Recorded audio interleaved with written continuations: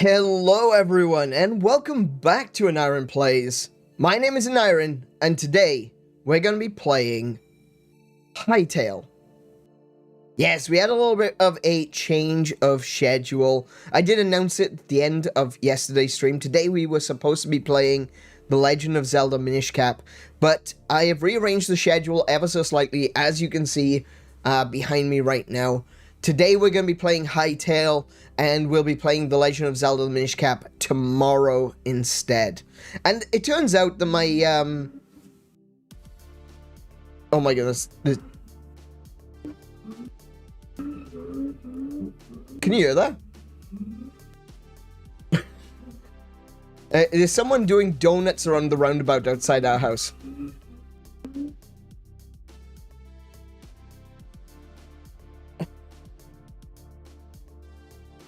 We live in a great neighborhood. If it wasn't for the fact that we actually have a house that fits our needs, we would potentially move, but these morons that just ruin everyone else's day. Anyway, as I was saying, sorry, distracted there for a second. Yes, we were gonna, as you can see on the list there, we were gonna play Legend of Zelda today, but that's been pushed back to tomorrow, which means we only played 2 episodes of Xenoblade Chronicles 2 this week. This isn't going to be a regular thing. We're not going to be playing Hytale all the time. I just want to take an opportunity to check it out while it's fresh, while it's new, and we can, you know, periodically come back to it and decide, you know, play it when new updates are available. I'm probably going to continue playing it off stream anyway, and I've already played a couple of hours of it. It's not like it's not like I haven't played this at all. I played a couple of hours of it just to make sure that everything was working fine, and to make sure everything was ready for the stream, right? I did have a little bit of issue at the beginning, though, when the stream first started. It's one thing to test Hytale, or test any game for that matter, in kind of what I would call lab environment. You know, everything is controlled. I know exactly what's happening. I know what, you know, what's open on OBS, I know what's open on my PC, but when you're actually in a live environment where it's streaming to YouTube, that's a little bit different. So I had to do a little bit of adjustments very quickly. Tested in isolation, yeah, it's a really good example. Yeah, good word there. So yeah, I just had to fix a few things. Thankfully it didn't take too long, and it looks like we are ready to go. Before all that, though, as always, a big welcome to everyone who is joining us here for the first time, or maybe you are returning. How are you guys doing? What have you been up to? Have you been playing Hytale? That's a really good question, because I think a lot of people are playing Hytale right now. I'm seeing a lot of people on YouTube playing Hytale. People you wouldn't expect as well to be playing Hytale. Asmongold, for example. Why was he my first example? I don't know. He doesn't like Minecraft. He played Minecraft the whole of once. He played it for 2 hours, and he never touched it again. He's been playing Hytale, and he seems to be liking it. I saw, Saba is playing it, which is really cool. I saw Rosie Bell is playing it, which is really cool.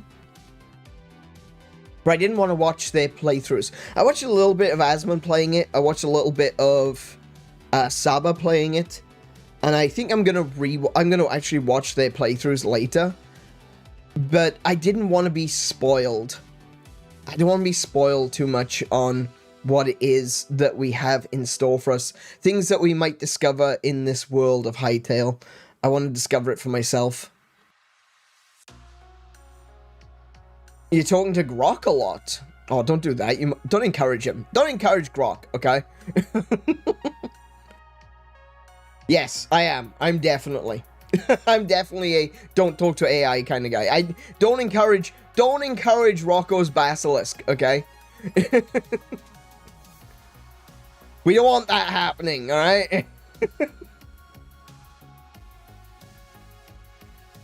Yeah. My biggest concern with Grok right now is some of the capabilities that Grok has is very...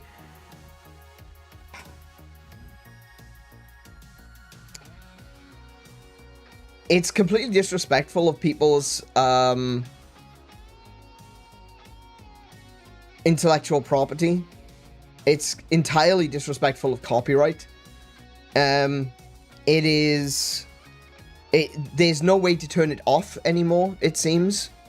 That Grok can be used to edit your photographs, whether you want it to or not. These are all problems. These are absolutely problems. I don't care if it's an AI or if it's a real person. You don't get the right to edit someone's photographs. That's wrong, you know? And I think right now, there's a lot of governments that are looking into making X shut down certain aspects of Grok. And for once in my life, I am actually on their side. Because, yeah, Grok is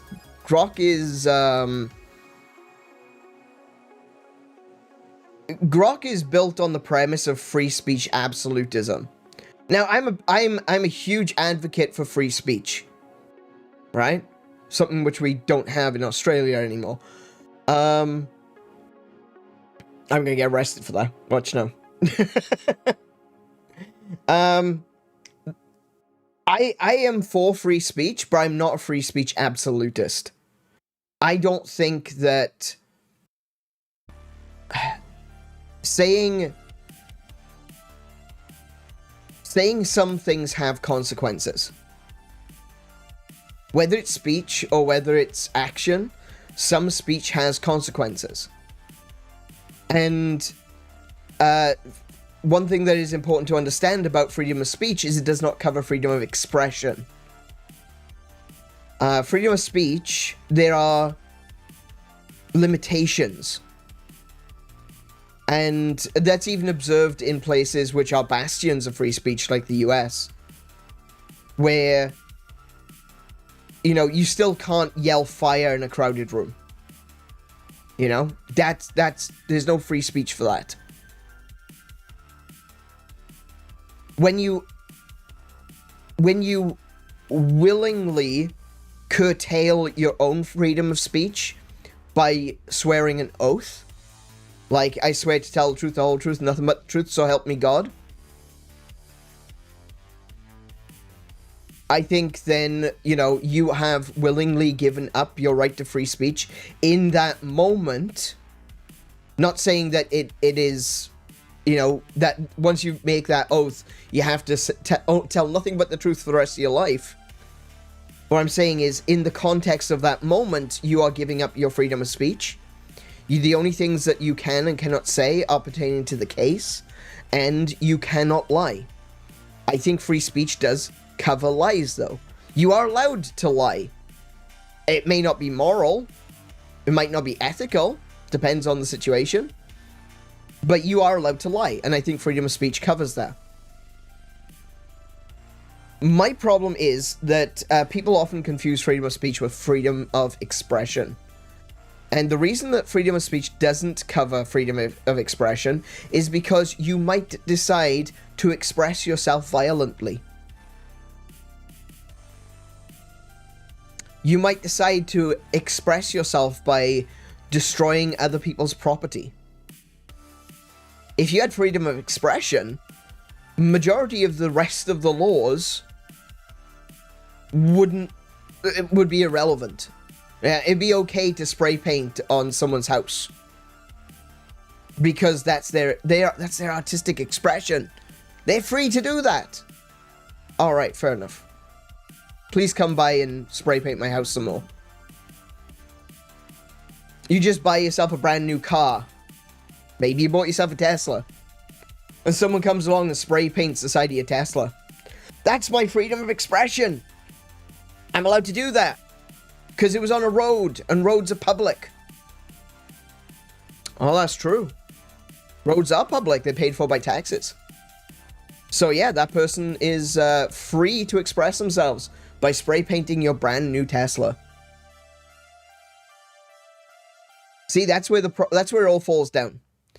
And I think a good way of explaining rights and where rights come to an end is very simple. Your rights end where my rights begin, and vice versa. It means that I can't go into your house because that's trespassing. And you can't come into my house because that's trespassing. And we'll use house as an analogy here, and house represents your freedoms.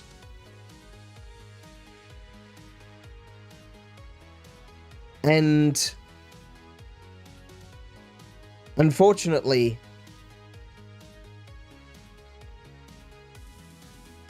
there are some people that just do not respect that. And I feel like Grok is becoming that.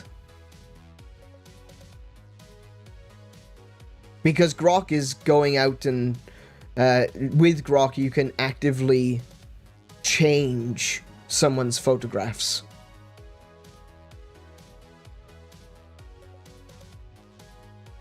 I don't like that. I know that there's a bunch of,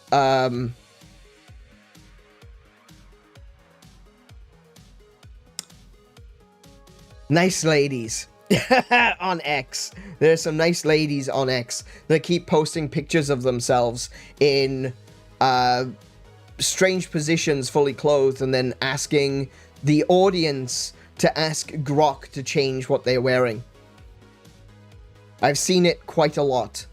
I used to follow a few people that were retweeting a lot of that. And they were saying, oh, isn't this great? No. No, it isn't. This isn't great at all. It's fine. The ability to be able to do that to someone who is asking you to do it, that's one thing. But the Grok image editing software, you don't need permission from the person who posted the picture.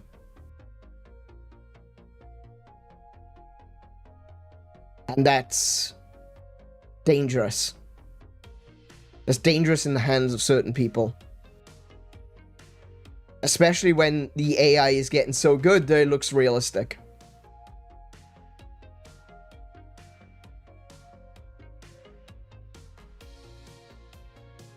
See, that's where it becomes scary for me. You think it was hard to tell highly illegal material? Exactly. You think it was hard to tell when when people used to Photoshop politicians' faces onto other people's bodies? Now you don't need Photoshop. You've got Grok. Congratulations. We will never know in the future whether or not a photograph is real or AI generated. Because it will get so good that people will be able to make fake photographs of famous people, politicians, influencers.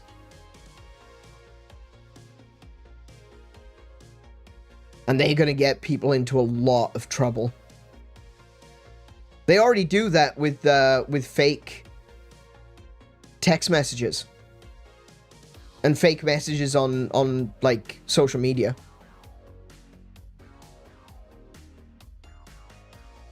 Now they can add a photograph to it. Here's proof. Here's my photograph. Here's a photograph that I took at the scene. So yeah, I do have a little bit of an issue with AI. Because I think that... I don't have a problem with AI. I have a problem with the fact that it's being used irresponsibly. And it's being given freely to everyone to use as irresponsibly as they can. That's my problem with AI.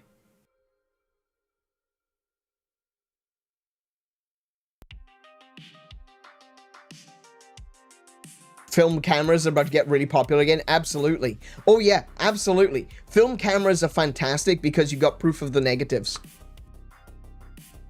Film cameras are about to go, get you some stalking Kodak.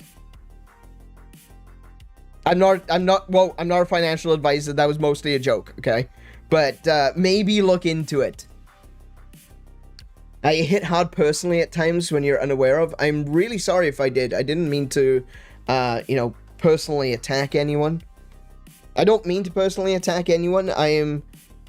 I'm speaking generally, of course. I am speaking to the problem I feel we have today with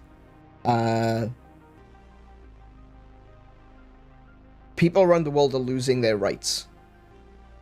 And people around the world are losing their rights to AI. People around the world hit as in touch on, not attacking. Alright, oh, thank you. Thank you for clarification. Really do appreciate that. I think that these are difficult topics. They are. I know they are. And I know I sound blasé about the whole thing. But, I'm one of those warriors. I am. I'm not afraid of saying that. I'm not ashamed of it either. In fact, you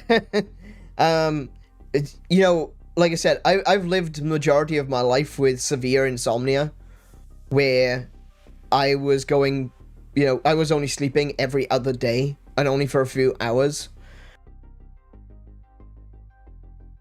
And sometimes I wouldn't sleep for an entire week.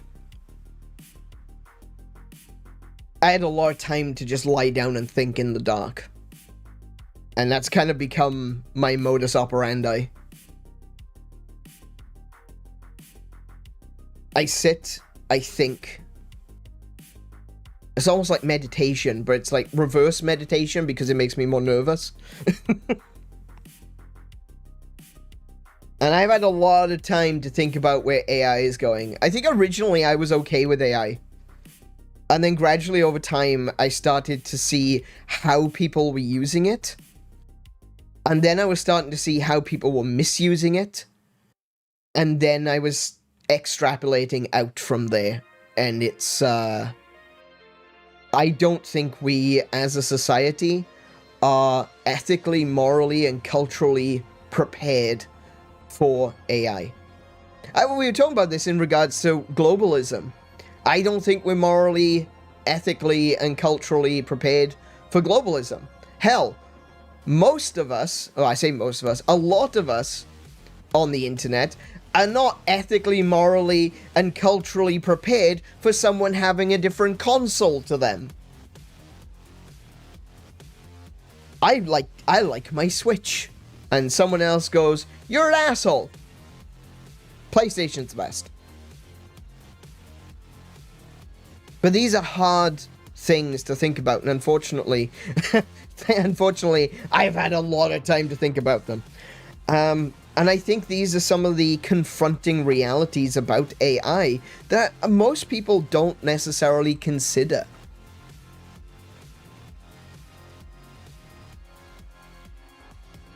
PS5s make great room heaters. Or maybe we should get one.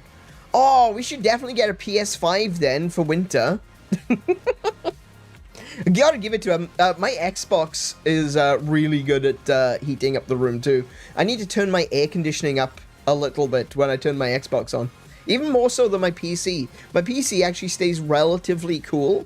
It gets really hot, don't get me wrong, but like compared to the sheer amount of hot air that is pumped out the top of the Xbox Series X, my PC doesn't touch it. It's not even close. It's insane. You don't know how relevant and direct you are in addressing things unintentionally. My pastor would have said that's God, you know, directing the conversation. I don't know if I necessarily agree with that. I don't think that God necessarily steps in and directs everyone's conversation in that direction, but I do think that maybe synchronicities are a real thing. Maybe there's something out in the ether that is, you know, guiding this conversation. I've been thinking about AI a lot recently, and you bring up AI, and so, yeah. I think that's something that's just been allowed to flow in this conversation.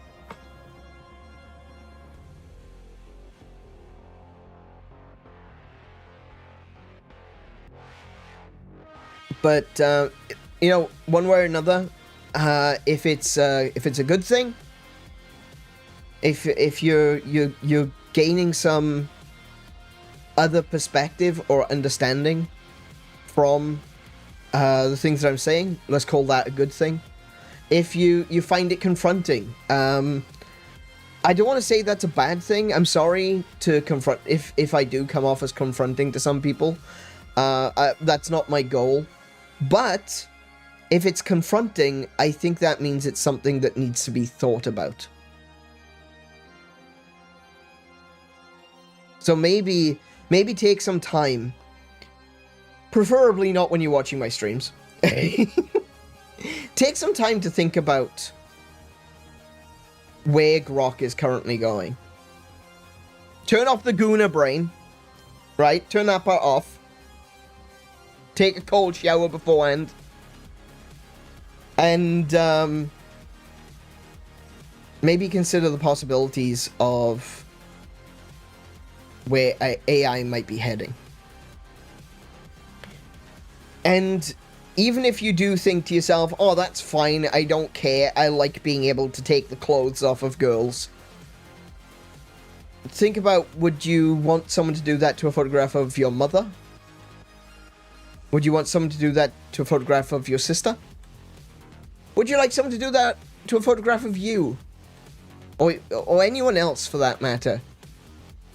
Personalize it.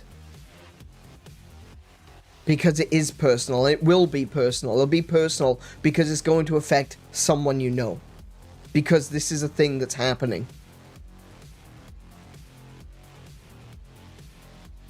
And it's happening way too fast.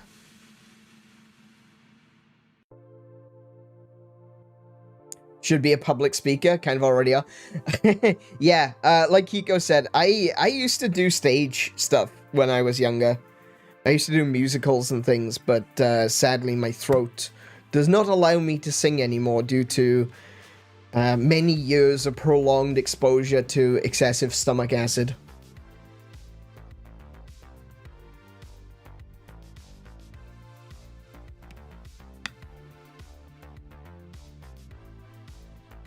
But I used to do shows when I was younger.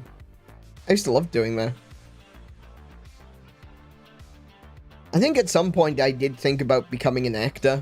Not necessarily like a stage actor, like an actor. I've even considered the possibility of becoming a voice actor. But I think these days the best way of becoming a voice actor is probably becoming famous on YouTube first, and then later on, you know, expressing the interest of becoming a voice actor, and see if someone wants to, you know, put you into a show or something. You know, get your start, get your foot in the door that way. Because if you've got years and years and years, oh dear, oh no, I did a thing. Oh good no, oh no. Okay, hold on. I clicked a thing I didn't realize. Hang on. Sorry. Let me just lock my docs in OBS. I didn't mean to do that. Alright. I think once you've got like years and years of vocal experience on YouTube, you've got evidence of your ability to speak. And maybe you've got evidence of your ability to do voices. I know that I now do. Some people say they love my voices. Other people tell me I should just read the damn text and shut up. I don't know how I can do both, but I'll try. I've thought about it. I have thought about it. Who knows? One day. Maybe one day. Maybe one day you'll see a Nyrin in the credits for one of your favorite cartoons or animes. It'd be great. I would love to do... Oh. Uh-oh. Ooh, I don't like what's happening with OBS right now. Voice lines in a game? Yeah, that too. OBS is doing something very strange. It keeps, freezing. I don't know if that's just my end, or if that is, if that's affecting you guys as well. Let me just quickly look at the event viewer, see if there's...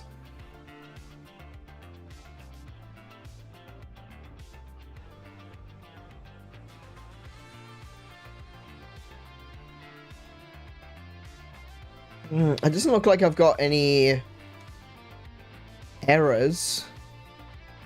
Application errors, perhaps? No, I don't have any errors at all. I'm a little bit worried about OBS crashing. Little bit worried about OBS crashing. Oh.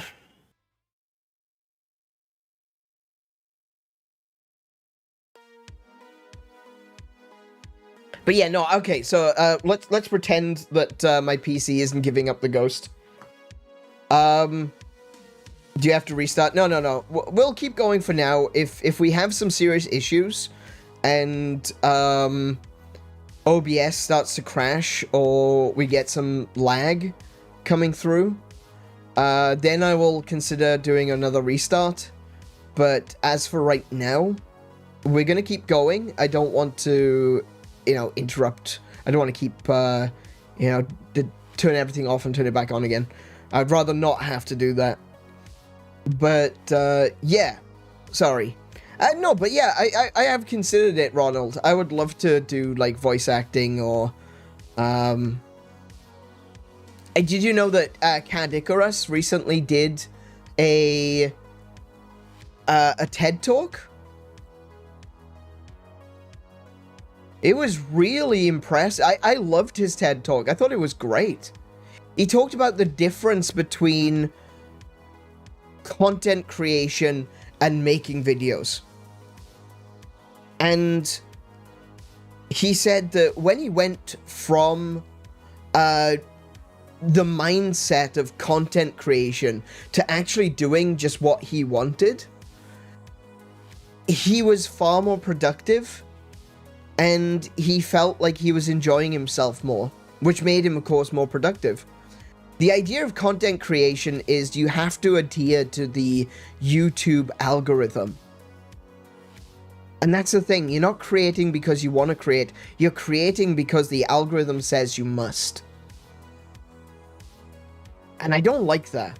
I think a lot of good creators on YouTube get completely stonewalled by the algorithm because they don't upload daily, or because they don't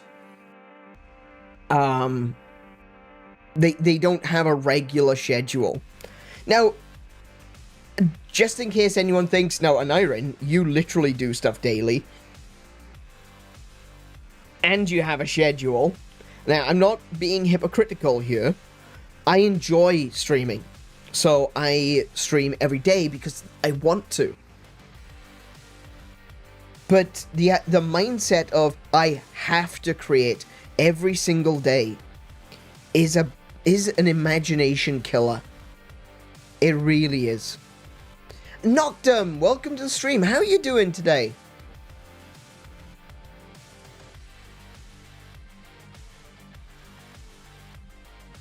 A lot of people don't know the meaning of measured response. Yeah, I suppose. I hate that when I critique a public figure or their actions on social media, swarms of their fans tend to personally attack me in the most disrespectful way imaginable in reaction. That's yeah. I think that's incredibly disappointing. I often need to be careful what I say here. I recently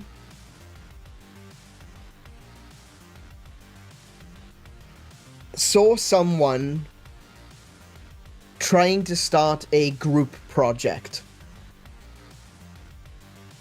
on a social media website. I was one of the people that they had reached out to, and I expressed my personal disinterest in that project.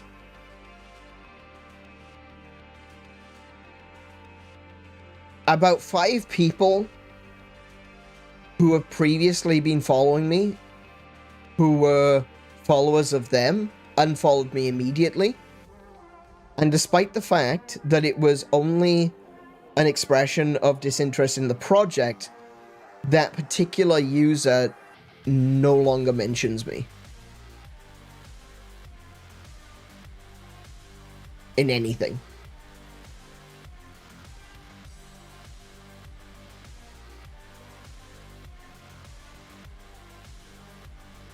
I haven't done for over a month now. I think it's over a month. For a while. Let's just say a while. It's just the way things are. And this is something which I've tried so hard, so often to get across, to whether it be to streaming friends or whether it to be to just people in general.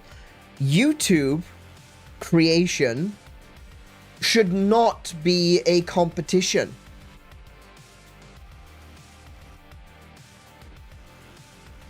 We should all be helping each other. We should all be shouting each other out. We should all be supporting one another, helping one another. Because at the end of the day, when one of us gets big, we can drag the rest of us to the top.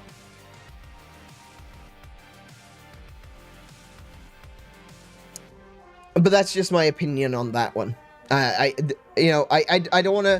I don't want to send any hate their way. I wish them all the best with their project. And I hope it goes well. I would definitely be a consumer of that project should it succeed. And who knows, in the future I might be able to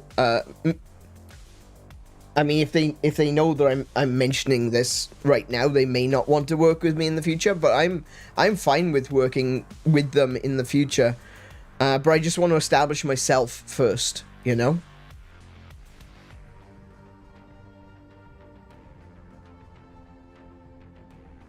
𝗦𝘄𝗶𝘁𝗰𝗵 says, you're doing good, but what about you two? I'm doing alright. I'm pretty good. I know Kiko's had a bit of a hard time recently. I think both of us have been working really hard recently. But yeah, it feels good right now. I feel like I'm not working on anything. And so it's just nice to stream and not feel like I'm in a rush to do everything all the time. So it feels really good. Like the new overlays, the new artwork, everything is done, you know? I don't have to think about updating anything for at least a month. I could basically take a month off at this point, except for the actual streaming. And that feels so good. It feels like for the first time since I started streaming in 2023 that I'm actually just flowing. And it feels so good. It really does. I've been playing Hytale and it's good. I hope you enjoy it too. I played a little bit. I wanted to make sure that the game was going to run fine while streaming, so I was running it while I had OBS open. This is kind of a little bit of a test as well. So we'll see if we're going to be able to play Hytale in the future. I really hope that it will take on. I see that a lot of people really like this game. And I'm looking forward to maybe... I'm looking forward to maybe starting up a server at some point. Just a vanilla server. Even their vanilla servers are moddable.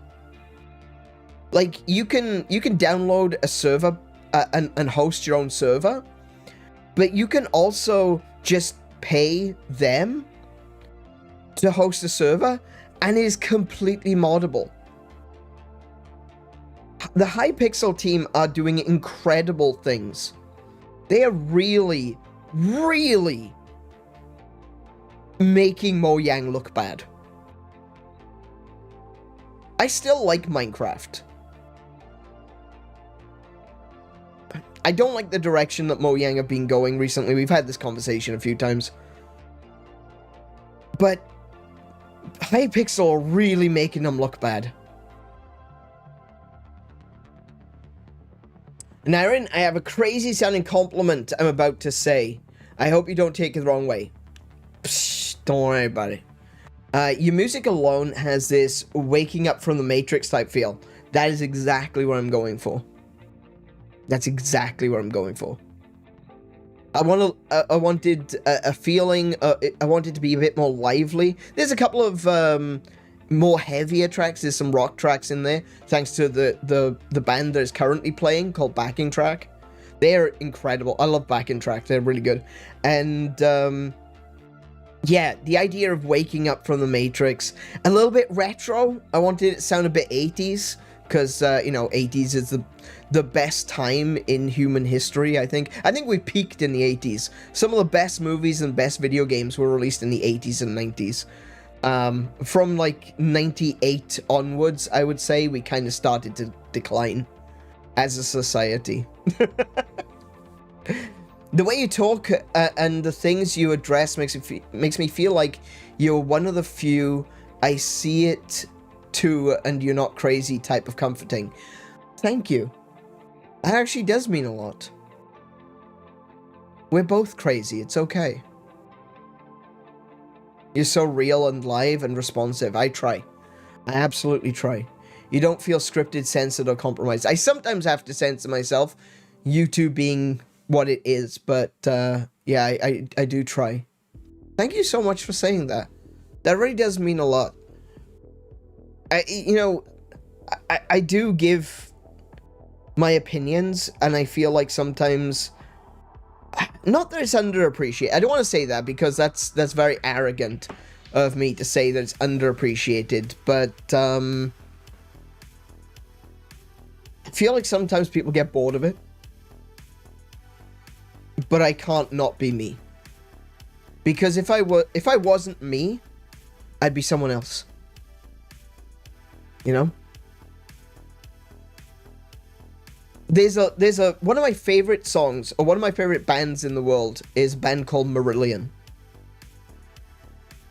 And there's a song on, is it Clutching with,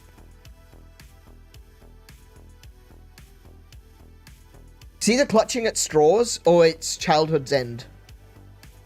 It's Childhood's End. It's Childhood's End. On Childhood's End, there's a song at the end called White Feather. No, wait, no, that's a different one. Sorry. There is a line from that song that I really like, but that's not the right song. It was from, hang on. Well, I'm gonna have to Google this. I can't remember the name of the song.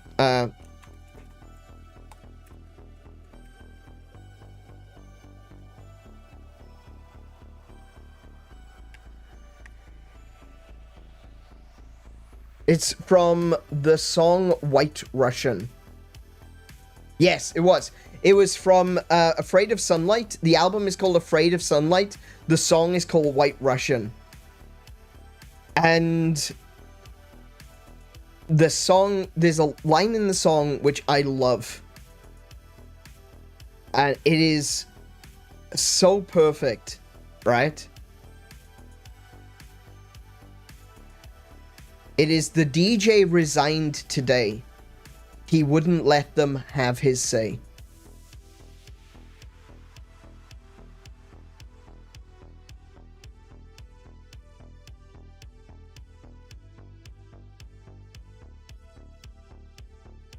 I love that. That's great. That's basically how I feel. Just watching a video about Prince. Wait, whoa, hold on a second. Well, there's a little bit of censorship out of self-preservation, but we understand what you're getting. Yeah. I was just watching a video about Prince, kind of the same thing. Prince did the, yeah, Prince. There's a lot of people, a lot of black artists, unfortunately. You know how it is. A lot of black artists, a lot of strange artists. I think David Bowie was another one that had to deal with a lot of that.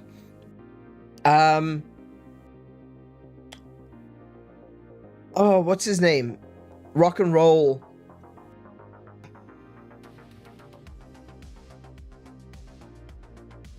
Nat King Cole?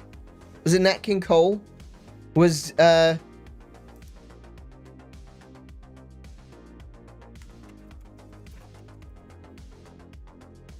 think it was, no, it wasn't Nat King Cole. No. It wasn't Nat King Cole.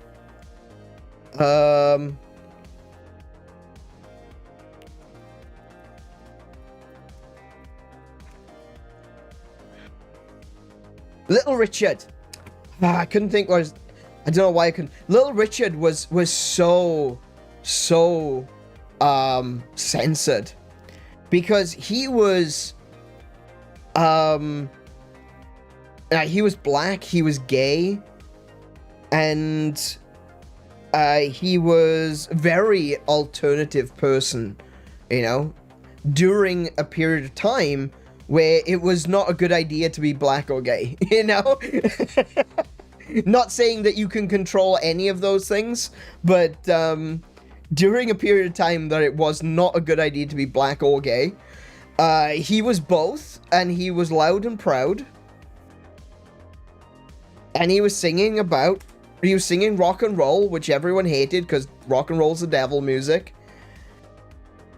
And he even got to a point where he came out and he said that he wasn't gay anymore.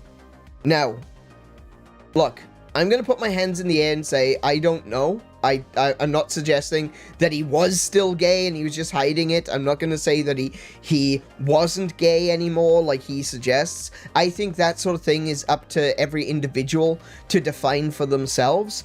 Maybe he was bisexual and he was just making a choice, saying that he just wanted to settle down.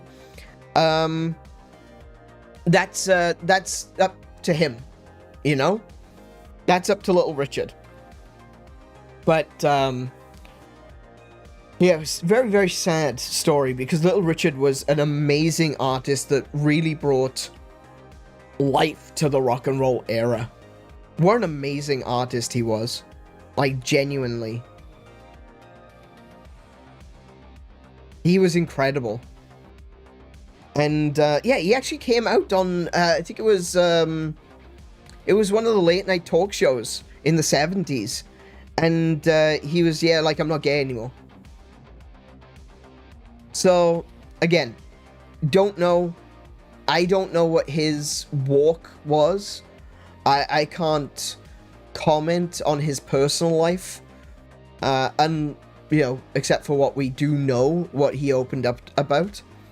But like I said, you know, if he was gay and he decided he wasn't anymore, that is up to him. And obviously, I would say wish him all the best. Unfortunately, Little Richard passed away a while ago now. You know, you choose ultimately. And I say that, I'm not saying that you choose to be gay or you choose to be straight. I'm not making any sort of declarative statement on there. But in the end, you choose how you wish to live your life. That's what I mean by you choose. And so, if you were born gay and you choose to live a life as a straight man, I would say you shouldn't have to do that. But if that is your choice, then more power to you, you know? I wish you all the strength in the world because you're going to need it.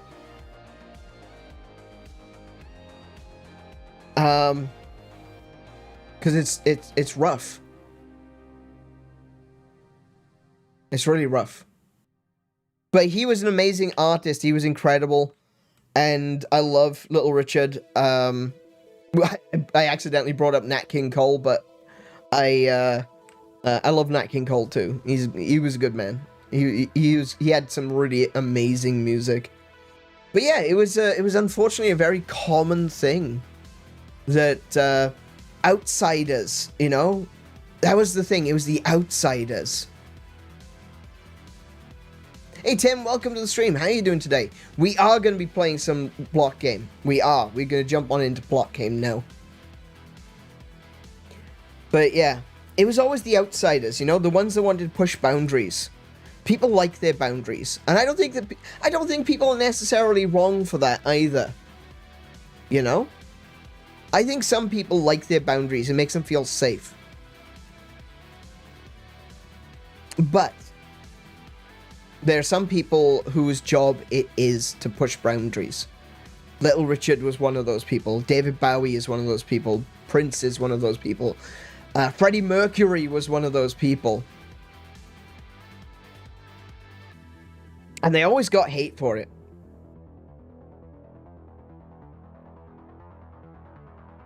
But in the end, they won. You know? In the end, they won. They're some of the most famous people in the world today. Their music resonates through the eras like nothing else. If it wasn't for them, we wouldn't have the music that we have today.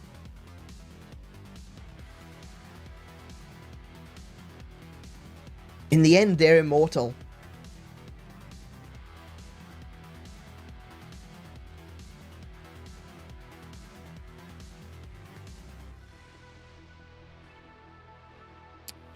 Let's see. Well, sorry, let me just go back to what the Prince comment went off in a different tangent. I greatly appreciate that, Noctum. I thank you so much for saying that. Personally, I wouldn't compare myself to Prince.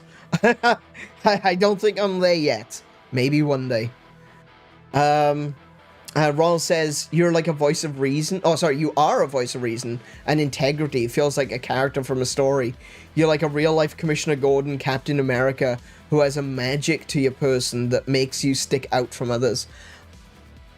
I would really like to stick out a little bit more. I would really like to stick out a little bit more, please, on YouTube. Just saying. Look, I don't want to be greedy, you know? Just like... Just another 170 followers, please. Just come on. 170. Let's get to that 1K mark, alright? You come off as someone who would, and this is dark, would be the first to die in an oppressive regime for standing up against it. That is pretty dark. The DJ resigned today. He wouldn't let them have his say. Let's just put it like that. Yeah. I'd rather quit than toe the party line.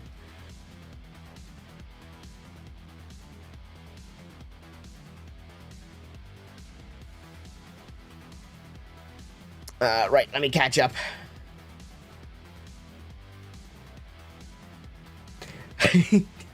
Yeah, it's block game time and Niren is stalling while I make my character. That is kind of true. Yes, I will show character creation, even though I've already done my character. I will show you character creation. The character creator in Hytale is amazing. I really love it. It's so good. I wish Michael Jackson would have won as well. I think Michael Jackson won. Unfortunately, he made a like what Ronald said. You choose what you do, not what you feel. I completely agree with that. Right? I think Michael Jackson made a lot of poor choices in his life, which led him down a self-destructive road. I think he's still immortal. I think he is. I think he's gonna be another person that will live on forever through his music, because his music is still good.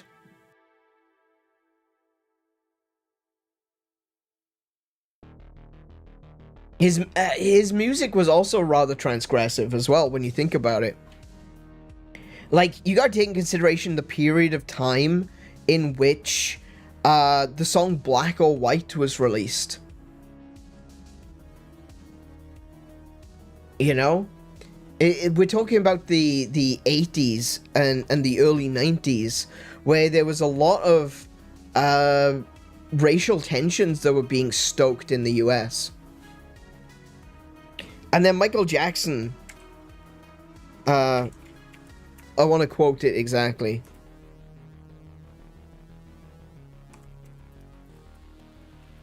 Right.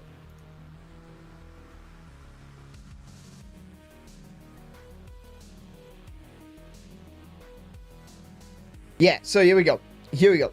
So it's like, I took my baby on a Saturday bang.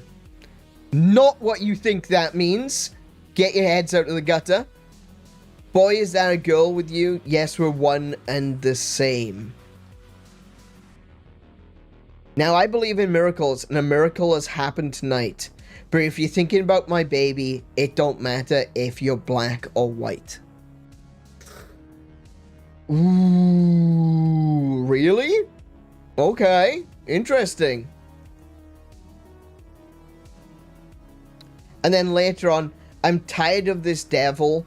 I'm tired of this stuff. I'm tired of this business.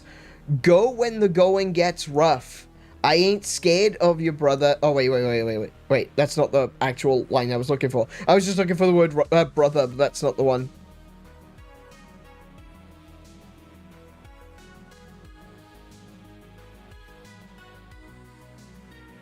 That's also a good line, but yeah.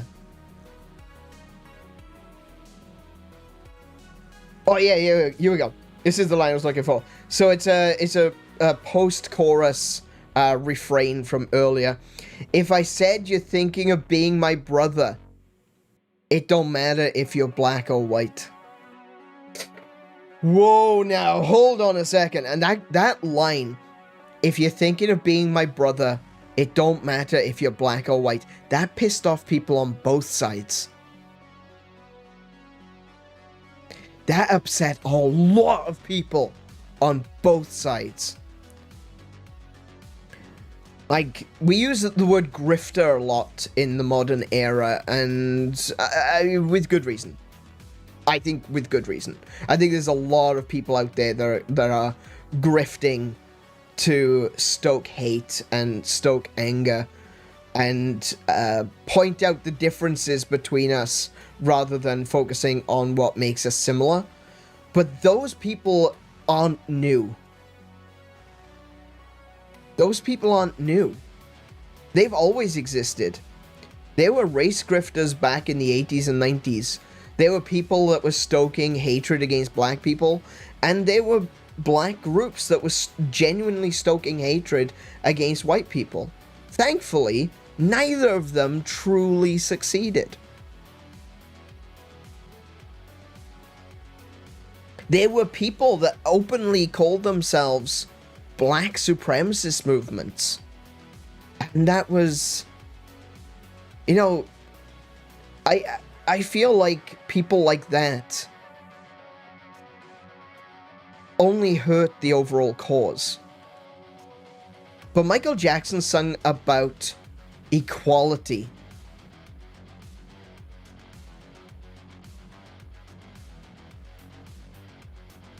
And he said, yeah, and I told about equality, and it's true. Either you're wrong or you're right. But if you're thinking about my baby, it don't matter if you're black or white. And that was that was the tale, that was the story, that was the message back then. That was the message of peace that people were trying to spread. You know, it doesn't matter. We're all the same, we're all human beings. We all are made of this rotting flesh. We're all, whether if you believe it, we're all a soul driving a meat Gundam. You know, I'm okay with that visage. I like that idea. We're all just a soul piloting a meat Gundam. I'm okay with that. That sounds great. I want that. Michael Jackson was transgressive for his time. Because there were a lot of people, a lot of loud people on both sides that were screaming hatred at each other. And Michael Jackson, like literally a man in both worlds, born black and due to illness and choices, let's bridge that gap right now. Due to illness and choices, you're basically living as a white man.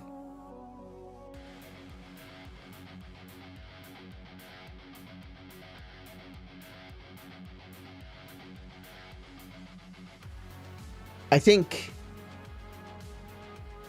he had a very unique perspective on this. He grew up poor. He was abused by the industry. Always never felt good enough. Had some sort of degenerative skin disease. And he tried to cover that up with lots of facial surgery.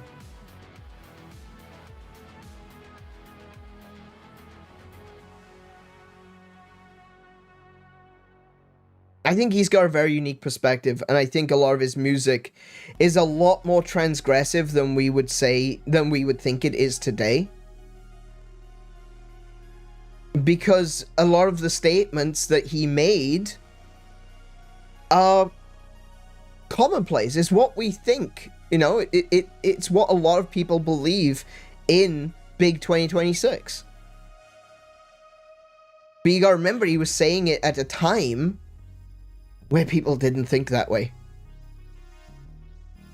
And that's huge. That's what makes someone transgressive. It's not because they have the right opinions at the right time. You're not transgressive for having the right opinions at the right time. You're transgressive for having the wrong opinions. Sorry. Technically wrong opinions, but whatever. You're transgressive when you have the right opinions at a time where it's wrong to have them. And that's where we come back with Little Richard, Freddie Mercury, Michael Jackson, Bob Geldof. Amazing artists. Telling stories and telling tales that aren't real, they're fictional. But they're grounded in truth. And that's the difference, isn't it, between truth and fact.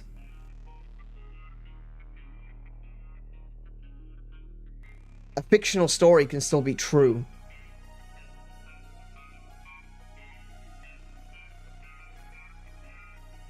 And these artists, these absolute geniuses, they spoke truth. They spoke truth in a way that power couldn't deny them. They were transgressive because they were scary.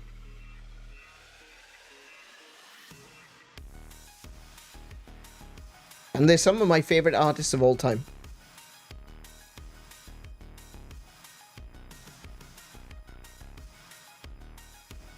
Meat Gundam is another one where you're coincidentally tapping into my personal thoughts. There we go. I love the Meat Gundam analogy. It's something that I'm really... I like it. It's really cool. I'm going to say hello to someone streaming, put together a Gundam if she's still on there, and then probably go to sleep. Sorry, my time zone keeps me here so long every stream. No, it's fine. That's all good. You're not obligated to stay here. You are obligated to come back and rewatch it later.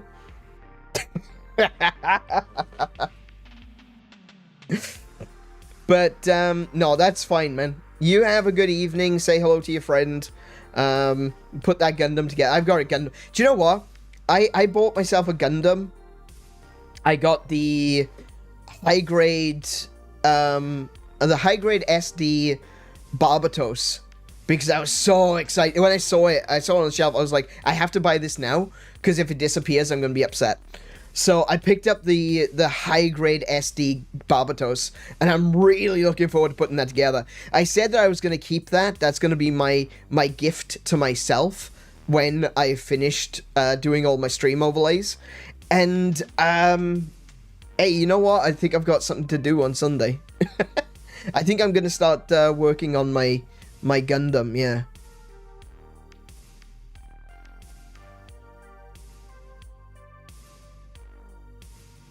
But yeah, you have a good night, mate, and we will catch you in the next one.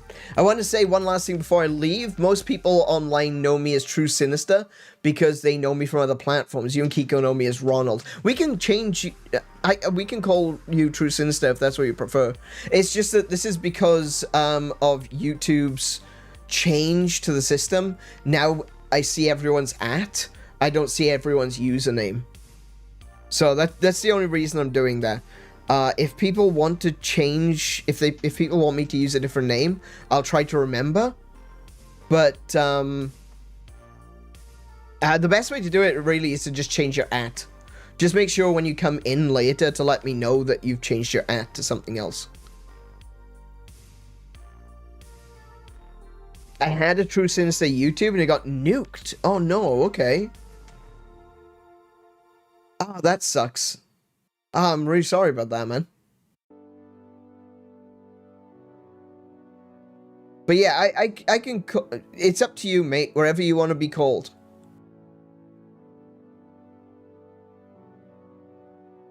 So feel free to let me know. Yeah. But aside from that, you have a good night. Sleep well. We'll catch you next... Oh, you are both. Okay, fair enough then. Well, yeah, I suppose that is true, isn't it? Yeah, you are both. That's true. I always feel like people... Arnold Sinister. I always feel like... That's a serious statement about duality of self-identity. I actually agree with that. Because I've always said that there's the name that your parents gave you and there's the name that you choose for yourself. The name I choose for myself is Nyrin. But there's also a name that my parents gave me. And that's different. I chose the name Nyrin because it makes me feel closer to my cultural heritage.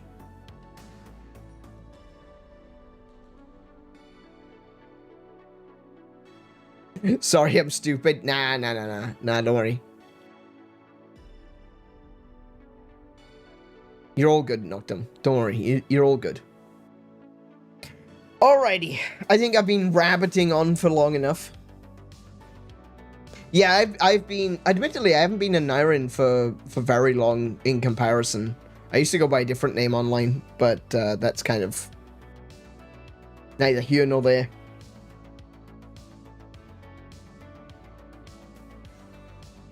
I really feel like a Nyrin is the real me. So, excuse me, I've got my hiccups are coming back. It's telling me that it's time to either have a drink or to move on. And I think moving on is probably a good idea. But I will have a drink as well. So don't forget, hydrate. Everyone, drink your water. Drink your gamer subs. Drink your soda, wherever you got. Just keep yourself hydrated, okay?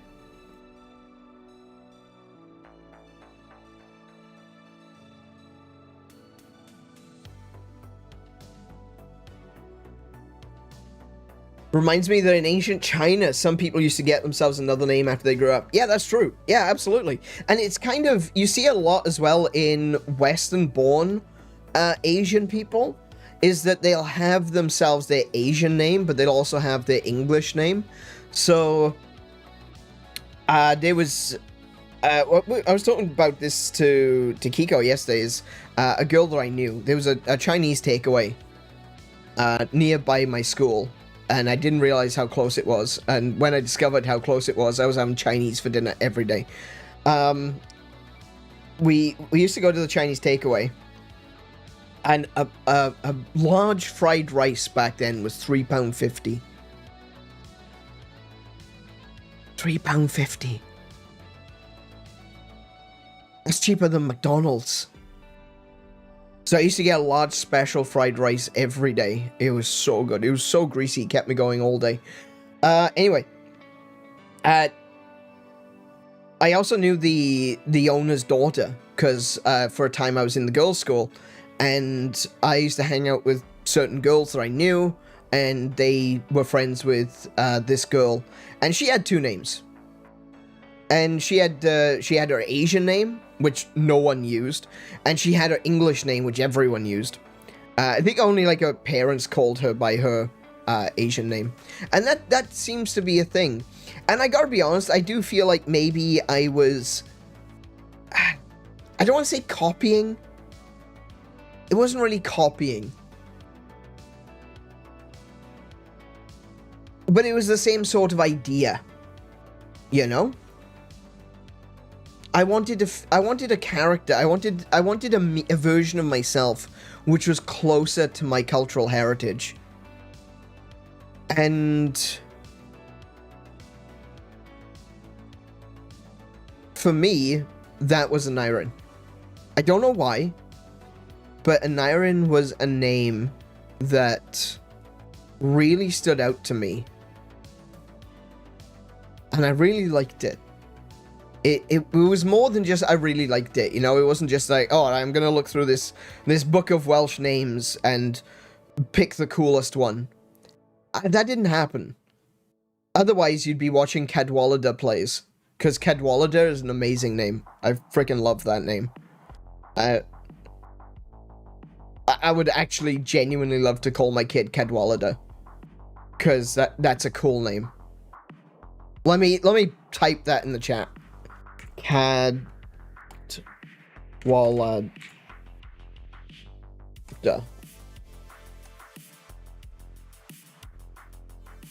Pretty sure that's how it's spelled.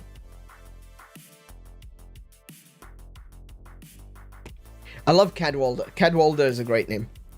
But yeah, you would have been watching 𝗬𝗏 plays right now instead of 𝗕𝗏 plays, but 𝗕𝗏 jumped off this page to me, you know. It was a name that I'd heard a couple of times. There's actually a famous man from South Wales named 𝗕𝗏, which is shockingly close to my real name. And yeah, 𝗕𝗏 just kind of stood out to me, and it was a name that I appreciated for a long time. I'd actually written, I've mentioned before that I had, that I've got my own little story that I've been trying to tell for decades. And I actually had a character in that universe called 𝗕𝗏 at one point. And, I was using it for such a long time, and then I was like, no, that's not a character. That's not a character in my story. That's me. I want to be a 𝗕𝗏. And so that's the name I chose for myself. I chose it because it was, like I said, closer to my cultural heritage. I'm back to being very, very Welsh me. And I think it's unique as well, you know? It stands out. There's not many other people named 𝗕𝗏 on YouTube. There's a few. They don't spell it the same way, though. They spell it with an I. It's 𝗕𝗏, which is the standard version of spelling it. I like the Y, though. I like the Y. Names do be fun. They do, Mint. Welcome to the stream. How you doing today? But, with all of that said, we are getting on a bit. It is already nearly 7:20. So how about I go into my Stream Deck and I actually create a button which will allow me to play Hytale. Whoops. That's a problem. Hang on a minute. I can't actually get to my Hytale. Oops. Let me delete that. There's one thing I forgot to do.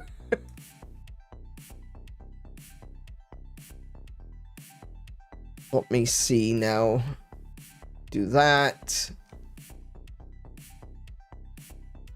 Do that. Okay. And do that.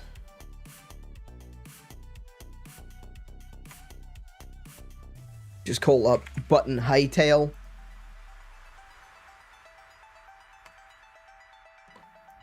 That'll do. I can fix up the button later. Cool. Now I can do that. Cool. It's cold as heck today. I'm drinking hot stuff this morning. Ooh, nice. I do. One of the best. I like hot drinks. I do like cold weather too. Minus 16 sounds great. I'm a huge fan of minus 16. Minus 16 is a good number. It's so cold that you could barely feel it. Like, your body knows that you're cold, but it's kind of more of a sharp cutting cold as opposed to, you know, something that is cold but just warm enough to be bothersome. Like, -1 to -6 is probably the worst. But then after -6, it's fine. Or at very least, that's the way I see it, anyway. -2, we had a freezer. Actually, no, that's not strictly true. I think there's a period, maybe between, like, 2 degrees and -2 degrees where it's okay, perhaps. But we used to have a freezer in work when I used to work at a convenience store. And during summer, I would go sit in the freezer. I loved it in there. It was so good. Anyway, shall we play some Hytale? Shall we play some Block Game 2 Electric Boogaloo? I think the time has come for us to move into the world of new block game. Madness? I thought you were never gonna ask. I'm sorry. We're gonna do this now. We're gonna do it. Okay, here we go. Let's see if the button I made actually works. Perfect. That's what I like to see.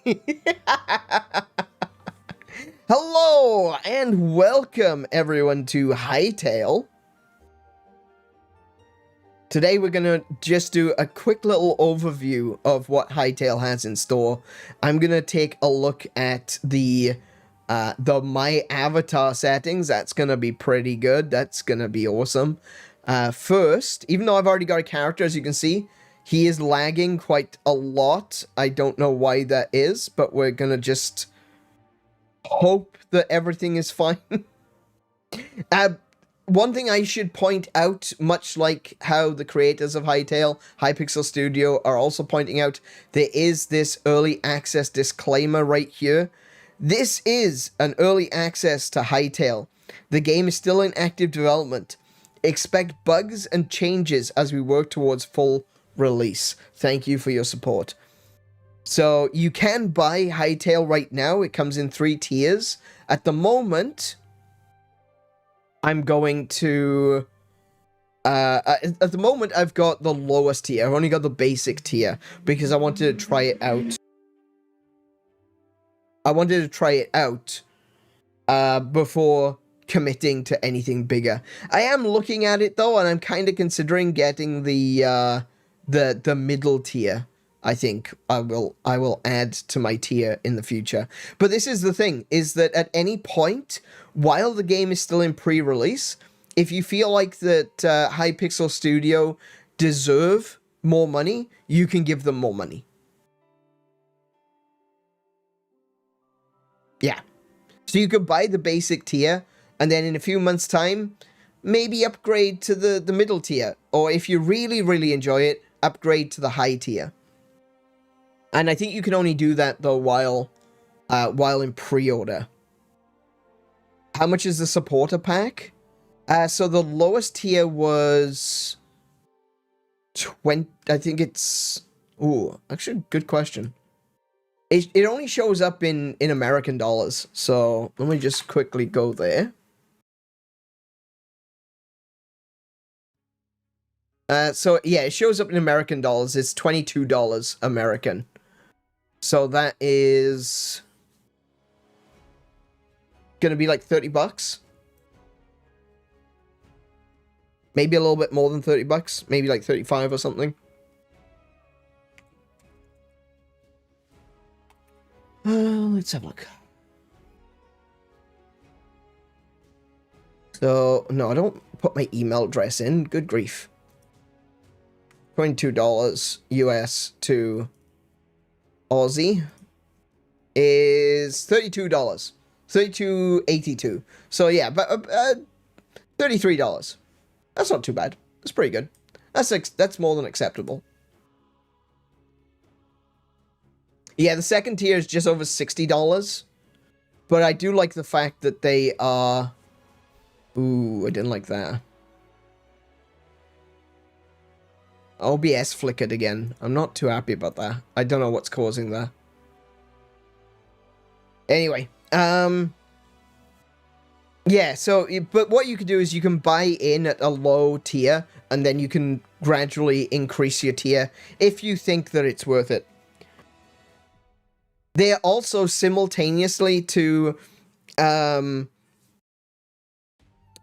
testing out the game itself. They're also testing the servers. So you can actually buy a server right now, or you can, I don't think you can download and host your own, but you can definitely buy a server now. And if Hytale does, I mean, it's looking that it's going to be incredibly popular. I am very much so interested in making a Hytale server and, you know, just having some fun with it, you know, like we did with Minecraft. But, as you'll see, I think a lot of people are going to think that Hytale... I think a lot of people are going to see Hytale and think, man, that's the Minecraft killer. I think they will. Because it's really impressive. I'm not saying that myself. I'm not the kind of guy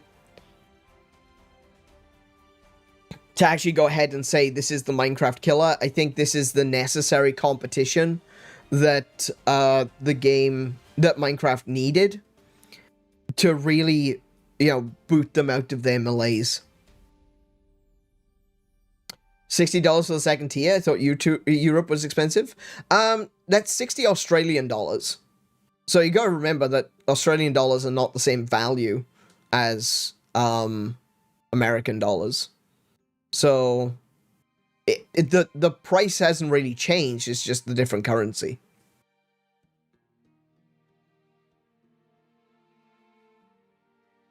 I know it sounds expensive because the Australian dollar is trash. But, thankfully it's not as bad as the Canadian dollar. Yeah. It's not that bad. $60 for the second tier is pretty good. Yeah, it's about how much you'd pay for a Switch game, that's right, yeah.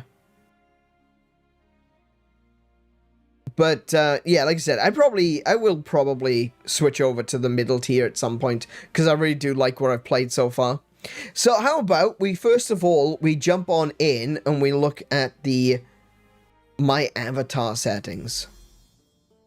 Now, I am going to reset everything to nothing. Oh, I want to reset everything.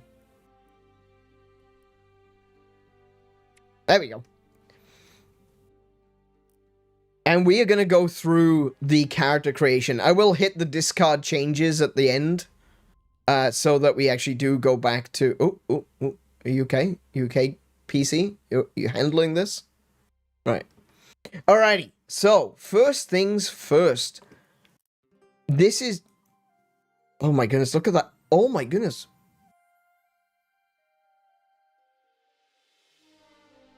Wait. On Discord... Whoa, okay. This is interesting. On OBS, this is moving freely. On my screen, it's not. What the heck? I have never seen that before in my life. I have never seen OBS moving slowly and my PC moving like crap. That's insane. How is that happening?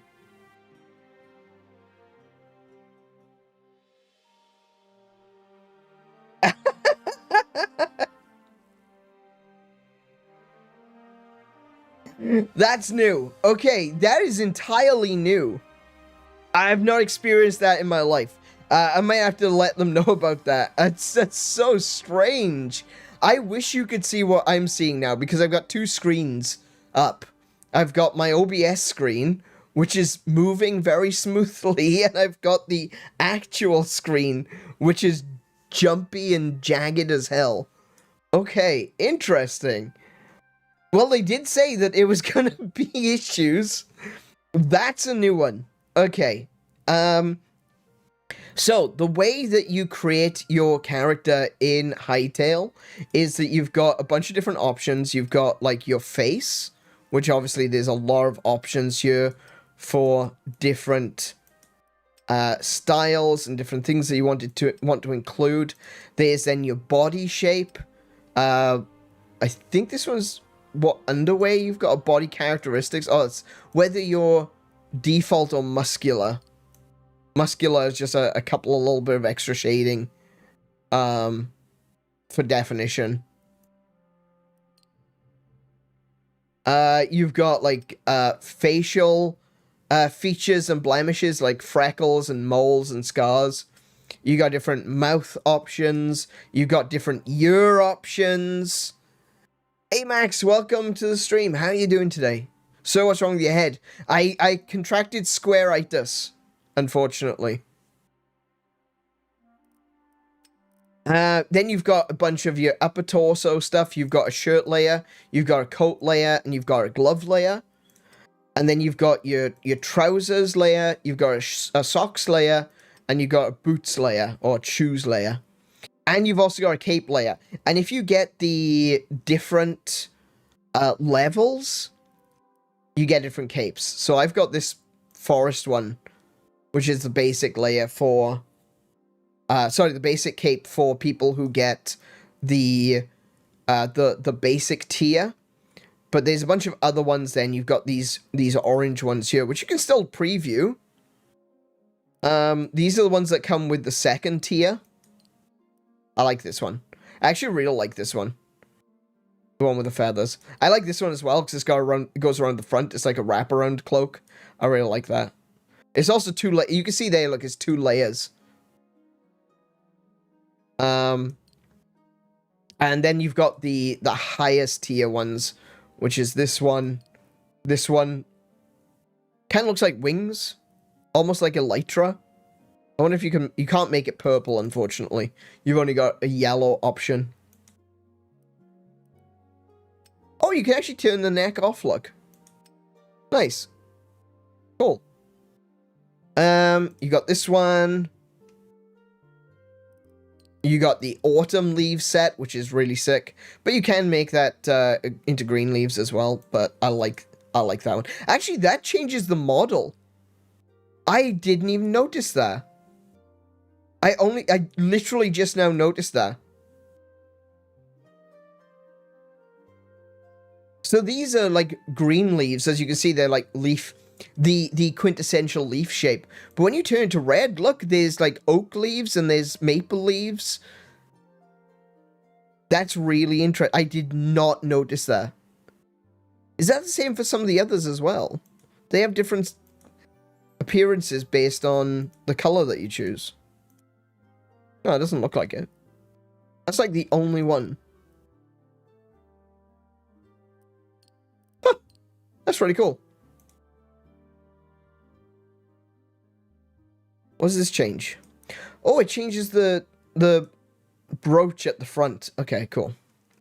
There's this one. Looks like a classic Warlock's outfit. Pretty sick. You can have that in different colors. That one's pretty cool. This one reminds me, I gotta be honest, the full outfit for this one reminds me of the Kimura gear from Monster Hunter Rise.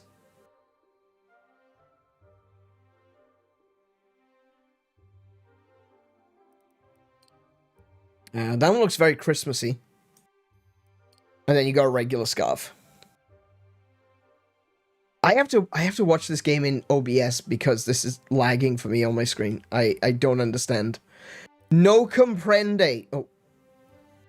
Yeah, undo the selection. Right, hang on. Let me turn that off again. Right, so we're going to quickly go through this because I've already created my character. I basically know what I want. But there are lots of options. There's even options of hair that come with ears. I really think that the ears need to be their own separate thing. But I can kind of see where they're going with this. This kind of looks like Wolverine. You know, they've got the beard, the scruffy hair, and then the bit sticking up like Wolverine. So I can kind of see where they're going with this. Definitely looks like ~𝗕𝗓𝗄𝗵. But there are lots of options that you can choose. Let me check. Let me check a color that is going to be easier to see. There you go, pink. That's a lot easier to see. Pink Wolverine. Yeah, we could do that. Bubblegum Wolverine. That sounds great. And as you can see, there's just loads of different hairstyle options for you to choose. And they're going to be adding more in the future, as well as making all of this stuff moddable, so that you can add your own stuff. Look at that. How very 2020s. There you go. Bright pink mohawk. What everyone wants.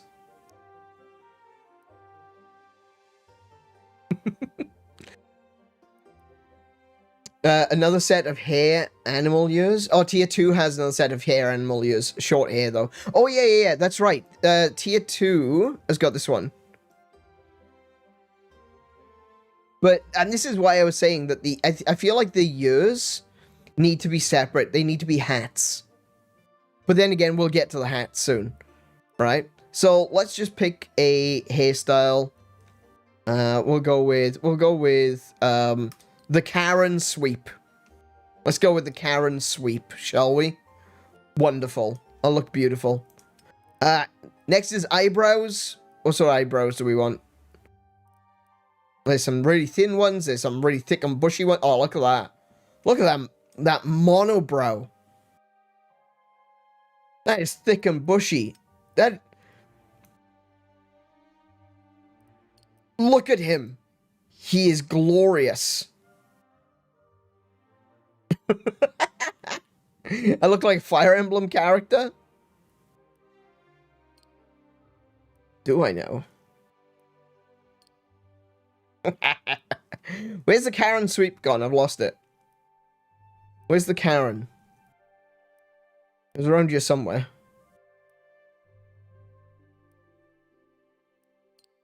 No. That's the side ponytail. That means that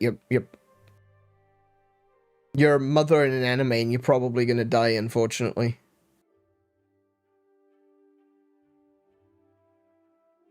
Do you know what? We're gonna stick with the cornrows. Do you know what? That looks hilarious because it looks like his eyebrows attached to his cornrows.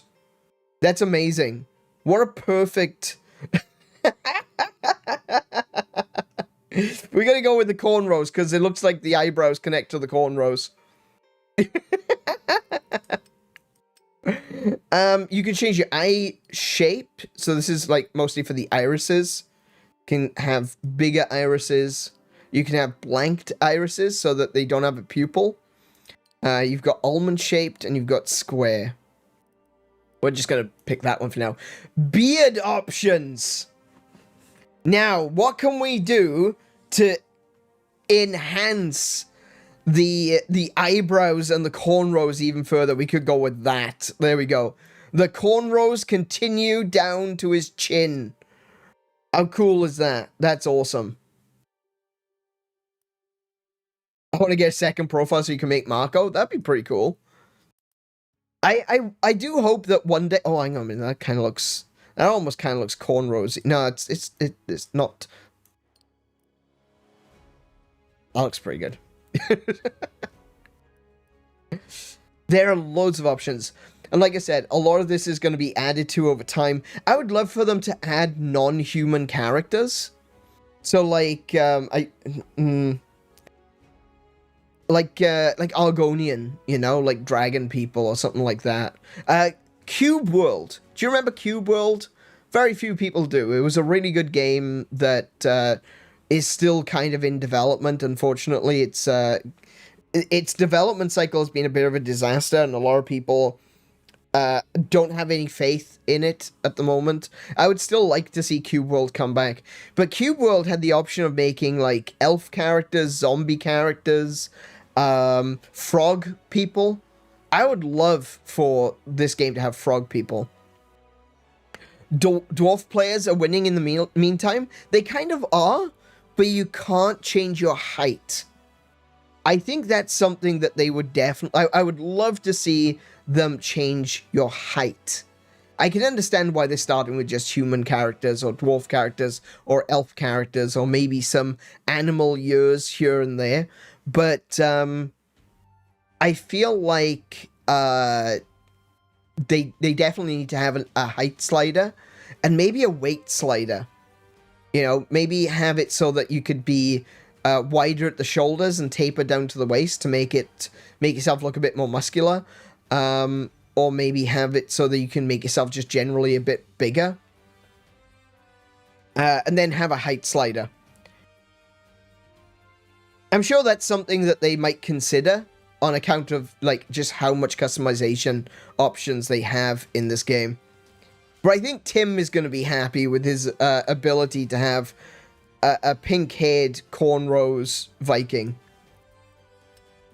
And speaking of Viking, we've got the hat that Vikings never wore. But we got lots of hats as well. One of the things that you are probably noticing is some of these hats, there's some clipping issues with the hair. So that's probably something that that they're working on as well, to make sure that the hair gets culled out properly. Let's not consider this a bug just right now. It's something that will likely get fixed in the future. Look at that, pretty tiara. Pretty tiara on our Viking, our pink-haired cornrowed Viking. Pretty flower crown. Look at that, that's pretty. Yeah, yellow some sunflower. Here's another example of things that kind of... Oh, they don't really change. They just change color. Never mind. We could put some sunflowers on him. Here's one of the hats that is has some ears on it. There's another hat that's got ears on it. So if you want animal ears on a beanie, you can. This one's a frog.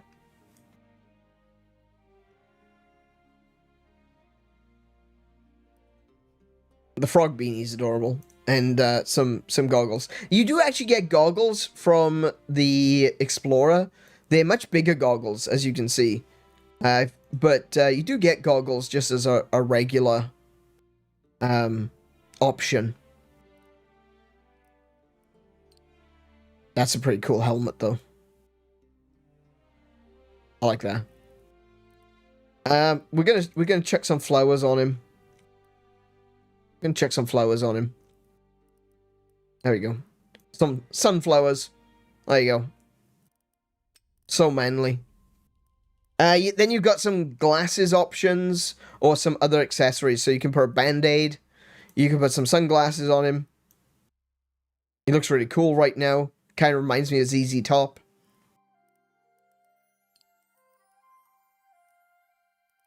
We've got a little sprout that you can eat, they can be chewing on. We've got a face mask. Sure. An eye patch. A pirate's eye patch. Little glasses. And a monocle. I didn't realize there was a monocle. I didn't catch that the first time. And we've also got these other goggles, which are one of the special cosmetics. So we're going to stick... what should we stick on him? Let's give him the little sprout to chew on. And now, here we go. Year options. Now, before we do the year options, I am going to go... this is year accessories. So I'm going to go to this first before we choose your accessories. You can start off by choosing, do you want it to be like a full Kit? Do you want to be a muscle mommy? A muscle daddy? What's the difference between that one and that one?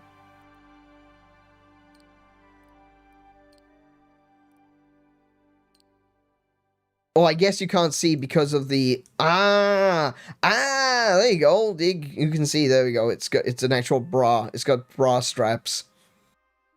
So you can choose what underwear you've got. What's this one? Default or muscular. So this is if you want to choose between what you actually look like and what you wish you looked like. What we got here? This is facial additions. Let me scrap those beards for now, okay? Scrap that beard. Let me get rid of those eyebrows. So have some little eyebrows, some normal-ish eyebrows. And we're gonna take a look because you got some options. Some of these are not that different. You got some natural freckles. I almost said fleckers then. My sister, when she was a kid, used to call freckles fleckers. You got like a gaunt look. Very tired look. Some stubble. You got a scar. You got wizened. That is a polite way of saying old. Almond eyes. So change the eye shape. Some makeup. I don't even really see the makeup. Oh, I guess, yeah, you got a little bit of eyeshadow on there. Winged eyes. I think they could probably improve this by making it a little bit more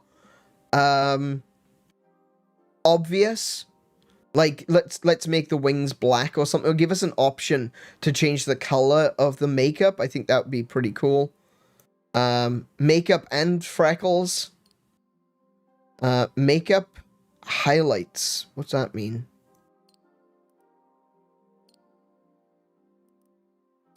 Oh, I see. The lower eyelid has been highlighted, look. Alright, okay. These are all very... There's not a huge amount of differentiation between them. This one's a deep blush makeup. That just looks like you really haven't slept in a very long time. And an aged look. So this is a slightly older. This is very old. Freckles, stubble. I think those are the ones that people are going to go for the most.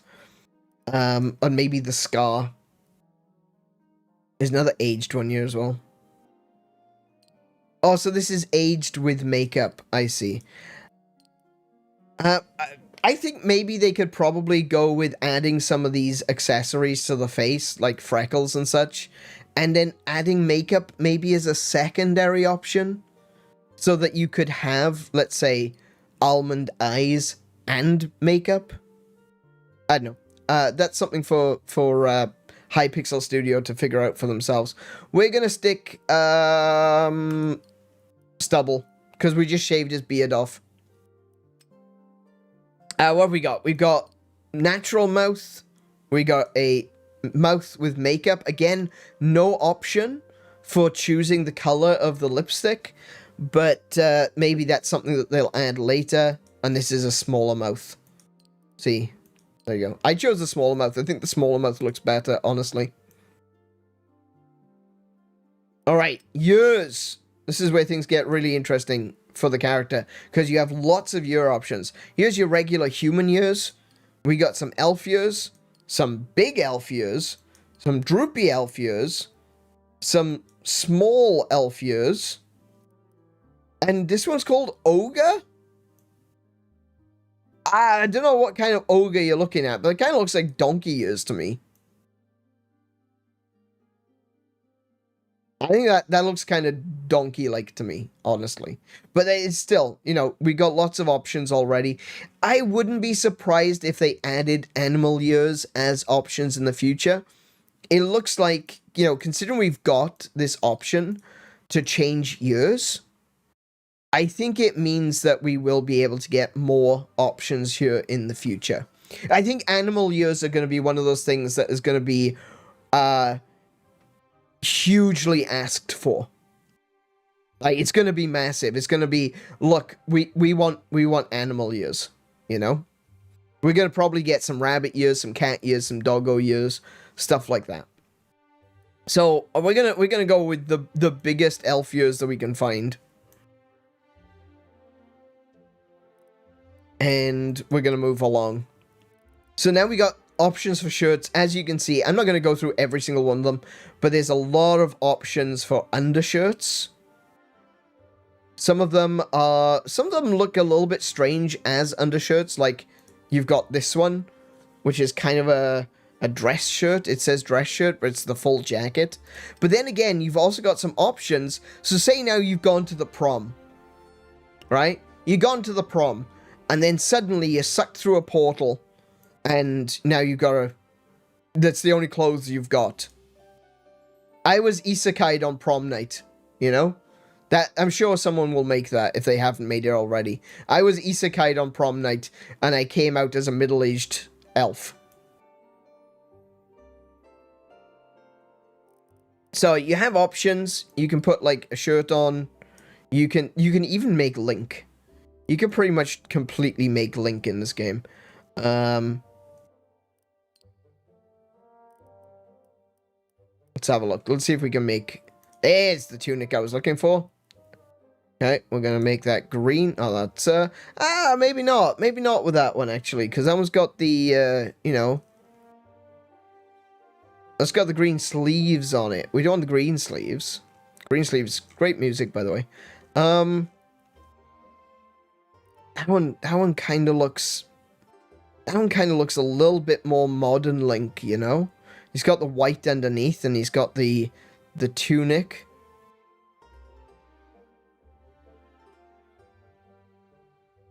No, I'm not going to do Breath of the Wild Blue Link.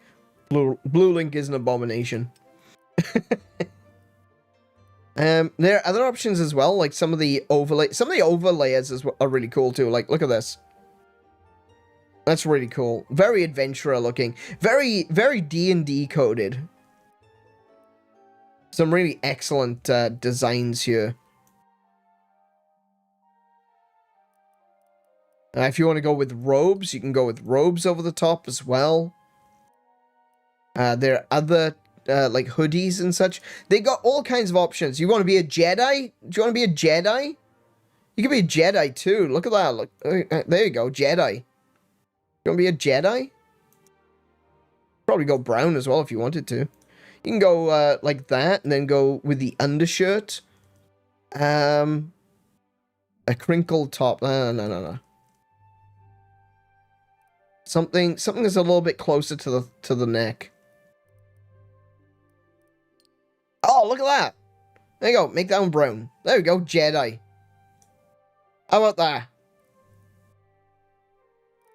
So we got a middle-aged, isekai'd dwarf. Sorry, not dwarf. Elf. That was stolen from his world on his prom night. But it's okay because he came into this world and he became a Jedi. And he's got some really cool gloves to show for it too. What should we do? We got some wrist guards, some gloves there.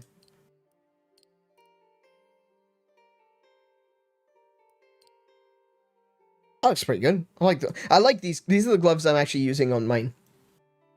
No, wait. He's got steel shackles. When he was isekai'd, he got picked up immediately and sold into slavery. Is the reason why he's got shackles on. What a terrible prom night. It's awful. And then you can chuck on some trousers. Look at that. We got a Jedi here. We definitely got Jedi on the go. This is actually pretty cool. I'm surprised at how close to being a Jedi you can actually get with this. Pretty awesome. You got some options for knee pads. You've got some options for... Some of these you can't see because they go under the trousers. But if you wanted, like, long socks, maybe he was forced to be an idol. He was forced to be an idol, so he wears a skirt and long socks. Underneath his Jedi robe, of course. And the only pair of boots that he could find were... What were they? Oh, did he find Uggs? Did he get Uggs? Hang on a minute. He may have found some Uggs. Not quite Uggs, but close enough. They got the fluffies on the inside. Oh, there you go. There's your Uggs. Oh, yeah, there it is. He's got a pair of Ugg boots. That's the only thing he could find. And he really regrets it, because now he can't take them off. They're a cursed item. One of the things I did find really fun about some of these is some of the boots are actually platforms, right? They got really thick bottoms to them. And I was thinking to myself, oh, there is a way to make yourself taller. This is not true. This isn't a way to make yourself taller. It just makes your legs shorter. You stay the same height, but your legs are shorter. So you can see where the feet are down there?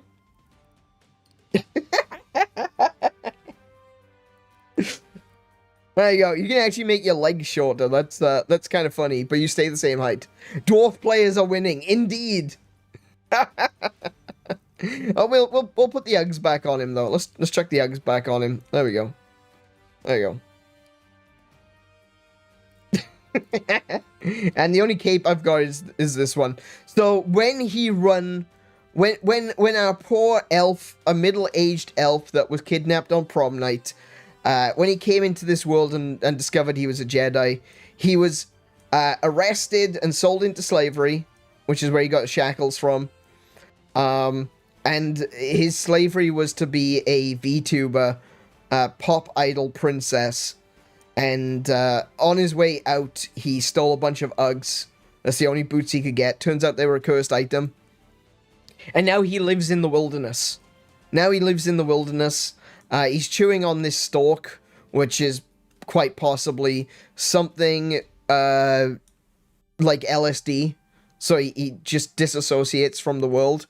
And he wears moss on his back as a shawl because it's very, very cold. And he has become something of a flower child. And that is the story of our Jedi elf pop princess idol who wears cursed Uggs.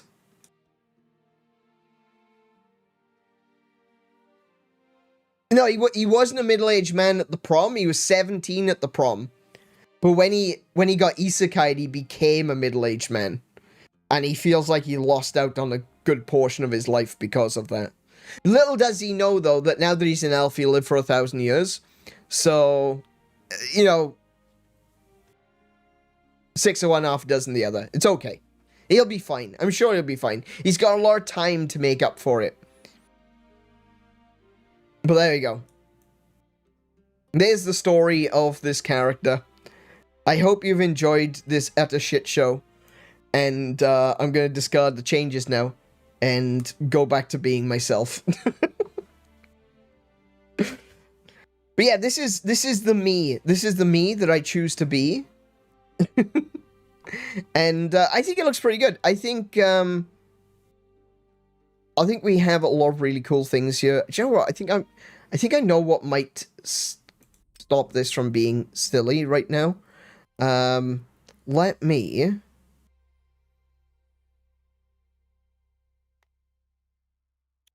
change this to... Let me turn off... Maybe try turn off unlimited FPS. Change it to 60. Sometimes this helps.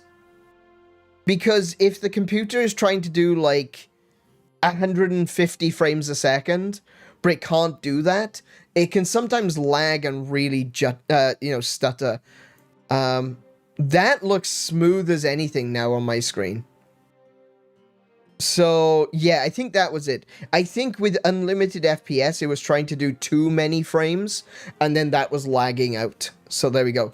Whereas in OBS, this is locked to OBS, which I'm going to direct you to using my other pointer. This is actually locked at 60 FPS. So maybe it was processing this a bit better than it was processing the actual screen. And now that I've got this at 60 FPS, they're both perfectly in sync. So, yeah, I think that's what done it. If you're having issues with stuttering, maybe check your your FPS settings. Alrighty, so we're going to create a whole new world. I have this test world that I made, but I'm not going to use that one. I'm going to do this one. This one I'm going to continue playing, so when we keep coming back to it, I'll continue playing the same world. We'll jump back into Hytale occasionally. I'm not going to make it a weekly thing, but maybe a monthly thing, maybe every fortnight, whatever. Whatever it ends up being, we'll jump on into Hytale occasionally, look at some of the changes, some of the updates that they've made, and we'll see how it goes. If it turns out that people are interested in playing this together, I am totally up for buying a server. At the moment, you've got the option for exploration, which is the same as Minecraft survival mode. And you've got the option for creative. I'm not going to go into the creative tools today. Because it's pretty insane. I definitely recommend watching Hypixel's video that they released about their creative tools, because they are microscopically detailed. It genuinely is incredible, and I haven't gotten my head around it yet, so I don't think I would do a good job of showing the creative mode off. So we're not going to do that one. We're going to jump on into exploration. Adventure will be coming later, and if I remember correctly, adventure mode is going to be someone creates a world, and then they hit the adventure, they make it so that it can't be changed, so that you don't have the options for destroying terrain and destroying buildings and stuff like that. All of that stuff gets locked, and you can play it as though it were an adventure. And considering the options you have in creative mode, this is more than just Minecraft. Minecraft has a lot of options, okay? It does. Redstone is great. You've got stuff like your command cubes and stuff like that. This, I would argue, is going to be a bit more... If you've got your mind set to do it, this game is going to be more like Roblox, in the sense that it is a platform for making video games. With creative mode, you can make all kinds of really extremely detailed worlds. And then you can lock them, create an adventure, and have other people play your worlds. That is an option in Minecraft. It's just not often talked about. In the future, we will be getting more mini-games. There are currently mini-games, and the servers option is up here alongside with your avatar and your settings, and of course the shop. But for now, we are going to jump on into an exploration world. I've not done a lot of exploration, so I'm going to be learning a lot of this as we go along as well. I just did a little bit of building around where you start, and I was running back and forth to this tower collecting some materials and treasures and things to see what I could do in the 2 hours that I played it. So for now, we're going to create a Nyron's world. How's building works in this game? It is like Minecraft in the sense that you mine blocks, you place blocks and stuff like that. But there's so much more detail to it. You'll see when we get in. Also, like crafting benches, there's a lot more crafting benches. There's the ability to level up crafting benches, which I haven't done yet. But, this is really interesting. Building houses and structures actually adheres to building requirements. So there are some things like roofs. You can't build a roof until you put a lintel across it. So you have to put a block down for the roof to be placed on. I think that's really cool, because that's basically how I build all my buildings in Minecraft anyway. I always look at it like, how would a building look in real life if I was making it? And that was the first thing that caught me off guard when I started to build stuff. I tried to build a roof because they've actually got roof blocks, not just stairs that you use to build a roof. They've actually got roof blocks, but you can't place the roof block unless you put a lintel down to put the roof blocks on. And I thought that was really cool. That's the sort of that gets me excited because it makes you think about your build. It means that everything about your build is meaningful. There's no decoration. You need that. And that's awesome. I love that. That's a great part of this game. So we're going to create the world. And we're going to see where we start. In fact, I know where we're going to start because we always start in the same place. At the moment. I don't know if that's going to change. But,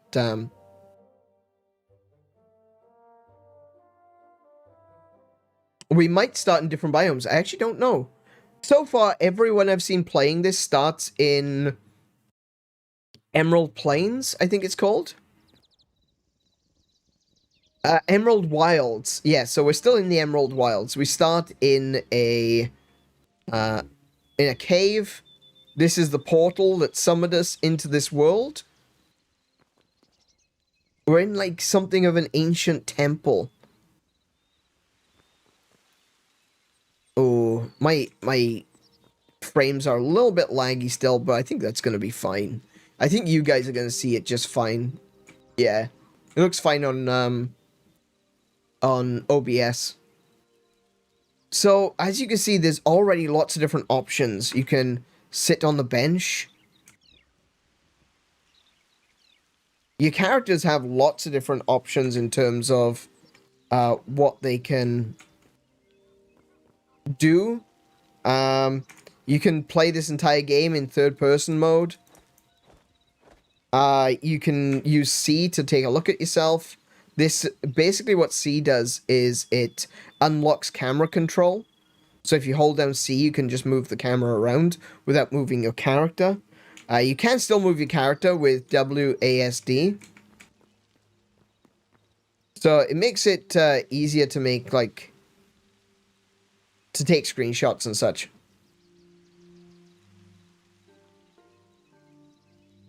But this is where you start. You start off in this temple, this place that, this is how you got isekai'd into this world. And, yeah, we can start taking a little look around. We got this place so we can sit down. We got some stone rubble. This stone rubble is kind of your basic stone element, in this game. So you still get stone blocks as you would in Minecraft, but you start off with stone rubble. And a lot of the stuff that you break early on will be stone rubble. So you got these cairns here. And everything takes a while to break if you're just freehanding it, except for like rubble and stuff. Oh, that one actually dropped into actual stone. Okay. We can grab some of these glowy flat caps. I'm going to take this with me as well. So this one, see, you can turn the candle off or relight it. You can break it and carry it with you, and you get light. Actually, the same goes for these braziers up here. You can turn these off, right? But as you can see, we have light from the candle, and we can put the candle in our offhand. There we go. And the offhand is pretty cool. You got multiple options. So if you want to go from a candle to, say, a shield, you've got a wheel to be able to do that by holding down Z. So you've got a candle, you could have a shield, you might have something else, that like a potion or something. I don't know if you can put potions in. Maybe you can, maybe you can't. I don't know. Or you can click on the empty hand. There you go. Alright, so now we can turn those back on. Now, what this game gives you is the option to start inside a safe location, right? It might not stay safe, but for now, this place is a safe location. So we'll take our first steps. F8 for camera. Oh, you could turn... Thank you, Noctum. I hadn't figured that one out yet. So that's how you turn off... very cool. Thank you. The way I made my my thumbnail for today is I just zoomed in. So you couldn't see the bar. But look at this. Look at this world.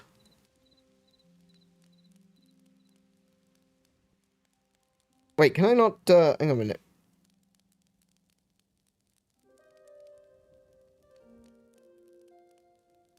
Oh. Wait.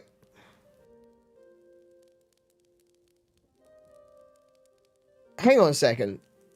Why does the candle not... Hang on.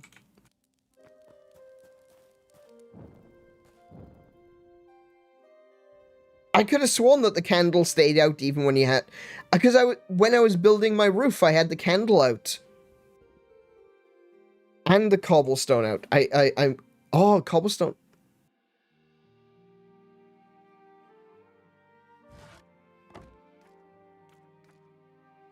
I'm very confused. Maybe this is something they've accidentally bugged.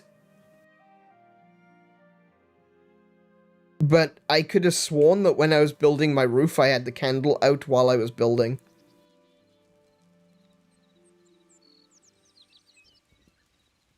It seems a bit silly for the candle to only be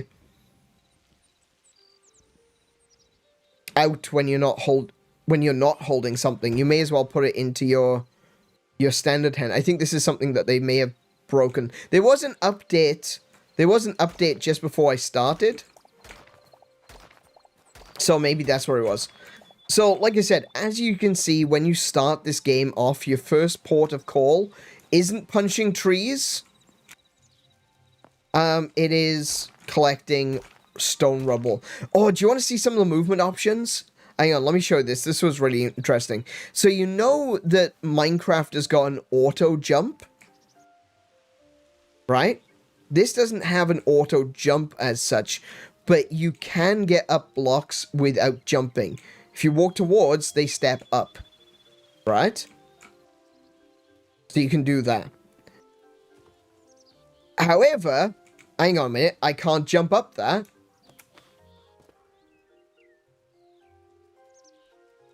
Yes, actually, you can.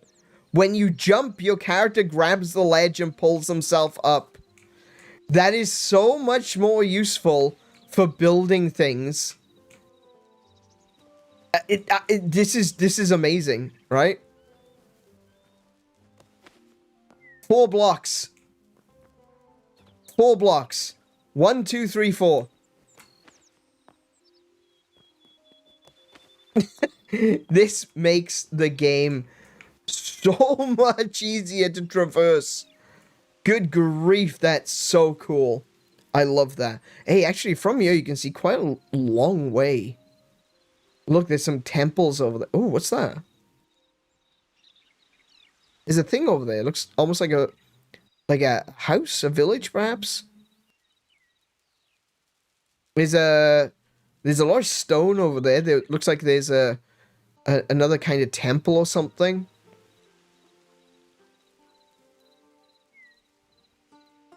There's something over there. Look, it looks like an outpost, like a lookout tower. I don't know if you can see that right in the center of the screen there. But when you enter this world, you're entering a world that has history. And I feel like Minecraft did a really good job of developing that sense of a lived-in world that's been abandoned. But I think they've done a really good job of doing it in Hytale as well.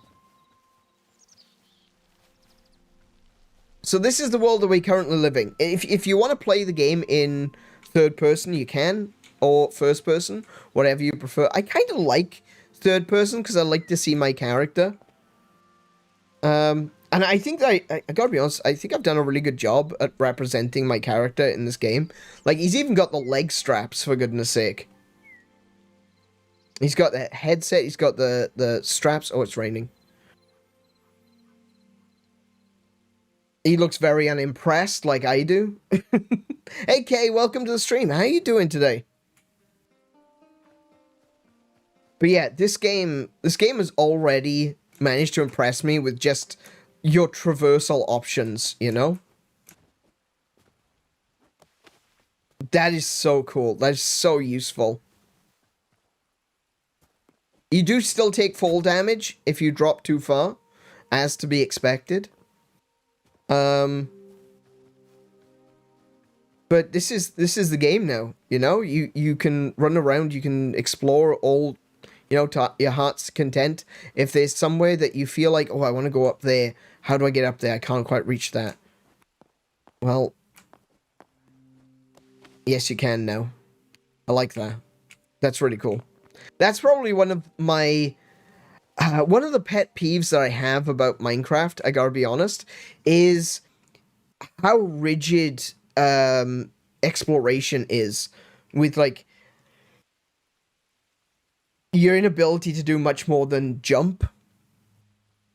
And even when you jump, you know, you've only got, like, 1 square's worth of jumping.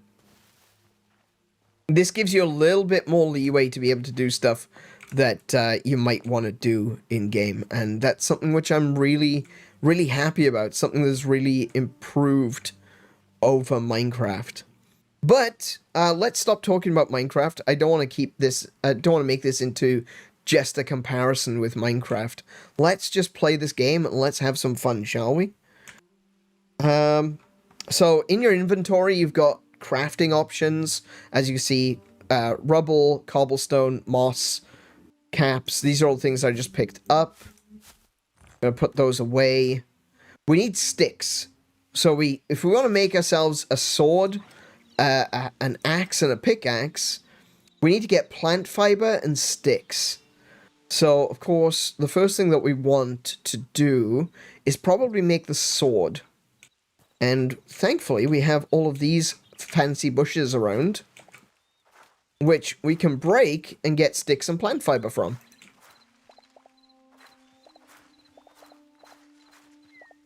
Okay.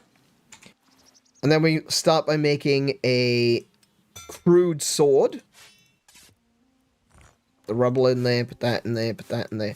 And, oh, look, now we've got the candle out. So you can carry the candle and still attack with your sword. There you go. The traversal looks nice. It really is. Yeah. It's just so... It's everything I wish... Do you know what? The first mod that I ever installed when I played Minecraft was a traversal mod.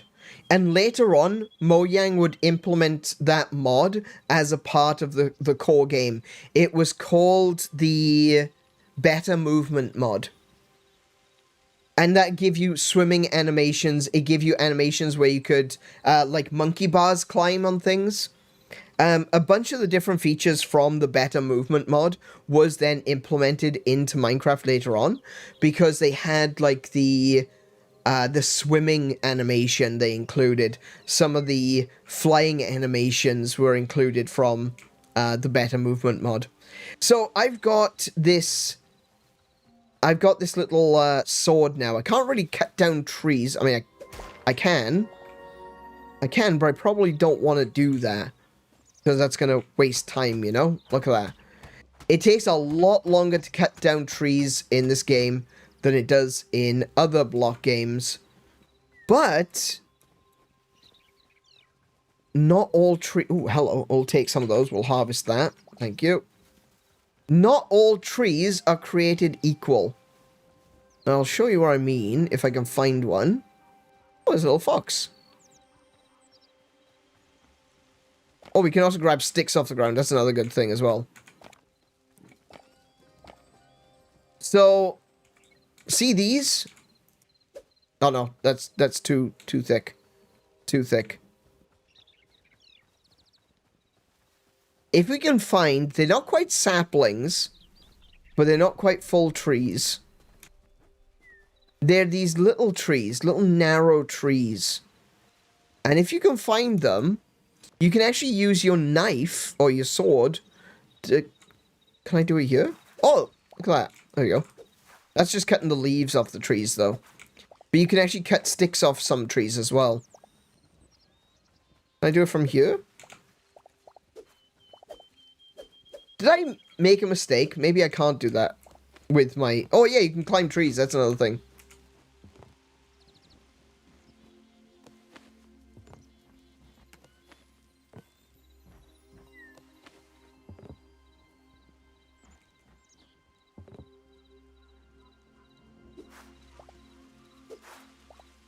There you go.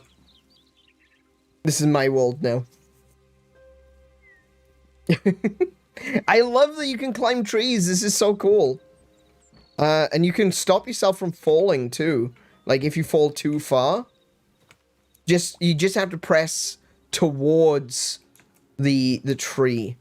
Maybe it was because I was using a hatchet. Maybe it's not something you can use your sword for. But as you saw there, though, you can use your sword, of course, to cut down leaf matter to be able to get some of that all-important plant fiber. There's an animal here. These animals, they're almost like cows, but they're pretty ugly looking. They kind of look like Appa. You know Appa from Last Airbender? Except, like, his ugly cousin. It's like, this is Appa if he was beaten with the ugly stick.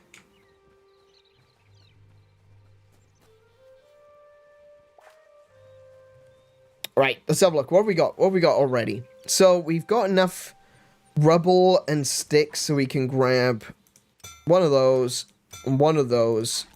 And much like in Minecraft, we are basically good to go now. We got an option for building a campfire. We can make a bedroll. We can make crude torches. We can make a chest, a workbench, a builder's workbench, and then we've got our basic tools. So this is the stuff that you can make directly in your inventory. Everything else you're going to need workbenches for. So if you needed to make it like a chest to be able to store the stuff that you're collecting when you first start, you can do so without making the crafting bench.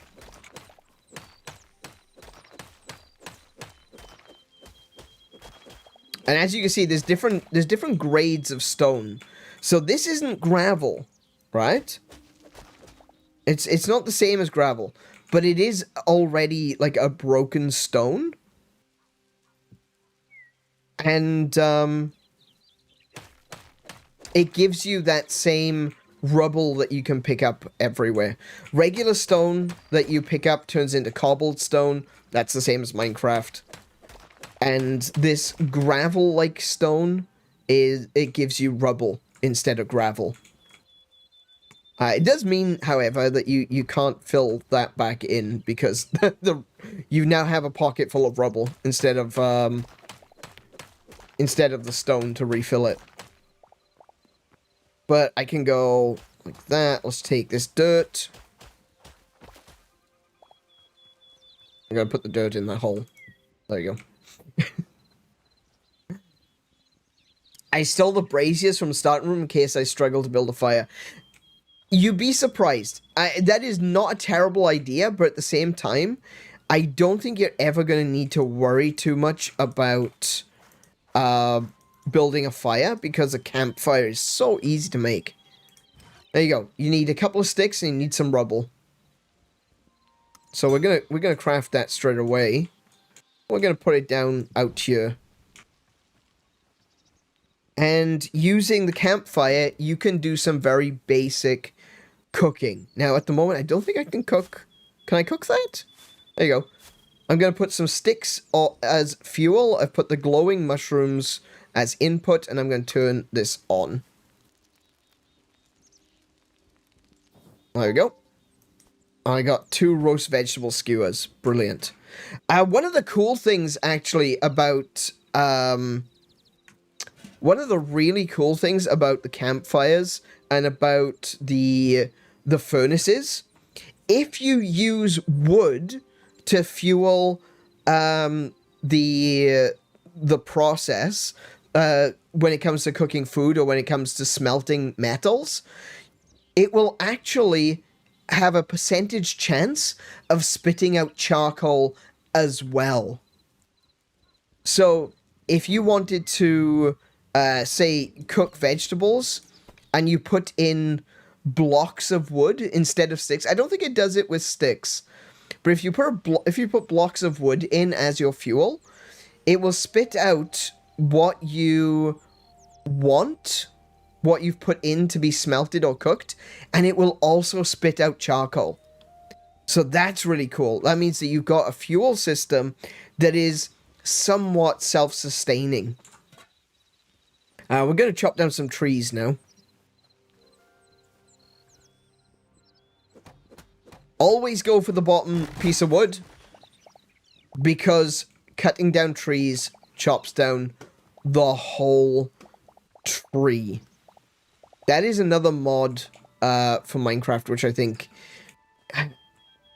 I wouldn't say it's essential, but it definitely is very useful to use. So you're always aiming for, like, the bottom piece of the tree. Fun thing about trees, though, you know, if they've got a larger base to them, you will have to chop all of the base down. Once the tree becomes disconnected from the ground, it drops everything. It drops all of its plant matter, it drops all of its sap, it drops all of its wood, all of its leaves, everything. And there's actually a little bit more tree in the ground. So if this is something that you want to spend a lot of time doing, you can actually dig out a tree down a fair few steps. That might be something that that would interest you, to get as much wood as possible. If you are trying to get as much wood as possible, that would be the way to do it. But now I've got, I want to get some food. I need to get some food. I'm not gonna kill these guys just yet. I'm not gonna kill them just because they're ugly. Highly recommend it. Exactly, Mint. Yeah, absolutely. You get so much wood out of the trees, but I also feel like maybe the wood doesn't go quite as far in this game as it does with Minecraft.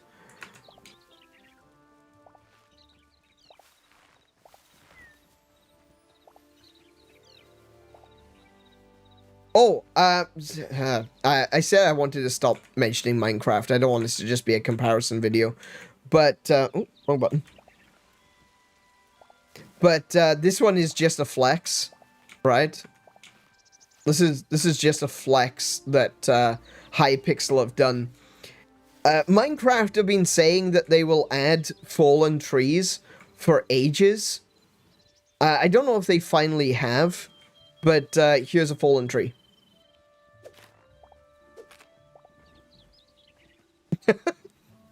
That's just a flex. There was an artwork that got released, official artwork of old wood birch forests way back. And in the old wood birch forests, it showed a fallen birch tree. And Mojang were like, oh, yeah, well, we're considering adding that. I still don't think they have. Oh, they do have fallen trees now. Brilliant. That took them a long time. That really did take them a long time. Alright, so we got a load of berries right now. And as you can see, there's lots of different flowers around. So these flowers are interesting. This is flax. Now, I'm not entirely sure if this is exactly how you do it, but flax is used for making fabric. Now, I don't know if you need to use flax in this game, to make fabric? But if so, that would make a lot of sense. It would be like this game's version of hemp. Because I can't imagine they would be allowed to put hemp in it. That would be a very different game. You have a unique and very pinpoint hatred of flax. Why is that? Hey, Hellfire, how you doing, man? Welcome to the stream. I'm very curious now. I'm very curious of Mint's hatred of flax. Like, what caused it? Oh, I need those. No, I need those. There we go.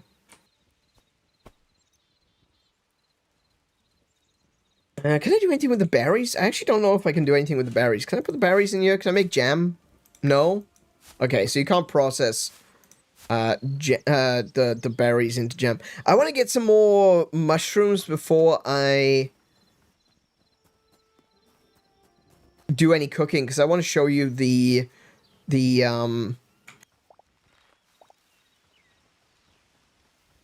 I want to show you the charcoal production.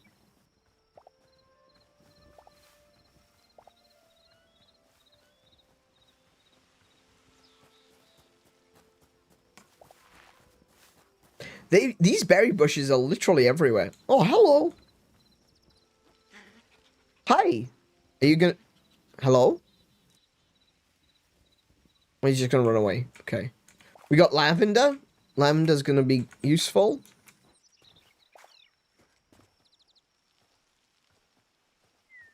These are the bunnies in the game, right? Look at the bunnies. They've got horns. They're not bunnies, they're jackalopes. How cool is that? Stop screaming at me. Look at him. He's a jackalope. Hi! Get out of the water, you're gonna drown.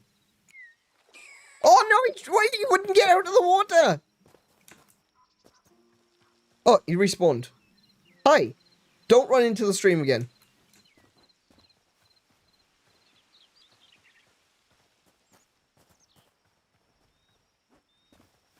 Alright, so the sun is now setting. I think I need to go back to where we started.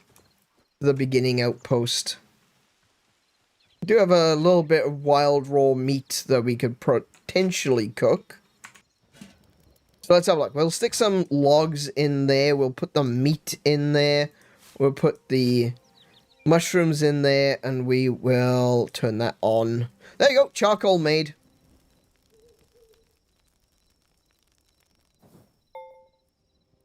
There you go, charcoal. Now you've got better material for cooking and smelting. And you just get it like that. You can actually put sorry, I tried to put the wood in the wrong place there. So you can put wood inside as a fuel, and you get charcoal automatically. When you cook something else, which I think is a great touch, because that's more realistic. I was just really annoying having to constantly go back, wait. In Final Fantasy 14, it's maybe my second most gathered item, and I cornered a market selling caramels for like a year. It was just really annoying having to constantly go back for more while I was leveling. It's since been made much easier and less annoying. Oh, well, that's okay then. I mean, I can understand that though. The grind is less than fun. Now, let's see. Do we have... Oh, I need another hide. Yeah. Okay. I'm a hide short.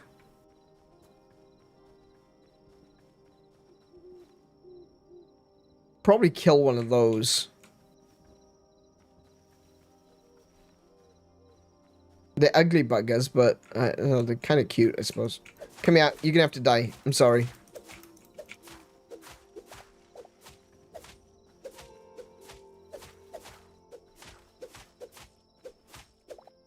Cool. And we got some hide from that. Nice.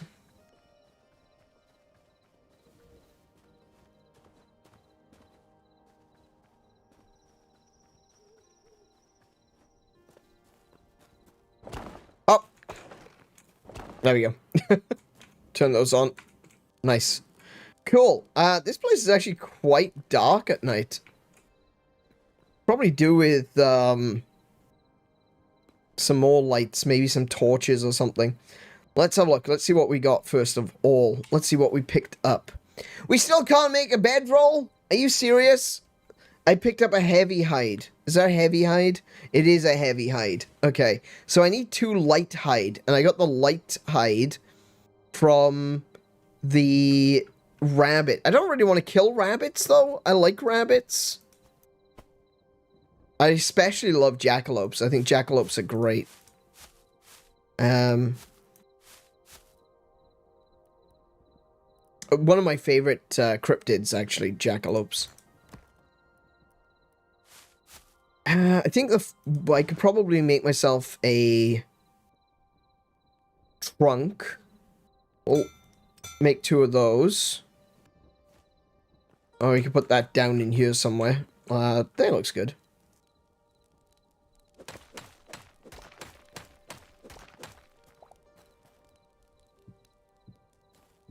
Oh. Well, back, thank you.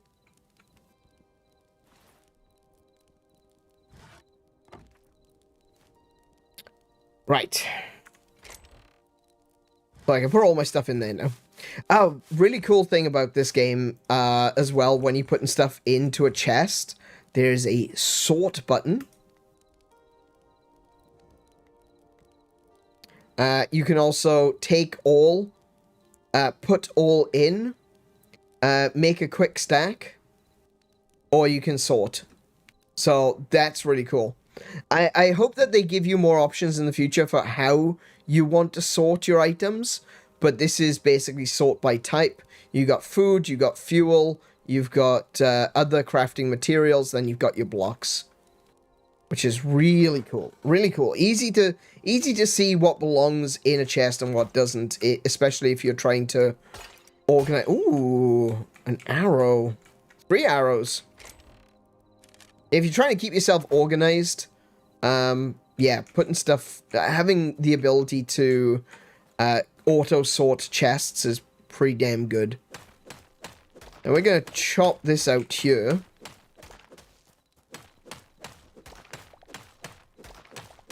We're going to make this space a little bit more livable, I think.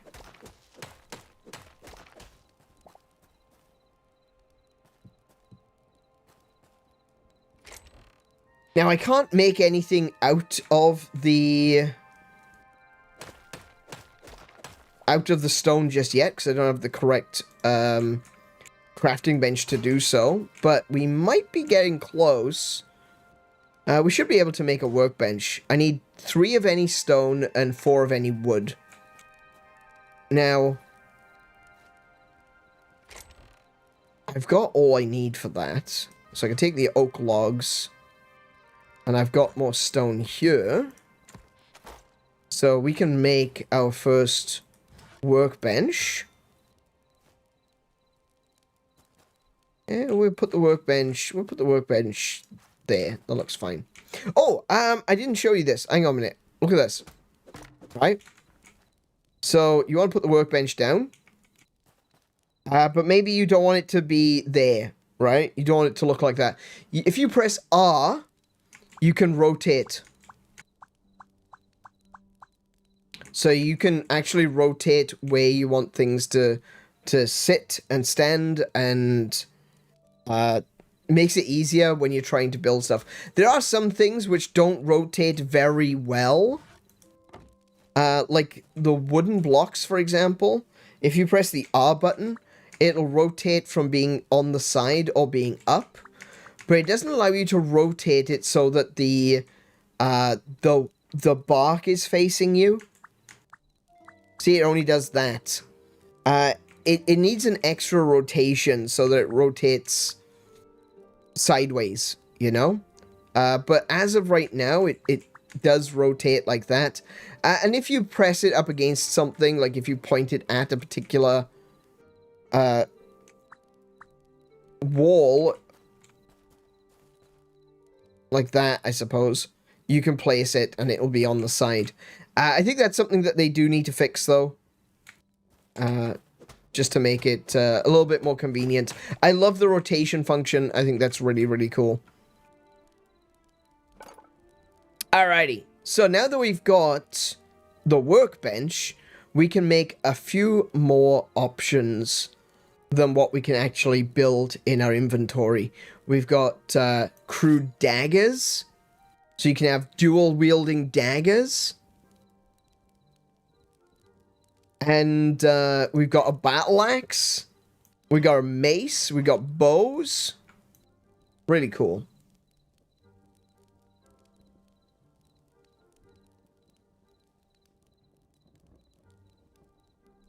I'd probably do the same in this game, just chop trees forever. I can understand that, yeah. Just like deforest an entire area, gets loads of resources. So yeah, with the workbench, you got your basics, which is the stuff that you can build, mostly what you can build in your inventory as well. But then you've got the option for repair kits. Repair kits are interesting. That's how you repair items in this game. When your item breaks, it doesn't break. So when the durability gets down to 0, it breaks in that it becomes extremely unvaluable to you, but it doesn't break. You can still use it if you need it, which I think is a really cool way of doing it. You can use repair kits to repair stuff, and like that's when you've got stuff like you got your copper hatchets, you've got your iron hatchets, you got apparently thorium is an option. I'm not sure why thorium. Cobalt is an option. Adamantite and mithril. Those are your current stand. Oh, you've also got the crude ones, of course. You've got the ones which I've already got, stone hammers. When you get to something like, you know, your higher level, you don't want to have to, you know, build a new one, you know? Getting the materials might not be easy, so having a repair kit is really cool. Let's see, what else have we got? These are some of the other workbenches you can build on the main workbench. You've got a furnace. You've got an armorer's workbench, which allows you to build weapons and armor and stuff like that. Sorry, that is for your armor. Sorry, armorer's workbench is for armor. The blacksmith's anvil is for weaponry. The tanning rack is to change hide into leather. The farmer's workbench is for farming accessories and animal food, is what it said. I haven't actually tried building the farmer's workbench yet. I haven't gotten that far. Chef's stove allows you to make better food items. The builder's workbench is another thing you can build in your inventory. That allows you to build building materials.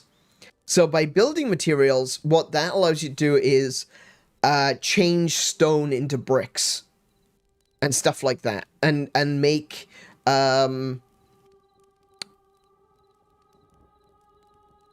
make roof blocks and stuff like that. Furniture workbench allows you to build beds and chairs and tables and stuff like that. Salvage's workbench, I'm not sure what the salvage's workbench is, but I'm going to assume you put crafted items in to get materials out. That's where I'm assuming. The alchemist workbench is kind of like the brewing stand where you can make potions. And then you've got the arcanist workbench, which allows you to craft spells. And in this game, you can use spells. You can cast magic. It's not just swords. It's not just enchantments. You can actually cast magic. This has got a full RPG system involved in this game. One of the things that you might notice down the bottom corner of the screen, it is partial. How do I do this? Hang on a minute. I need to get up into OBS without... Hold on. Let me try something. There we go. Right, cool. Right, so down the bottom corner of the screen, you've got your left click and your right click, and the right click is kind of under everything, right? Right click allows you to shield, so if you're carrying a shield, you will raise your shield. If you're not carrying a shield, you can block with your sword, which I love to begin with, right? This here is your sword skill. So, after using your sword, after you hang on a minute, I just realized I can't actually block because I've got the candle active. There we go. So, block with the right click, and then left click is to attack. Using Q, which I can't do right now, as you can see it's flashing red down at the bottom right of the screen there. As you attack something, a blue bar will start to appear around the circle, around the outside edge of this icon. And when it is full, you can activate your sword art. And yes, I'm going to call it a sword art because I've been playing Xenoblade Chronicles. And it basically works the same way as Xenoblade Chronicles. Once you've got your sword arts bar full, you can activate it using Q, which activates your skill. Now, I don't know exactly how this works, but I believe you can have up to 3 skills. So that's something that you will unlock over time. And as you can see, they're more crafting options, but you actually have quests to get them. Like, you need to find the Forgotten Temple to unlock this. You need to find... you need to craft a backpack to be able to unlock this. I think these might be skills. I'm not sure. But from what I've seen, when you look at... let me go into settings, into controls. When you scroll down... There, look. Q, E, R. Use ability 1, ability 2, and ability 3. Which means you can have up to 3 abilities on your character. At the moment, I've only got the first one. Which, yeah, I've just started the game, of course. But this has got a lot more of an RPG twist to it. It's not just block game. And that's something that I think I've been wanting for a long time, you know? I've wanted more options. I've wanted to feel like what I was doing in the world mattered. And I think this game is really giving that to me. Already, I think this game looks and feels fantastic. Alright, I'm gonna continue. Considering I can't do anything, really, I don't really want to go outside right now. Because there will be some monsters out and about. So if we can just take a little look around. Oh, actually, do you know what? Look, there's a skeleton over there.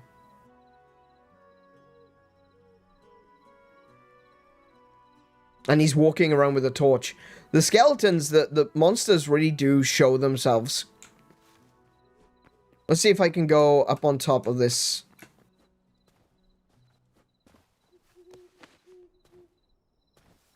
Let's see what we can see at this time of night. So we can see this, like, there's a little outpost or something that I was looking at earlier, which is all lit up. There's a skeleton over there. And a skeleton over there. Oh, wow.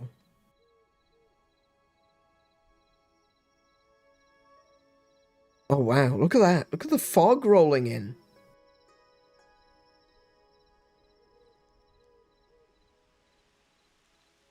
And rain. Rain? No. Whoa.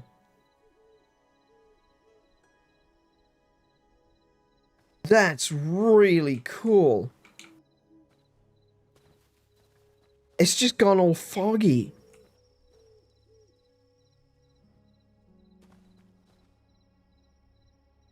That is so atmospheric. Holy crap. Looks amazing.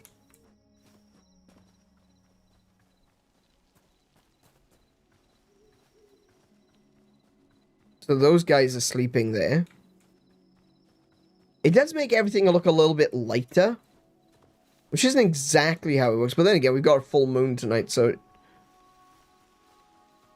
it's very bright tonight, which, yeah, that's really cool.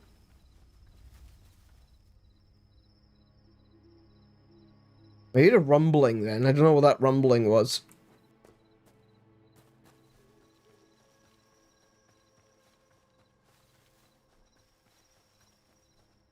Wow.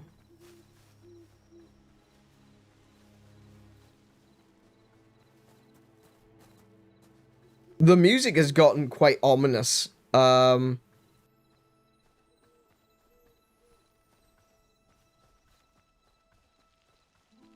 want to make a bedroll, so unfortunately I'm going to have to slaughter a bunny.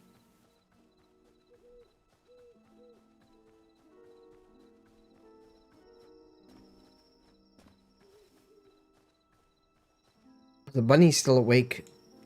Oh, is he sleeping? Sorry.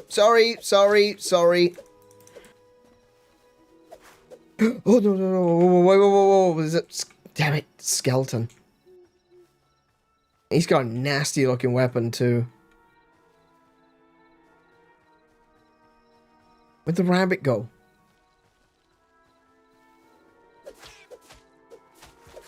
There we go. Okay, I got the light hide. Okay. I don't really want to interact with a zombie. Do I not have my...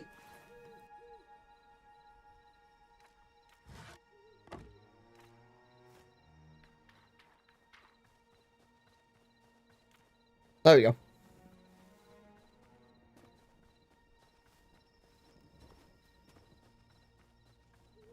Well, it looks like the, you know, the sun's coming up anyway. Wow, look at the god rays.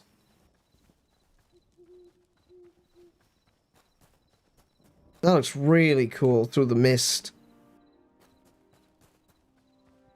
Man, this game is so atmospheric. Alright. The nights are long. Oh, there's actually a really... I didn't show you those settings. I should have shown you those settings.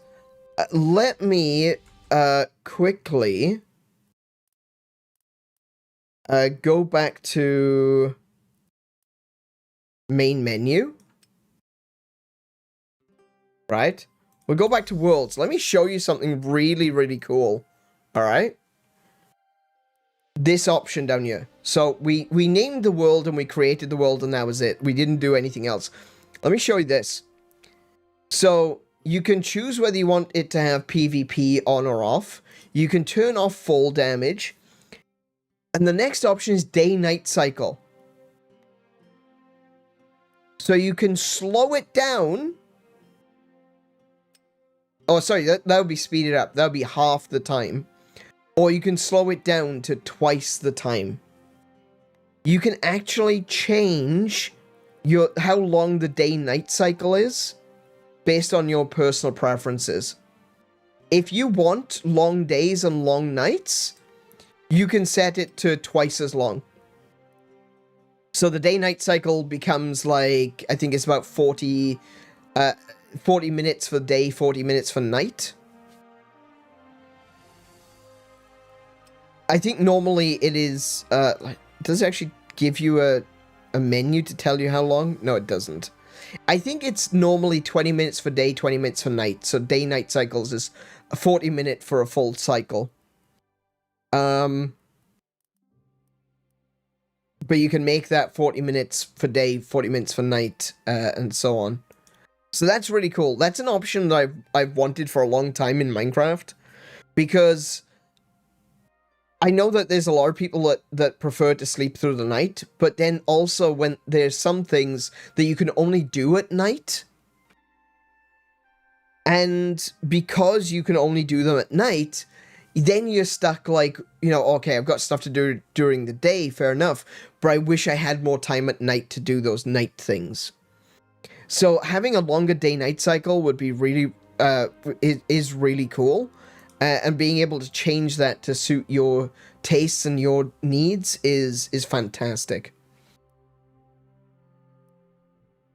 So you've got the, yeah, see, look, there's a note when you hover over that, but there isn't a note when you hover over this. That's something I think they should probably change. Make it so that you know how long the average day-night cycle is. Anyway, so inventory penalty.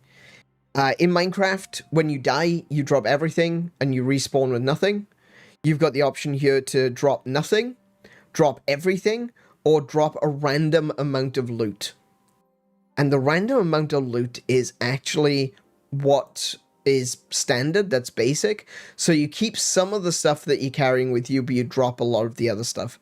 And that, I think that works. I like that. I like that option. I like that penalty. I like that the penalty is randomized. There's a lot of stuff in video games that I don't like being randomized, but I like the idea that the penalty is randomized. It makes you think a little bit more tactically. It makes you want to guard what you've collected a little bit better, in my opinion. But that's up to you. You can change that when you create a world. Resource loss. So aside from your partial drops, you can lose your resources. So that those are going to be your crafting materials. That's separate to items, inventory items that you drop. And durability loss is really interesting. It means that all the equipment that you have on you will lose a certain amount of durability. So if you get killed and you drop an axe, a pickaxe, and so on, they'll have a 10% loss to their durability. That's a really cool feature to be able to build a world that really suits your playstyle. At the moment, I don't think there's a hardcore mode. At very least, I haven't seen a hardcore mode. But, yeah, I wouldn't be surprised if they had a hardcore mode at some point in the future. But now, we have pretty much reached the end of my knowledge of this game. So from here on out, we're just going to play the bloody game.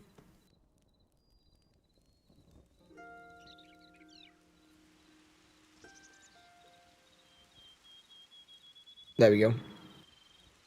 So there's a little icon in the top left corner which shows that the world is still loading. And if you try to play while that icon is there, it might be a little bit jittery. Man, look at those god rays through those trees. That's so cool. Okay, so last night, we did go out and we did get the,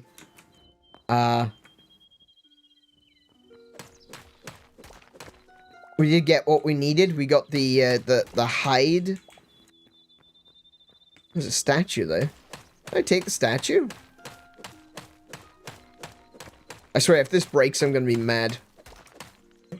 Oh my goodness, I got the whole statue. That's cool.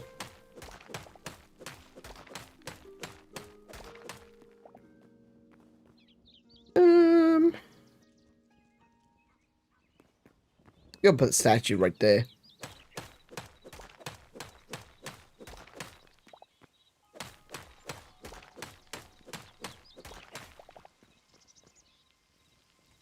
So look, what we got? We got some of these. We got some of these decoration blocks. So we put that there, put that there, put that there. Nice. And we can put the statue on top. Like that. Very cool.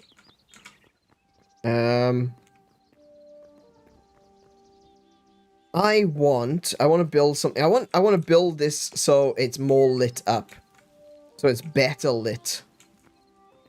I want to put my bed there, actually. Let's make a bedroll. I've only got, oh, I don't have the plant fibers on me. Of course not. It's in the chest. So we'll take that. We'll take the plant fibers. And we've got ourselves a crude bedroll. We'll rotate that. Oh, look, it's only 2. I thought it was going to be 3. Never mind. We'll put it there. There you go. What else can we do? What else can we do right now? I do have some cooked meat, but I think I've also got some raw meat that I want to... Yes, I do. I've got a fair bit of raw meat, actually. I've got 9 of them.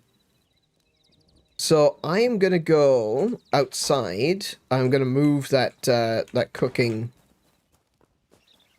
fire. Just looking around, make sure there's nothing around you.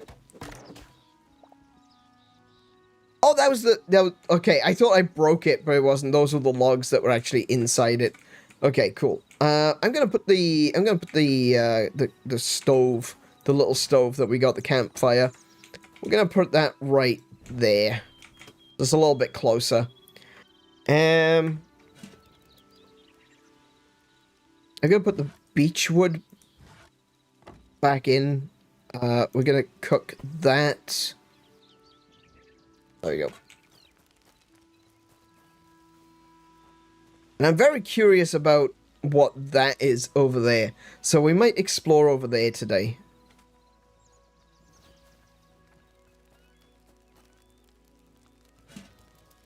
There you go. There's the charcoal look that we're generating.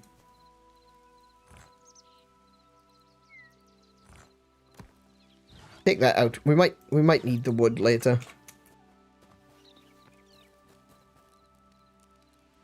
Let's have a look. What options do we have?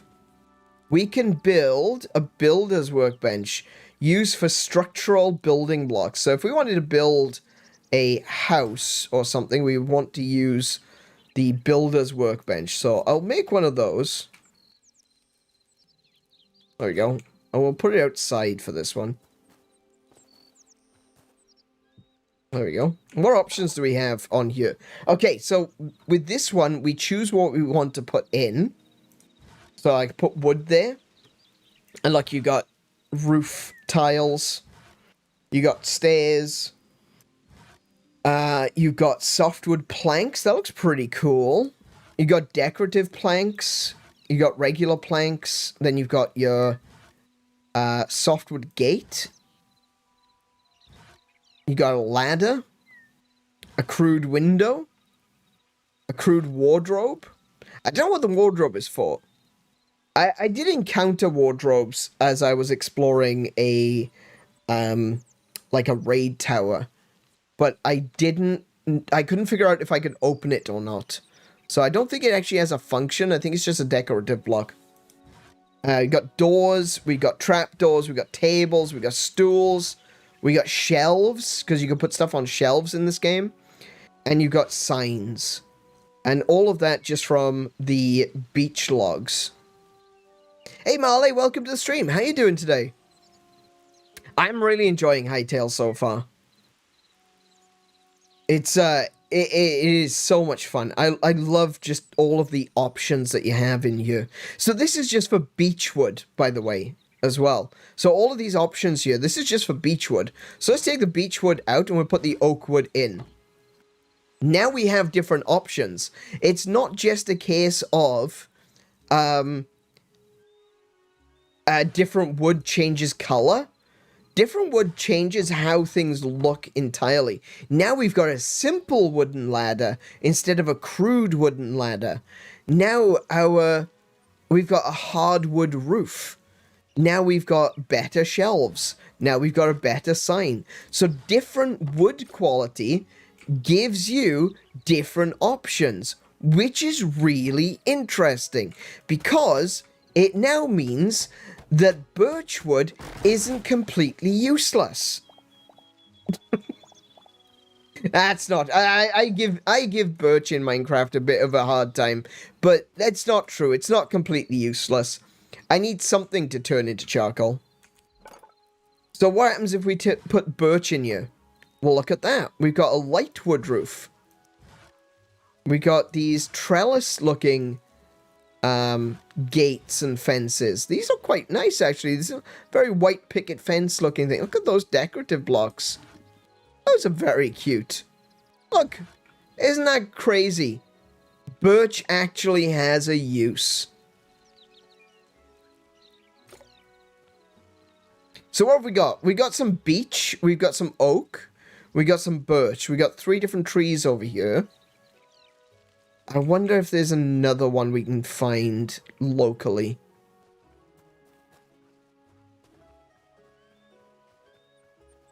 I don't want to go too far away. I don't want to go too far and exploring too deeply into the world that that is kind of unexplored at this moment. It looks like we've only got the 3 different kinds of wood nearby. Oh, there's a fish in there, look. There's a fish. What is that? Is there a mouse? There's a little mouse. Look, he's a little mouse.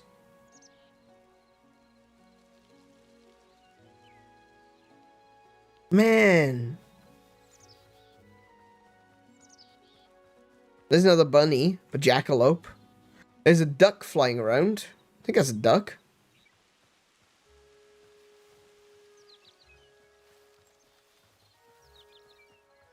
Yeah, he's got a green head. That's a mallard.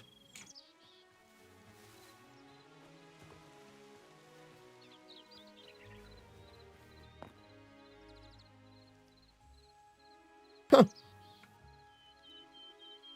What's over there? Hang on, I saw something else moving over here. What's this? Sheep! Sheep! We found a little sheep! Oh, and a frog! Hello. Off he goes. That's a big frog, actually.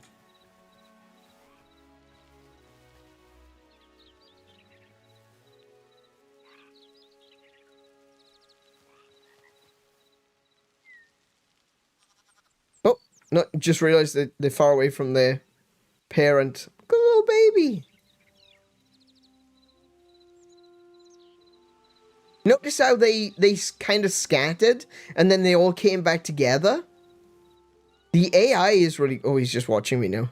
The AI is really good in this. Oh, he's coming towards me.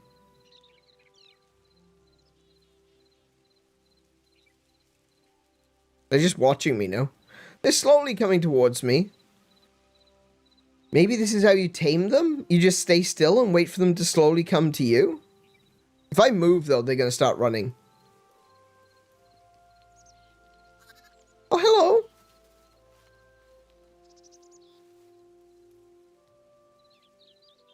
Oh, that one just loafed. Oh, there's a skeleton coming. Hang on, hang on. I shouldn't be... Oh, there's a skeleton over there, too. Oh, man, I shouldn't be here.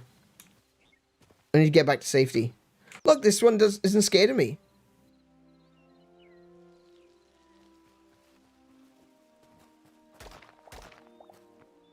That's wild. It's not scared of me anymore.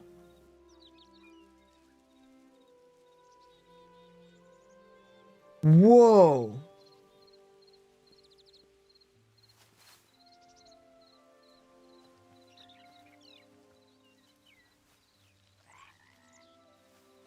Poor pig. What pig? Oh, Kiko just killed a pig. Oh my goodness. I didn't know that they just got used to you. It's not even just like you need to feed them. They just get used to you for being around. That's so cool.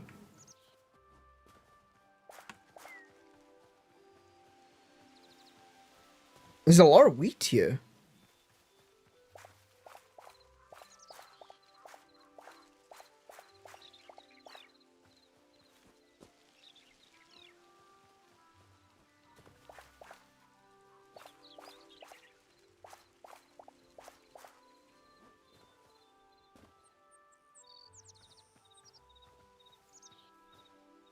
I'm just in awe of this now.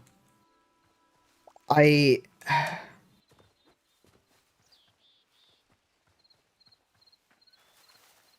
can't believe that that is such a cool process to just like stand still and wait for the sheep to come to you and then they trust you. Are they following me? I didn't even think to look back and see if they were following me home. No, it doesn't look like it. But they're comfortable around you. They just grow comfortable with you being there. Wow. Okay. So anyway, back to the builder's workbench. You chuck some stone bricks in, you get the option to make stairs, slabs, half slabs, beams. Beams are pretty cool. Beams are like, basically like a corner slab. I suppose like a lamppost or something like that. Brick roofs, so you can do stone roof, that's cool. And here's some pillars as well. So if you wanted to improve the pillars, hang on, there's some pillars in here, isn't there? Yeah, look, so there's these pillars. If I wanted to improve my current abode, my nice little temple that I've discovered, if I want to improve it, I can chuck that in there. Build 2 of those. Just gonna clean the moss off of that as well. Let's see now.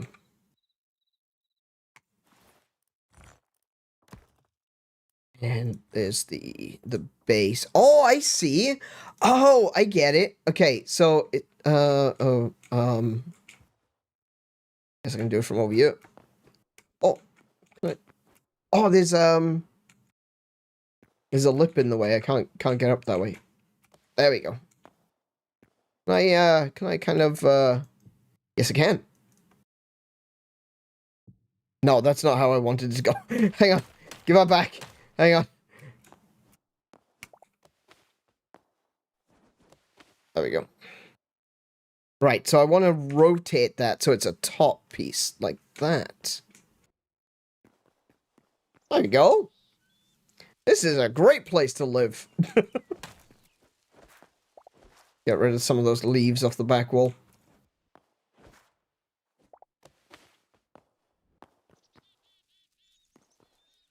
I want some more braziers, though. I want some more... I want something that can light up this area, I think.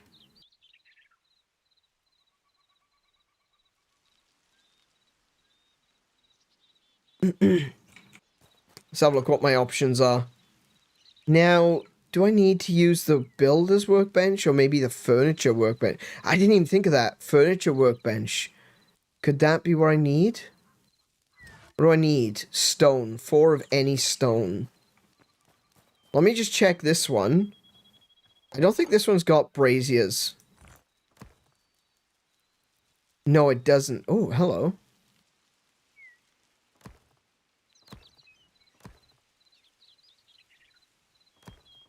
Oh, okay. So I can use any of these types of bricks to get these outputs.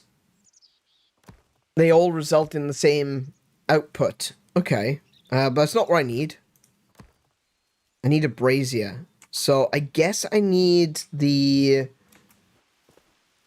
furniture work. Do you know what? I need to plug those holes is what I need to do. I've got water coming into my house.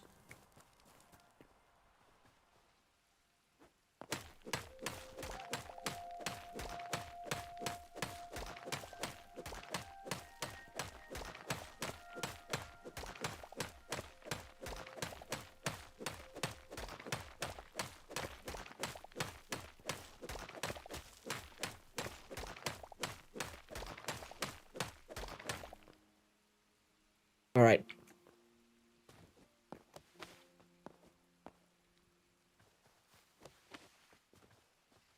Right, where are the holes? Oh, right there. Let's go with the... What is that? Oh, hello. Oh, that's a... Oh my goodness, the slabs can become vertical slabs.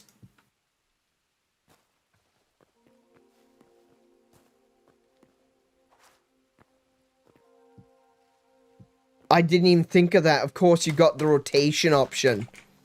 So slabs... Hang on. Slabs can be rotated into vertical...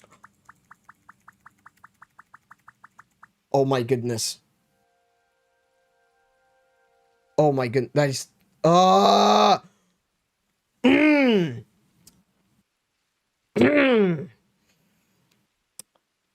Mojang!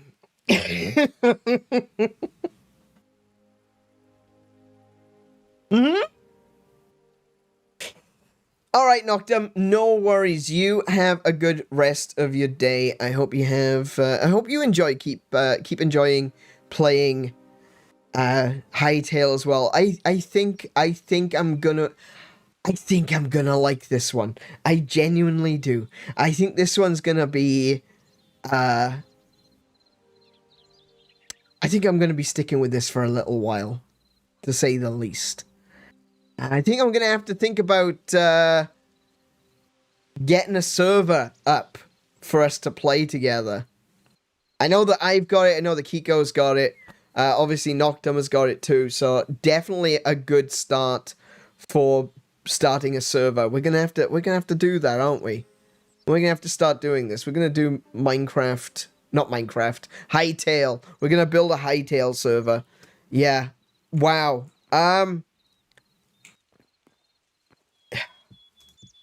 I said that I didn't want to keep comparing this to Minecraft. I mean, obviously that's going to happen. And it really just goes to show what someone with ideas can do. I don't want to be too mean to Mojang. I do still like Minecraft. Maybe they're going for something else. Maybe they're trying something different, perhaps. But honestly... Different is one thing, but there's also better, you know? And I think this is better. I'm sure there are going to be some hardcore hangers on that are going to say, no, Minecraft is so much better than Hytale. This is exactly what I've been looking for. This is kind of where I wanted Minecraft to be. This is where I was hoping Minecraft would become eventually. And they're very set in their ways. They don't necessarily want to change, it seems. And that's up to them, you know? That's cool too. They can do what they want. I'm going to move on to a different game if that's the case. And that's fine, you know? Mojang and Minecraft are busy making movies now anyway, so, you know... It's not like they're ever gonna run out of money. They've got more money than God. And, I mean, they definitely have some, more money than some nations.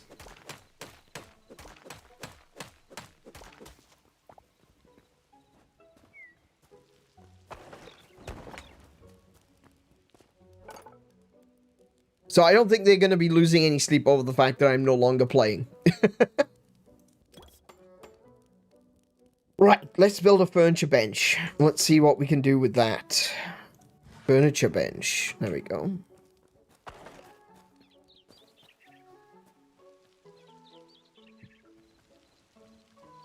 That's a cute little workbench. Oh, look at that. It's a little woodworking workbench. I love that. You got a place for your chisels to go in the top. And your awls. You got a little hammer there. This is so cool. The little drawers and everything. Oh, I love that. I love that. That's great. So we got some chests. We've got some different chests. I think these are more decorative, though. They're not necessarily... I wouldn't think that they were any better. Maybe they've got more storage. I don't know. So we can make 𝗬𝗶𝘁𝗰𝗵 bed.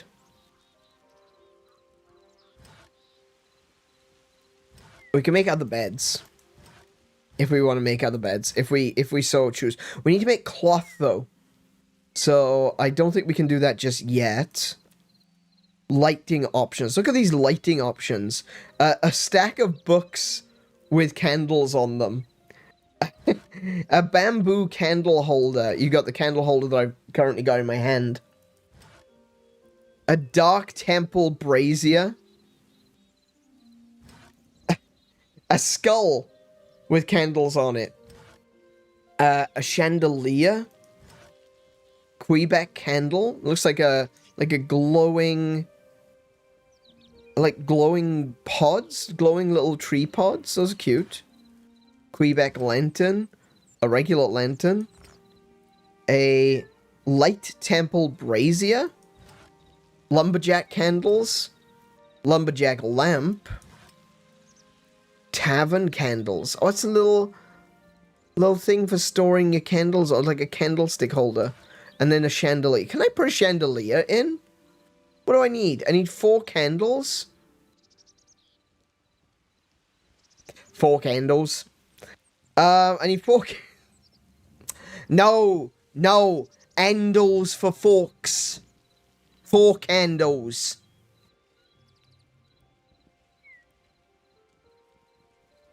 Anyway. I need 4 candles. Oh, I need copper ingots for those, though. Okay. Pottery?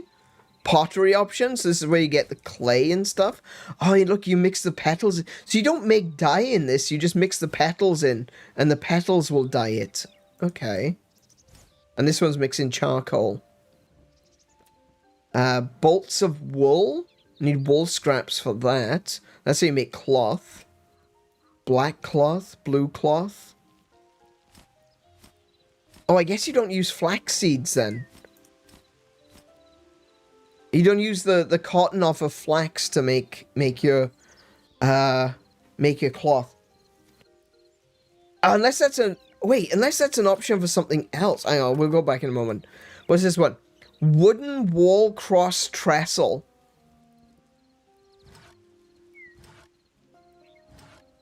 So this is like clay. This is like rendered wall with a wooden outline. Nice. Oh my goodness. Like I imagine you've seen, like, at very least, if you haven't seen them in person, you've seen pictures of like old English houses which are wooden frame with white clay rendering in between. That's what this is. Miscellaneous. Okay, what have we got for miscellaneous? We got a cauldron. Doors. Ribs. What is Farron? So this is a Quebec. They're like kind of like elf creatures in this game. Farron skull. Farron must be the undead. Old scrolls, potion bottles, a tankard, very nice. Wall rings, oh. Wall of skulls. Another mug. Pile of books. Okay, what's this one? Seasonal. Seasonal. We got a candy cane. We got some Halloween lights. If you say so. Don't really know about Halloween lights, but alright. Got pumpkins. Those are that looks amazing. That pumpkin looks great, but that was so derpy. I love it. We got a wooden wagon. Oh wow, Halloween. Is this Halloween wagon? I don't know about Halloween. I just want one of those. Christmas packets. Okay. Snowflake topper. Snowman. Winter garland. That's really cool. That's really nice. Look, it's, you can see it's the pine. The pine texture. It's got pine cone in it. I love that. Oh, a pine cone wreath as well. I love pine cones. I may have mentioned this before. I love pine cones. I just love everything about them. I love their shape. I have a stack of pine cones. Like I literally have a box that's just full of pine cones. Not even joking. Okay, so this is what I can make now, it seems. But I can... Oh, max tier reached. Okay, so that's... There's got to be other ways of making... stuff like... Oh, wow, it's gotten dark already. That was rather quick. There's got to be other ways of making braziers then. Because we've got a couple of options here. We got this light temple brazier.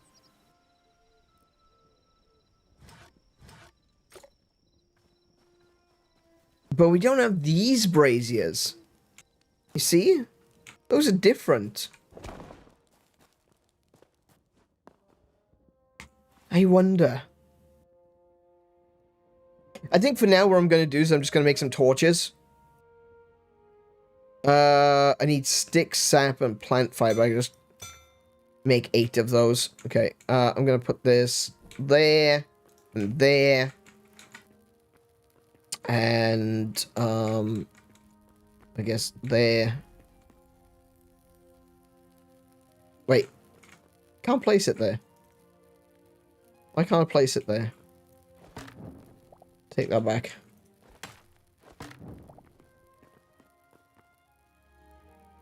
Wait, why can't I place it there? Was I too close, perhaps? Wait, I don't understand. Wait, why could I place it there, but I can't place it there?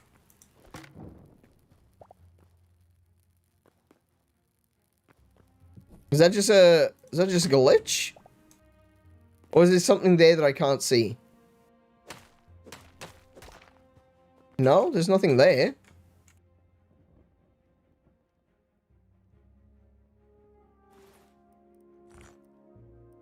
I'm gonna assume that's a glitch of some sort. So these ones were already here. But these are the ones I placed. And I can't put a... Right, okay.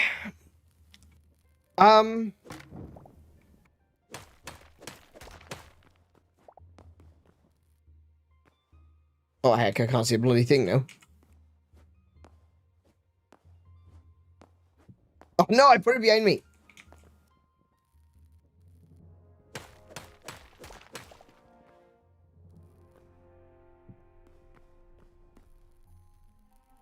What?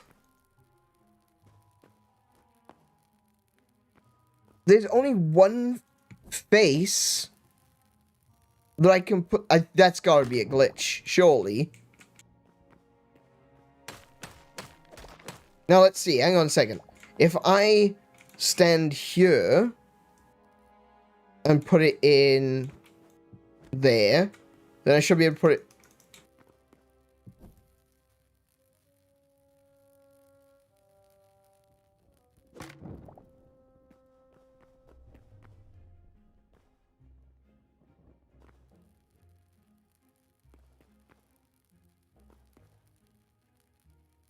Confused noises.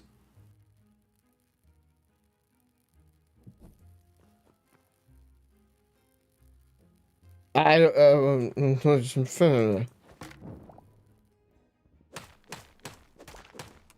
hang on. So if I take that and put that back, I can't place it on the... Oh, now I can't place it on either of them. What have I done?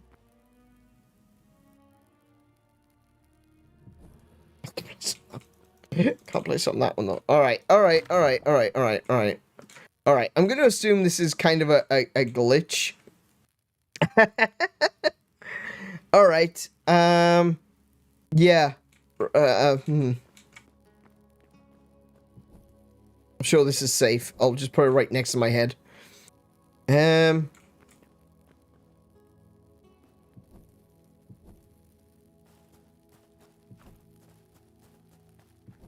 There we go. This is starting to look a little bit more like a home. Oh, yeah. I gotta rename my respawn point. Now plays bed. And I can sleep.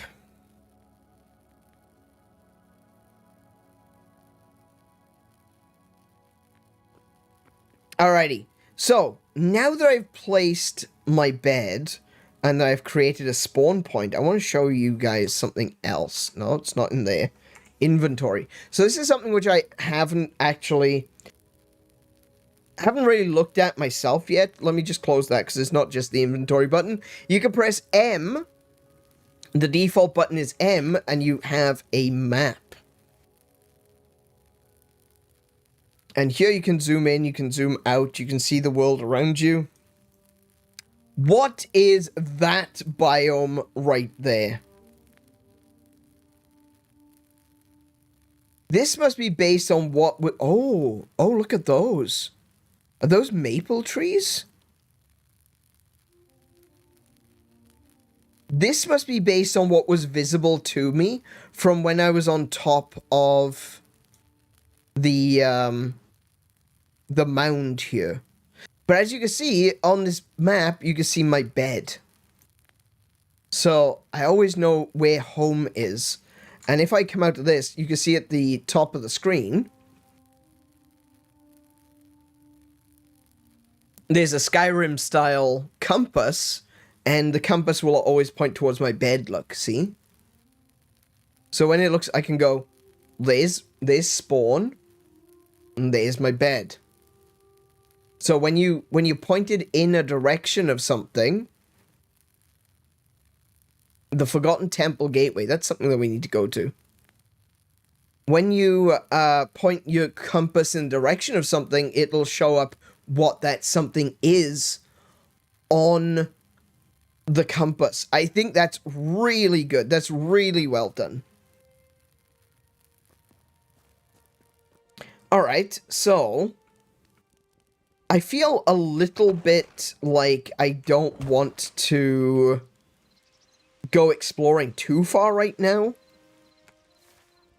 But I am very curious about this area and this area. That's, them's the Darklands. We don't go to the Darklands.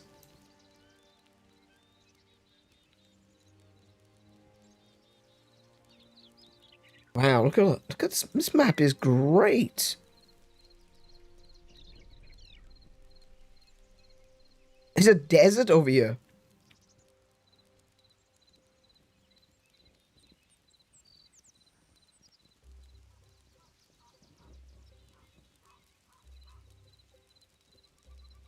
What is that?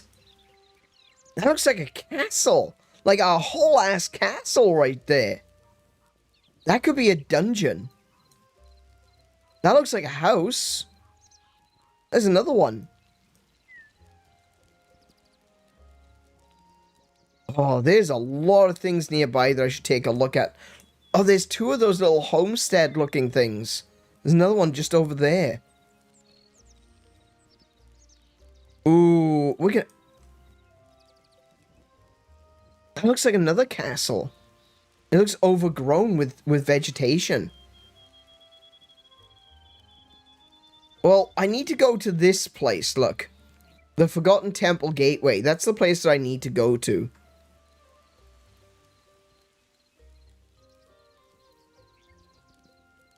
What's this? It's like a little village. There's like 3 buildings here. Oh, he just walked through. Oh my goodness, he just walked through. I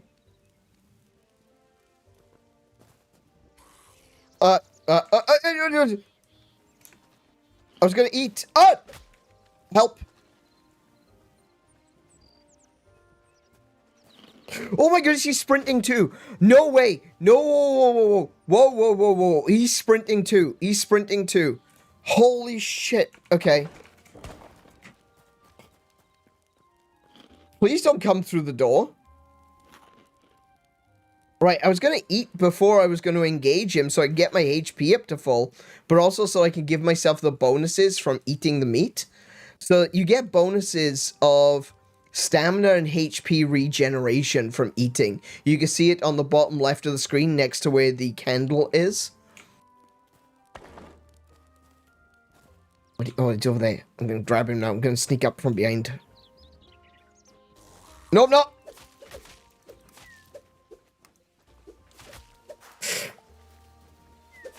Oh, there he goes. Nice.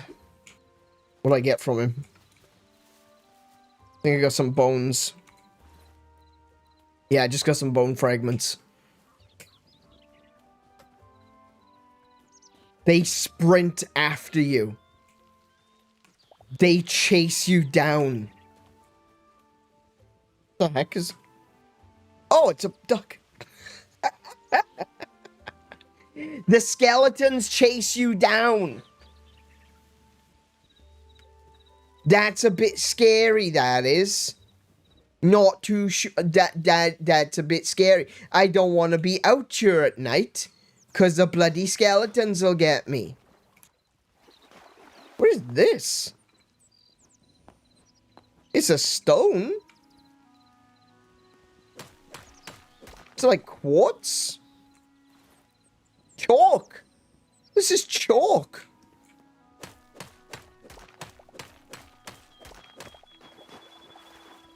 Oh, we've got that early Minecraft water issue again. Yep, we've got the early Minecraft water issue. What a classic, man. It's been a long time since water's been broken in Minecraft. It's only right that we should expect it here. Alright.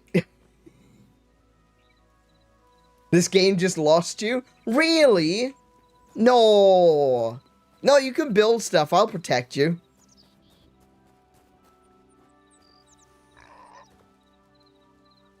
Is that a piggy? That's a little piggy, look. Look at the baby one!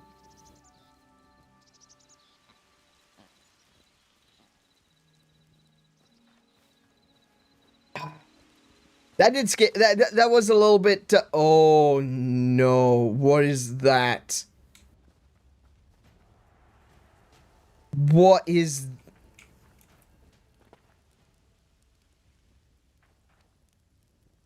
Basalt.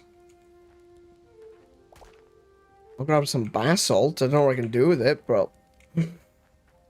Ooh, that looks like a troll. That looks like a troll.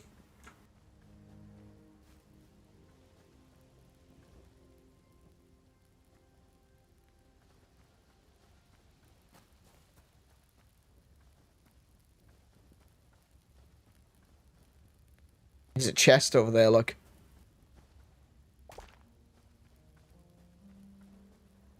Marble rubble.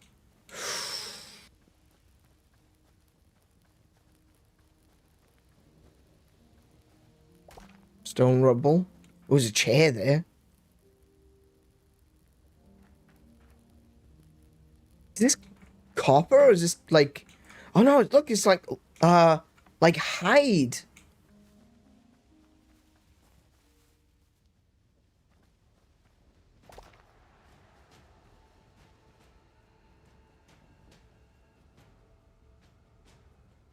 Why can't I hear boss music?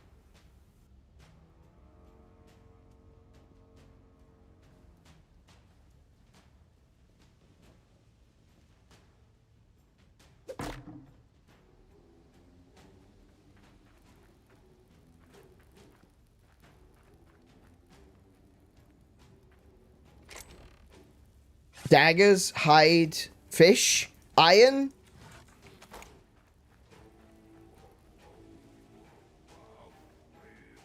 He didn't see me. He didn't see me. He didn't see me. Okay. what the hell is that? Big scary dog, big scary dog, big scary dog, big scary dog. Alright, these are troll huts. We don't go to the troll huts.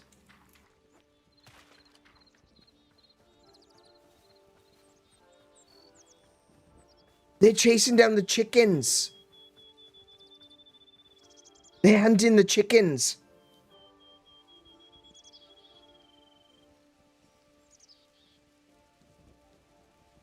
What are those?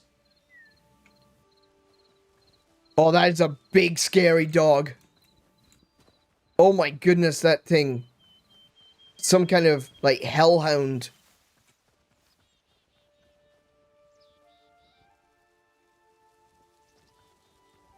There's a skeleton up there. What are those? There's these big ass birds. What are you? The seedling woods. What are these burbs? Like big turkey chicken things. Oh, they're running away. They're not stopping to be my friend. Wow, look at this place. This must be marble?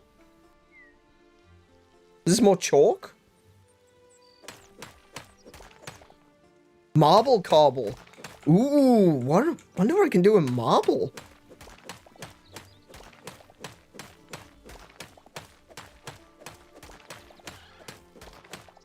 Hello. They're cute. I like them. I like these guys. I don't know what they are, but...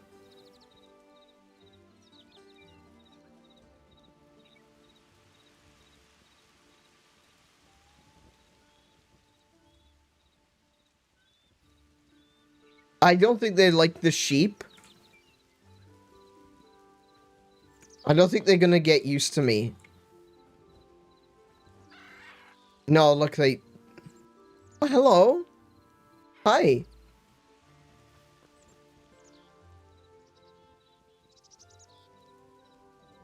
Know what the hearts were for. I didn't see hearts on the sheep. Those are so cool. I don't know what you are, but you're really cute. You're just show me your butt, no? Look at him. He's like a giant chicken. Hello. Oh my goodness. Hi. He's not scared of me anymore. So I guess the hearts are when they stop being scared of you. Hello. You're cute. I like you. I want big burbs. I love big burbs. Oh, he's having a sleep. Oh, that's adorable. Okay. That's cute.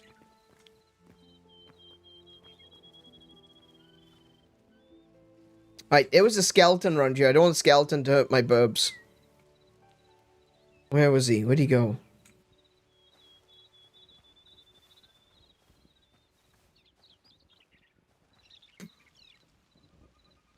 Oh, maybe the skeleton was killed by those two black wolves.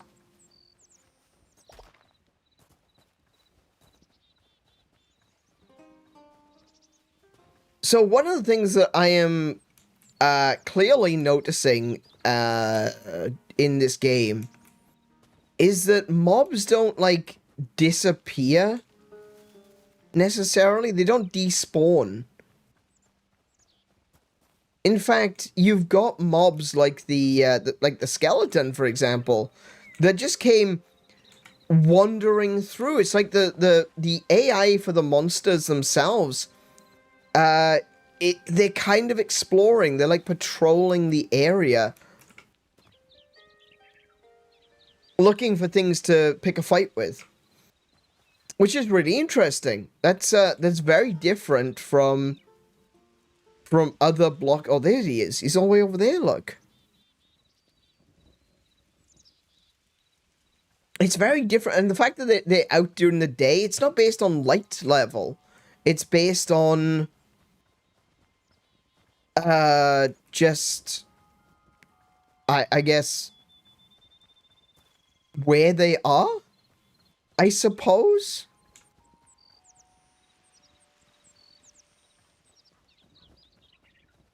Anyway, I should close this before the monsters make it in. What have I got? What did I collect? I got some cobble. Some marble cobble. What can I do with marble? I said I should close the door before the monsters come in. Let's have a look. What can I do in the builder's workshop? Let's stick some marble in there. Oh, look at that. Oh, wow. So you can make, like, trapdoors and wardrobes and things out of stone as well.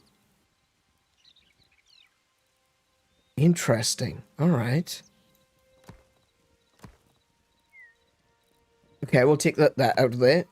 Chalk. Oh, we can't, we can't put chalk in there. Why does that light up? Oh, I guess everything lights up. All right. We can't put chalk in here, so I don't know what chalk is for. Aspen logs. Those are new. It's pretty much the same as the beach. Yeah, it looks like it's the same as the beach. Okay, so I guess there's different categories of wood. Like, beech and aspen are crude wood. Oak is hardwood or simple wood. Birch is light wood. I would have thought aspen would have been light wood, but alright, fair enough.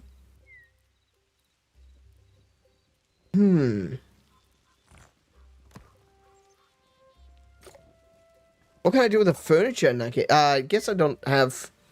I can't just put something in and see what I can make with the furniture. Interesting, though. I want to build more workbenches now to figure out what else I can do.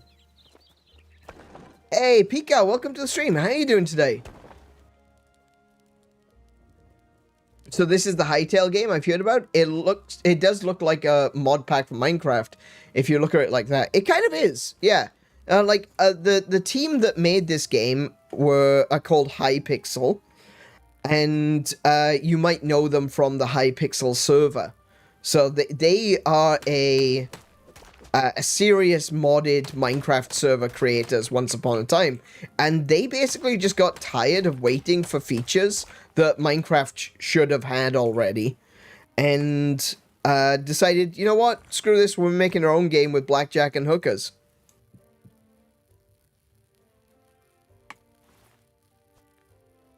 But already you can see that they've got...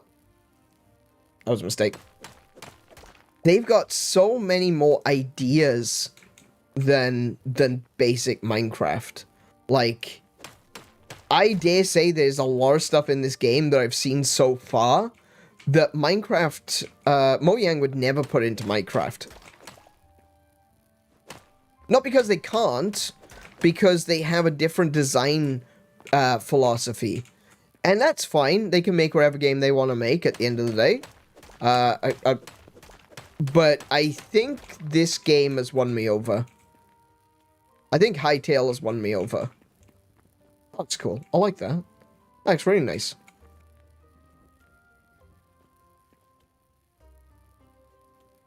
The options in this game are just incredible. The design philosophy in this game is completely different to Minecraft.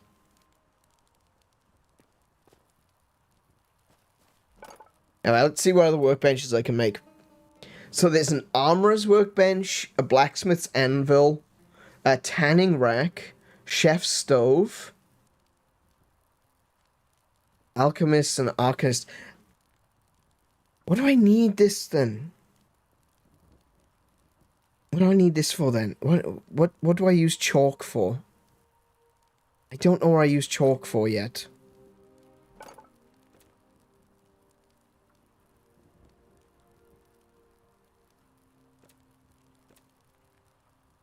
Maybe they got plans for things and they just haven't implemented them yet. I mean, this is still early access at the end of the day. So it's quite possible you've got a lot of options like marble and chalk. And with marble, you can do stuff with it, but you can't do anything with the chalk so far, from what I can tell. Actually, do you know what? I'm going to take all. I'm going to pick this up. Because I want to put some more stone down. I want the center of this to be all stone. So I'm going to have to pick up my benches. Let me put this first workbench down here. There we go.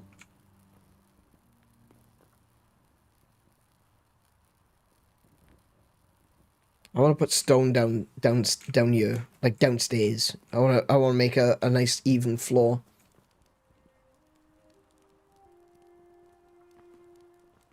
Almost reminds you of the 𝗦𝘄𝗶𝘁𝗰𝗵 mod cap. I didn't really use many mods when playing Minecraft. I used a few occasionally when I felt like there was something that should have been in the game that wasn't. But for the most part, you know, I try to respect, I guess, the intention for the game. I'm playing Minecraft because I want to play Minecraft, not because I necessarily want to play the game that I would make, if that makes any sense. But I do feel like recently, I've been disappointed with what Mojang has been offering. It just feels like they're stuck in their ways. Like, they've got a particular design philosophy, and Minecraft has really expanded beyond that initial design philosophy. And yet, they still stick to it, you know? My pickaxe broke. See, look, here's a good example, right? So my pickaxe is currently considered broken. But I can still use it. But I'm using it at a reduced efficiency.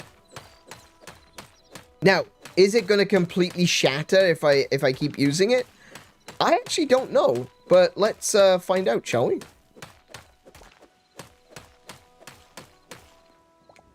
Actually, let's have a look, see what it says in the... It just says 0. Okay. So who knows? Maybe this will explode? Like the pickaxes do in Minecraft.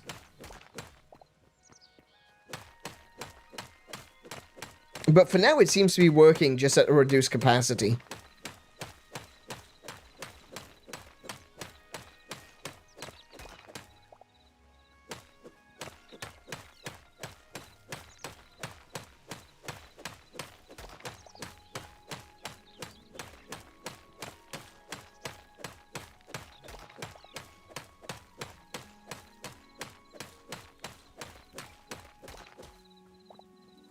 I'm probably gonna go make another one.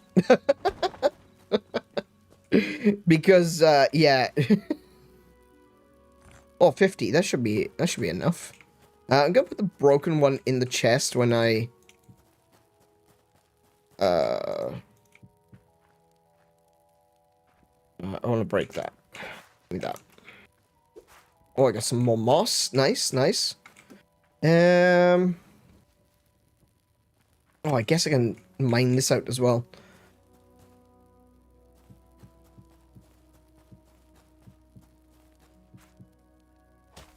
I don't have anything like a shovel just yet. Actually, I'll be honest, I didn't even see shovels as an option in the, I guess we just use the pickaxe. Okay.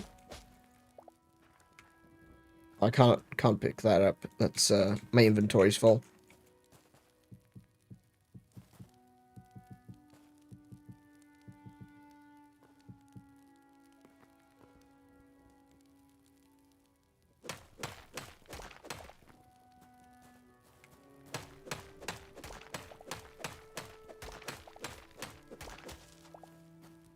All right.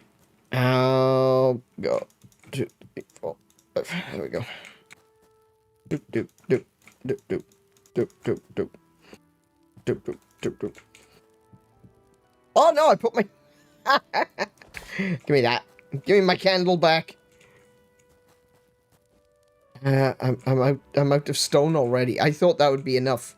I can always go... like I said, I can always cut away some of this overhang.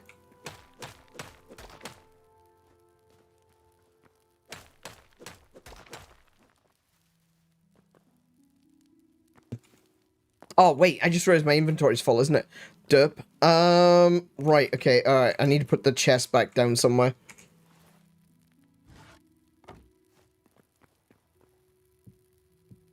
There you go. Put all in. There we go. Let's have a look. What do I actually want? I want the pickaxe. I want that to go back into my offhand. That can go in there. That can go in... stone. I want stone. Where's my stone? I got stone bricks. I don't have any of that smooth stone.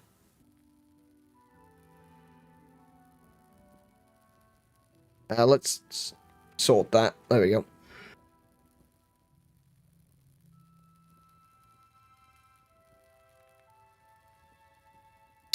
I could probably cook this. I want to take that with me.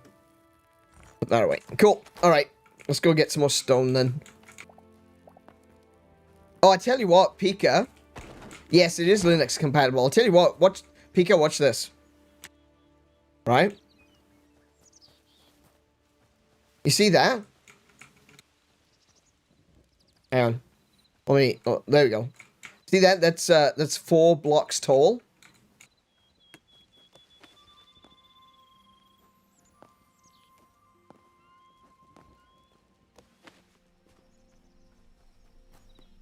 This changes everything. This literally changes everything. The flexibility of movement in this game is amazing.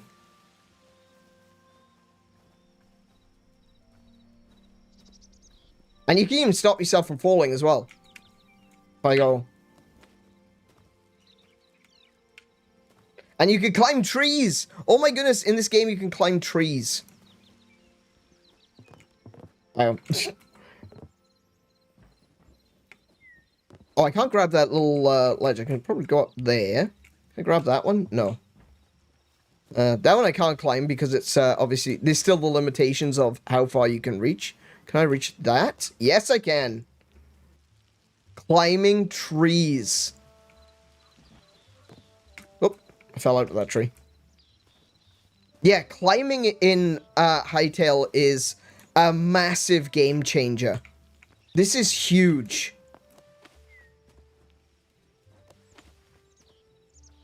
I just can't get...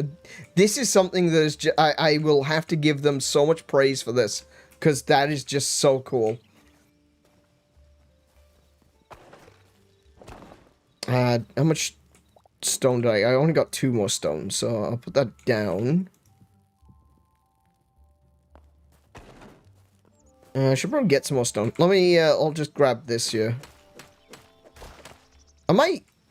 There we go. I was gonna say, I think I was hitting the stone with my candle. It looked like I was using the candle to hit the stone.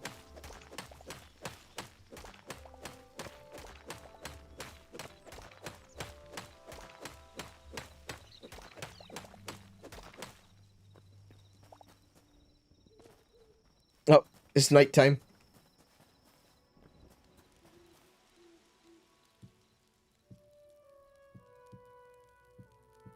Okay. I need to make more of the smooth stone. Can I just do that by putting it in here? I can. Craft 7. There we go.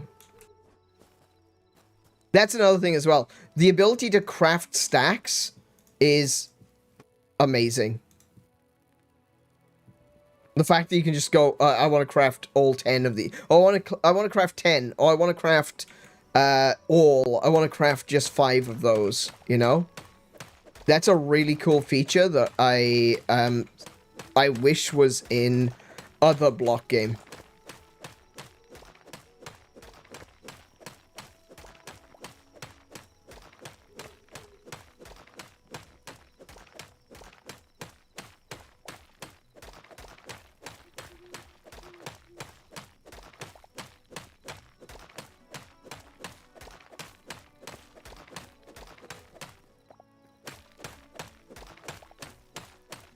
Beware Pika, the scale sprint. Yeah, they do. Yeah, that was that was a bit surprising for me. I saw the skeleton came into my camp here, and he was just kind of wandering around. And when I went to attack him, he turned and he heard me coming. And so I was like, okay, I'm not ready for this. And I tried to run away, and he just booked it after me. Oh my goodness, I had a jump scare. I had a jump scare right there. That was unpleasant. Alright, I'll create 10 of those. There we go. 13.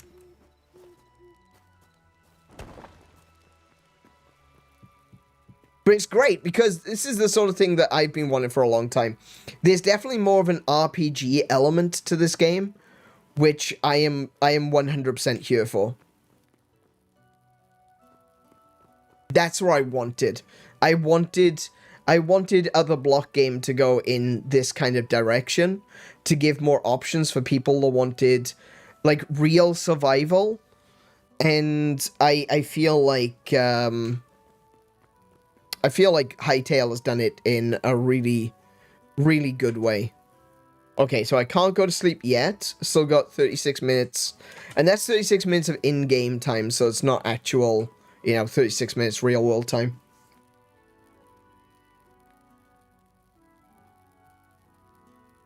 I don't know what this all this glittery stuff is. I think it's just like a visual effect, but it's really pretty. Very simple. There's a little moth. Little particle moth. Hey, Sans Dashmaster. How you doing? Try pressing crouch while running? No way. What? Hang on, that's a little bit difficult to... Hang on a minute. Okay. That's cool. Oh my goodness, sliding? Wait, hold on. Does that mean then that I can go... Hang on. Let's see. Oh, I can't quite go under there. Maybe I hit it wrong. Hang on, maybe I can. I'm still learning. Hold on. No, oh, okay. Maybe I'm doing this wrong. Hang on. So I need that one for sprint, that one for forwards. Oh, okay. Am I doing it wrong? There's crouch, there's sprint. I think I need to change up some of my keys. Okay, so you can't use it to go under something. What if I just take that out? Like that. Let's see what happens there. Now, okay, so you can't use it to go under things. That's still pretty cool, though. That's like another option for movement. I'm all about movement options. You can throw rubble as well.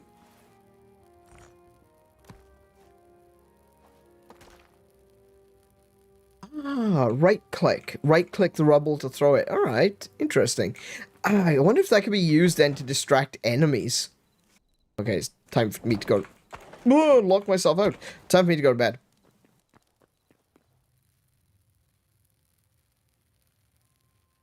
I'm waiting for the Lord of the Rings mod. This is the Lord of the Rings mod. It's called Hytale.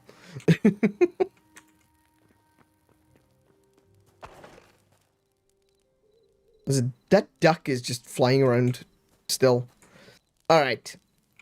I'm liking where I got here so far. I've got a little crafting bench here. I've got, put some of that stuff away. Let's see, what have I got? Like, oh, do you know what? I should probably build a smelter. A furnace. Oh, no, wait. No, hang on.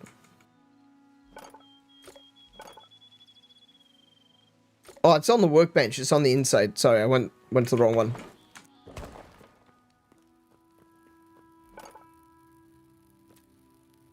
Yeah, there we go. Oh, that's the other thing as well. Look at this. It's actually drawing items out of the nearby chest.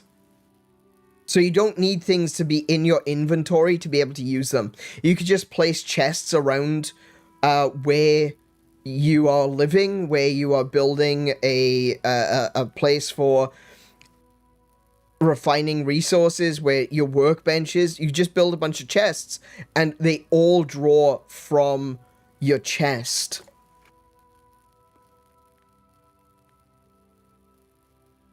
Currently, sliding has no intended way of use yet. Just wish that next update they will have obstacles requiring a slide. Yeah, I think being able to slide underneath a block might be interesting, like what I was trying to do there. Oh no, we've already done the climbing and the jumping stuff. I've been streaming for 4 hours now, so we've already learned a fair bit.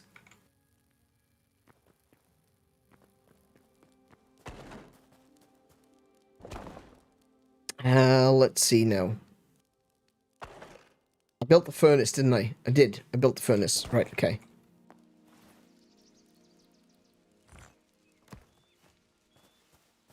I'm gonna put the furnace here for now.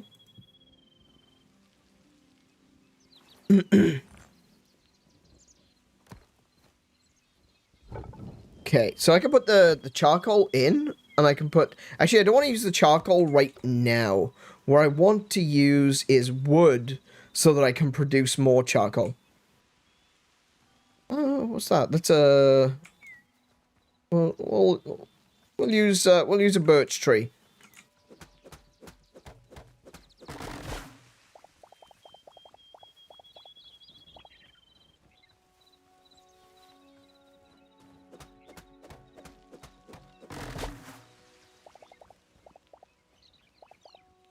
I also get a decent amount of sap from that too.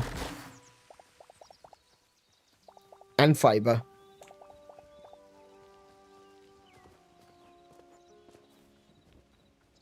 For your benefit, Anna, are you using the arachnophobia mode? No, I'm not. I didn't turn that on. I was thinking about it, but then I want to see what the spiders look like first before trying it. Because if the spiders are, like, really bad, then sure, I'll put it on. If they're not, then I guess I don't have to worry about it. Not all spiders, especially, like the spiders from Skyrim, for example, they don't bother me at all. The spiders from Minecraft don't bother me either. I assume they're going to be similar to the Minecraft spiders, at least. Maybe they will be a little bit more realistic, and if so, I'll think about turning it off. Sorry, turning... arachnophobia mode on, but we'll find out when we get to it. You just met a spider and you hate it? Oh, okay. That's so much faster to chop down trees. I know, right? It is so much better. It's so much easier. Try building a 10-block pillar below you. Do not jump. Like, do not jump.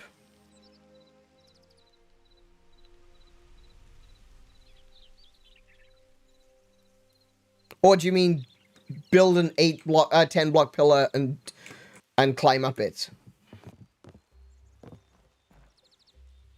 How many pillars was? How many was that? That was 4, 5, 6, 7, 8, 9, 10. Okay. Is this the whole you can catch yourself before you fall? Like that?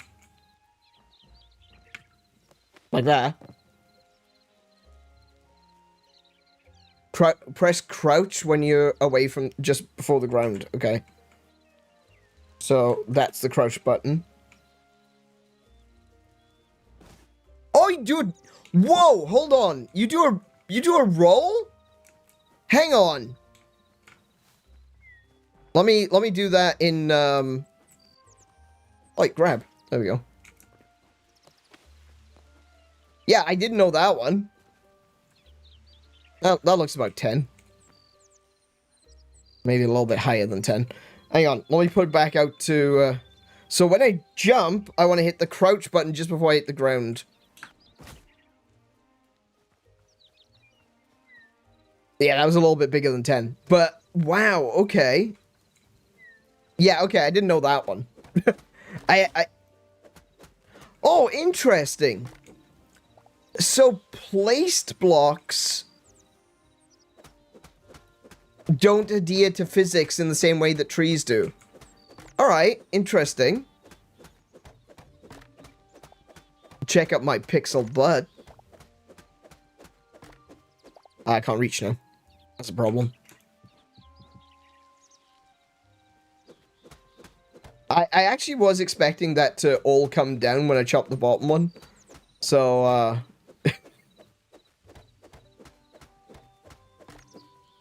okay. Back to first person so I can chop this down.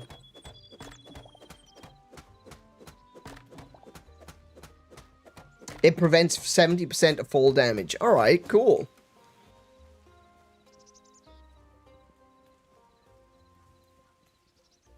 Oh, how dare you speak the M word when playing Hytale.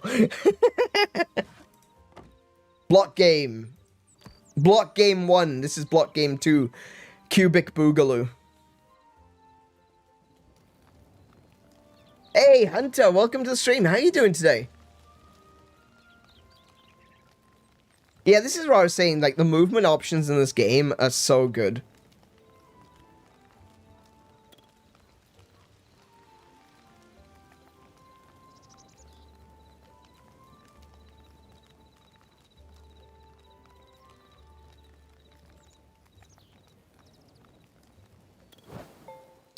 One thing I would like to see them change is to put a progress bar on the fuel.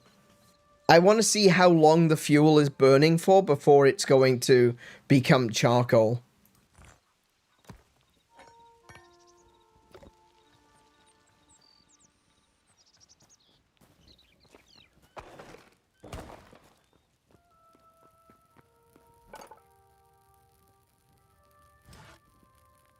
Oh, I need copper. Damn, I thought I was going to need iron for that. Alright, never mind. Alright, we'll put some... let me order that. Put that away. I'm going to need to build another chest. Why did I say it like that? I don't know either. Let's have a look at my options for building another chest here. Because I can build other... Oh, I need... Oh, this is... I just realized this is too far away from the chest to be able to just draw materials from it. So I guess I probably should move these back inside.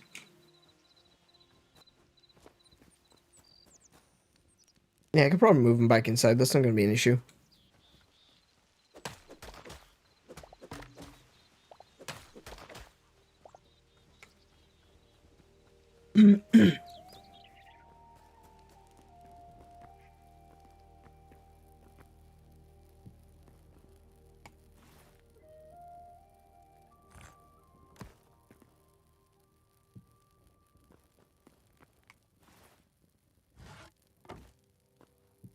There you go. I'll do. Let's see then. No, wrong one. This one. Oh, I need redwood for that. I need hardwood for that one. Darkwood for that one. Okay. So, if I take... Give me that. I keep doing that. That's something which I would like... Maybe that's something that they could change. Make it so that you don't place the item that's in your offhand. Because I've done that so many times now. I think that would be a nice change. Don't place the item that's in the offhand. What I need oak logs. Oh, I've got the oak logs on me.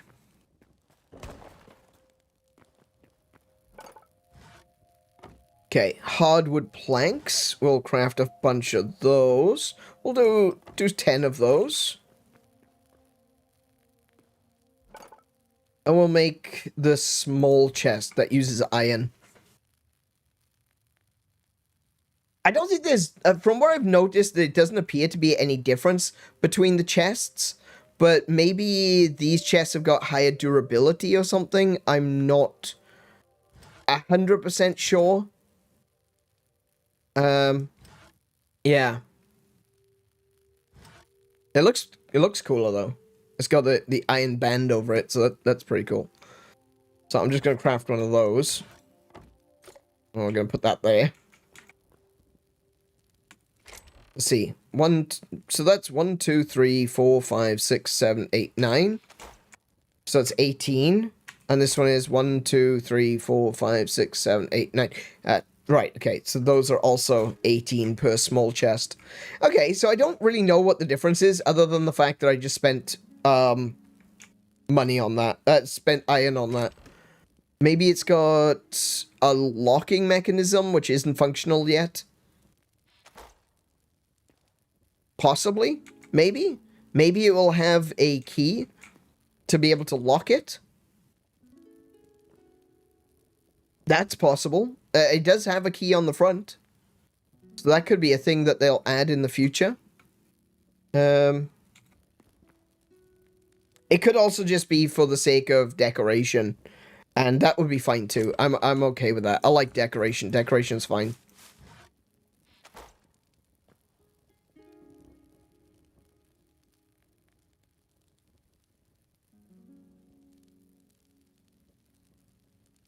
You got an arrow, but a bow?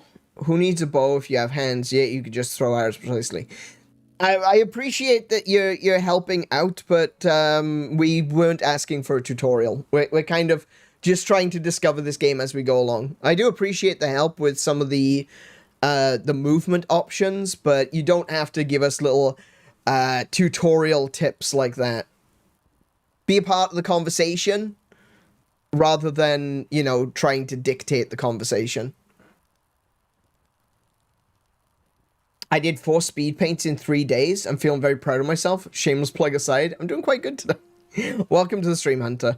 Yeah, I did see your, that you posted one of them in self-promo. One of the things that probably a good idea for you to know, just because you're doing like your speed paint stuff and you're doing it on, you're posting it to YouTube, you feel free to post those in the creative section. You don't necessarily have to push it through self promo.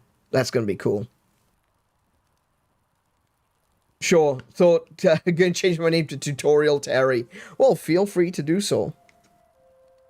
Feel free to do so. I'm sure many people would appreciate that. I'm not saying you can't put it into the self-promo. If you want to self-promo, by all means do so. But you can put it into Creative Corner. I don't have any issues with people putting stuff like that in Creative Corner. So if you want to keep all of your stuff together in like a single thread, go into the creative, I think it's called Creative Journal, and create yourself a new journal, and then you can post all of your videos in one spot.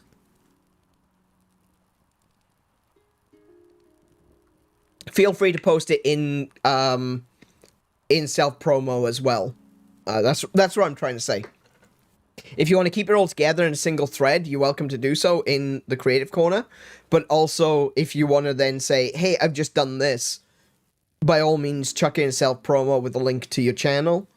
And you can also put a link to your thread, so then people can go and see all of your stuff in the thread that you've created.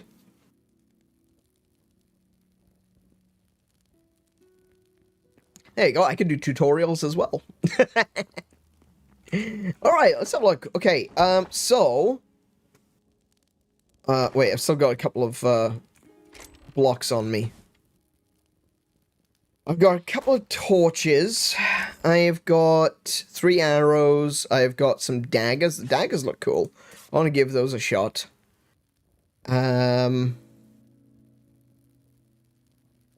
I literally do not have anything else of... Oh, wait, I got some fish. I can cook some fish before I leave. I'll take a few sticks with me to cook the fish. Let's have a look at these daggers. What are the daggers? How do they play? Okay, so that's the usual sword. Oh, I actually thought they would be a little...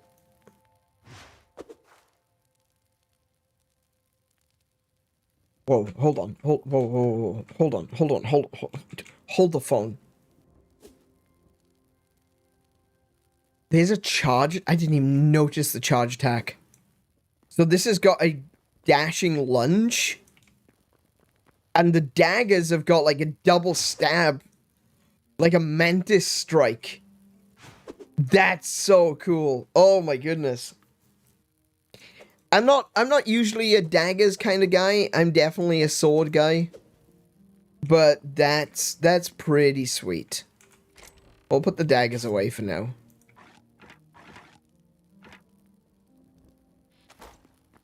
And let's make sure I'm outside before I close the door. Let's see what we got here. We want to stick some sticks. Fish. Go. Where's the hammer?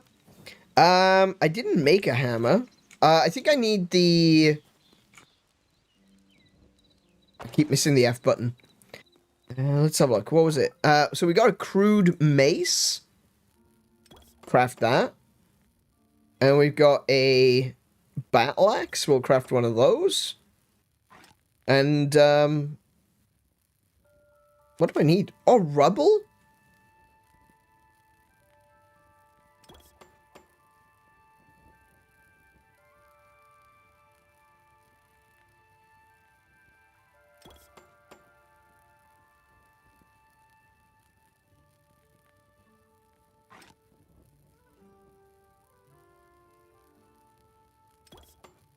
Got myself a bow. I do like using bow.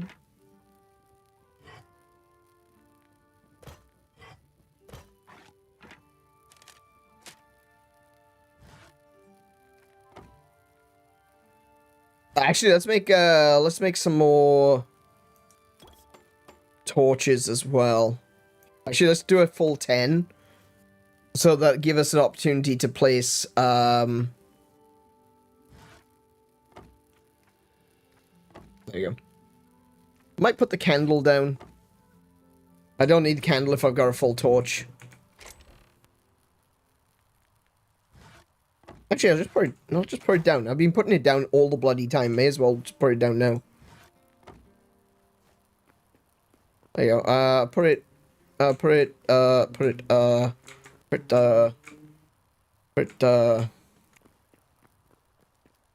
There. Cool. Alright. Let's have a look at some of these other weapons then. So I've got the bow. I think we all know how a bow works. So let's have a look at the hammer or the mace. And, oh, look, there's a guy over there. So the mace is really slow.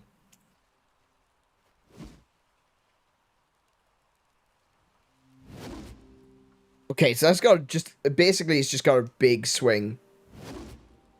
I imagine that does tons of damage. Alright, battle axe. So it's a little bit faster.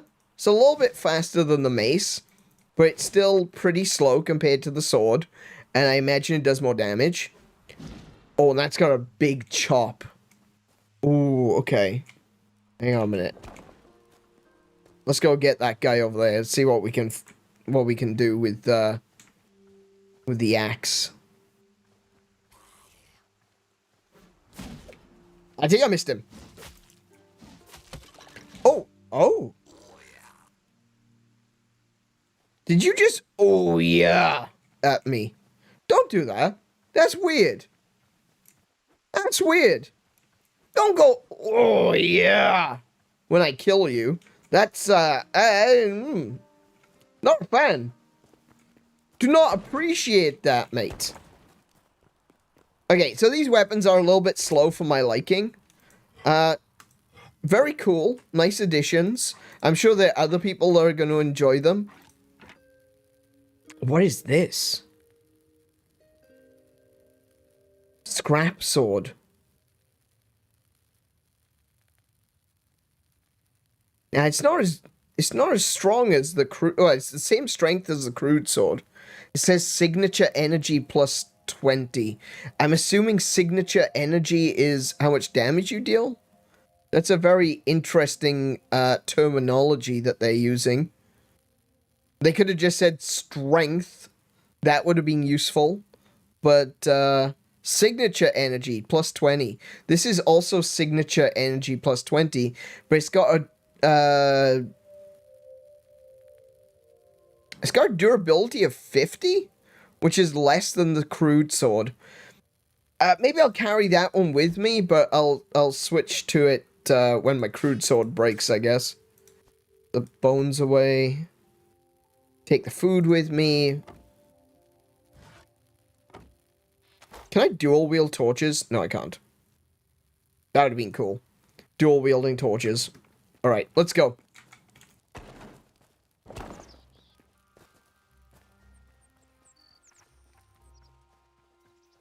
Right, wait, hang on a minute. Where am I going? Hold up. Let's go to the map. So I need to go there. So that's across the ways and over the river. There's that troll camp there. I just realized that's a troll camp. That means that's a troll camp too.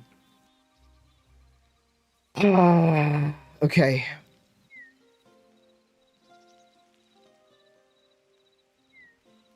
That looks like houses or a castle or something.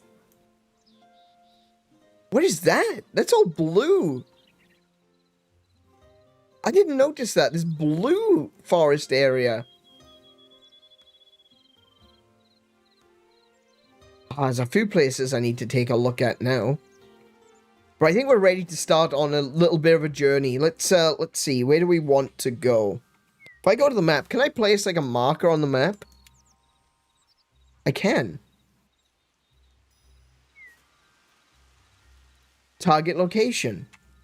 How many markers can I place? Oh, you can only set one marker. Okay.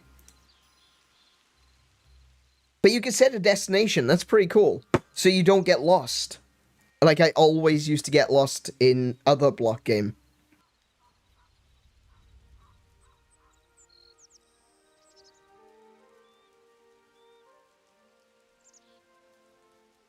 Alrighty. So, let us go and check out what this blue forest is. Hi. I'm not trying to kill you, I swear. Not this time, anyway. Maybe in the future. Oh, yeah, look. Whoa, hello.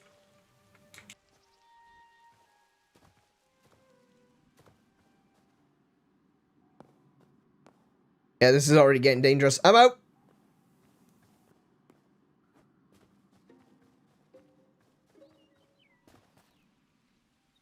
Wait, is the sun going down already? Oh my goodness, it is. All right, I need to make a quick but very dangerous stop.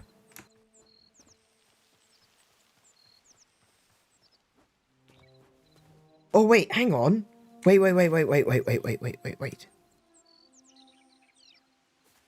There's another one. I haven't been to that one yet.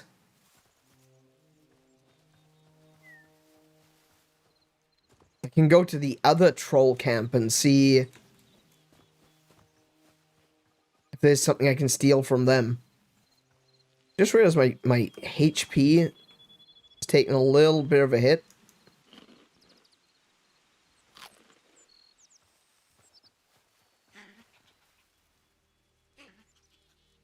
Hi.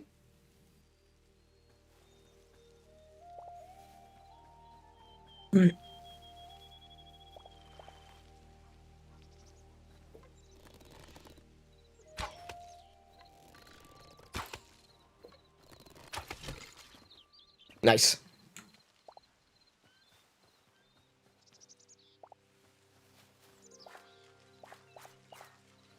So these little crystals that keep dropping when I pick things up, they're called Essence of Life?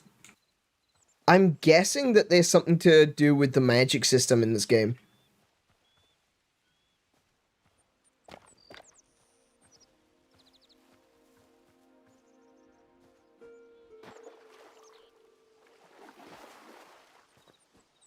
think I'm going... I went too far. There's the troll camp.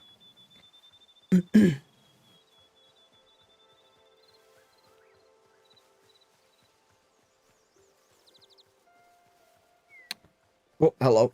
Let's get rid of him.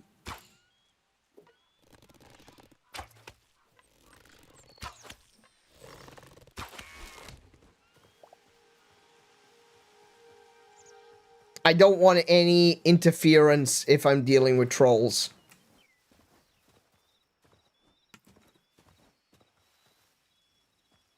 Oh, cows! They're Jersey cows. Look how fluffy they are.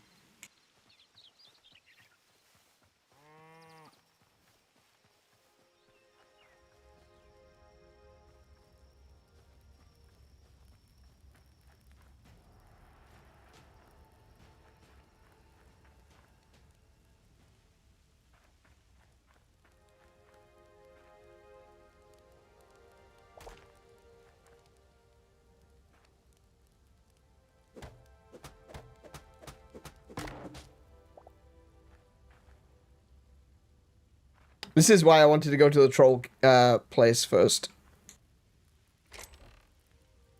Fish, nice. More arrows, cool. Now sprint. I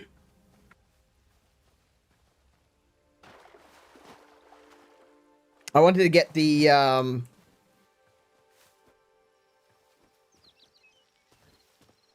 campfire. So if I have to stop at an... Oh, hello. Look, there's the blue. What is this? What is this? Oh, there's a bear. I don't think I can befriend bears like I can befriend chickens. I don't think that's gonna work out very well for me.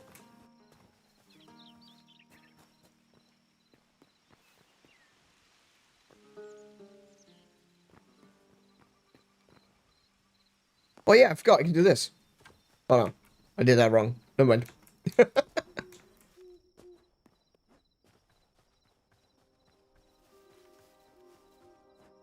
Look at this.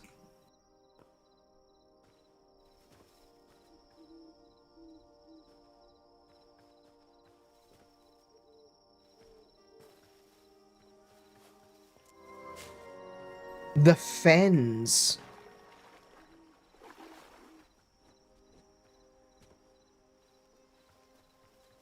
Whoa. Look at these roots.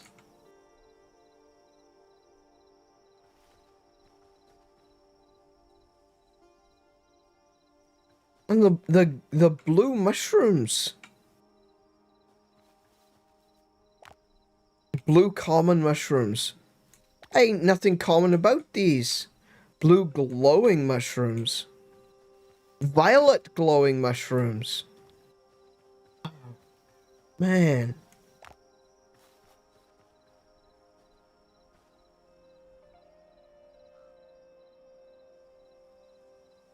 This is so cool. Nettles. Wait, what? Blue nettles?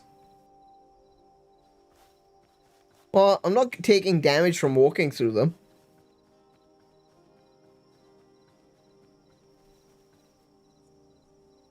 Look at this pond. It's just these glowing... What is that?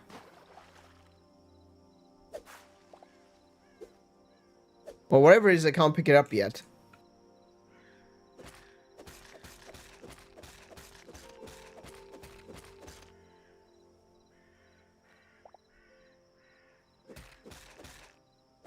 Oh! Oh, it's a crystal! Cyan crystal shards. Oh, wow. Oh, yeah, no, I don't like that. No, I don't like that. Yeah, you're right. You're absolutely right. I don't like that. Don't like that. Don't like that. Don't like that. Don't like that. Not a fan. Not a fan. Not a fan.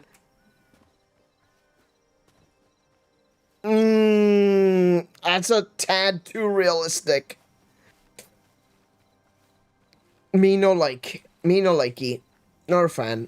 We're leaving. We're leaving. This place is dangerous. Did I forget to bring my bedroll? Yes, I absolutely did.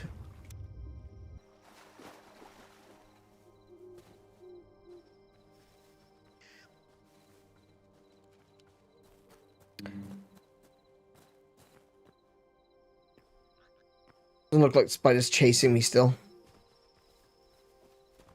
Oh. Is that another troll camp up there?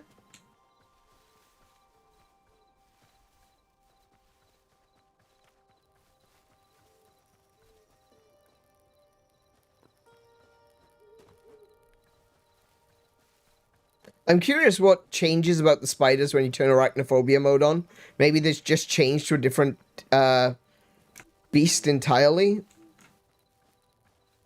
That was the thing, like, I tried playing Grounded. And, oh! Oh, no, no, no, no, no, no, no, no. Running. Just running. Just run, just run, just run, just run. Yeah, sorry, I was saying, I tried playing Grounded. I played the demo when it first released. And, yeah, the spiders were a bit too spidery for my liking. And the problem was, I went into the arachnophobia mode settings to remove the spiders looking like spiders. And the biggest issue for me, like, I think a lot of people don't like spiders' legs. For me, it's not the legs. The legs are not the problem. For me, the problem is the eyes. I don't like spiders' eyes. I don't like the big black glassy orbs that are spiders' eyes. In fact, to the same extent that I get skeeved out about a lot of things that aren't spiders because their eyes remind me of spiders. And there's a few things like that that do catch me off guard. One of the examples I could probably give you is something like Aliens. I thought for the longest time that the reason I didn't like Aliens, or I didn't like the look of, you know, the standard grays. I love watching stuff about UFOs and alien encounters and stuff like that.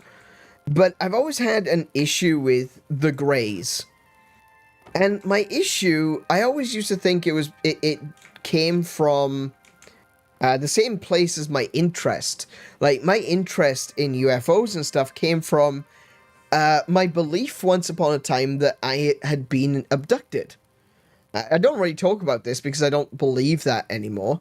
I don't think that that is a thing that has happened to me. Instead, I realized that I had a very similar experience to what a lot of people would consider being an abduction scenario. Why am I just standing on this bench when I can literally sit on it now? There we go. Okay, so Nyron's going to tell you a story while burning my hand. Oh, that's not helpful. There you go. Right. So Nyron's going to tell you a little story here. So when I was younger, and I do mean a lot younger, I think probably around 10-ish, I used to have this reoccurring flash of a memory of what seemed to be me looking up into a bright light, and these large-headed creatures leaning over me and doing something inside my mouth. And I believed for a while that that was an alien abduction. I thought that that's what it was. I was only getting flashes of memory, but it was later that I realized I guess as a child, you don't necessarily make the obvious conclusion. You don't connect the dots perfectly. And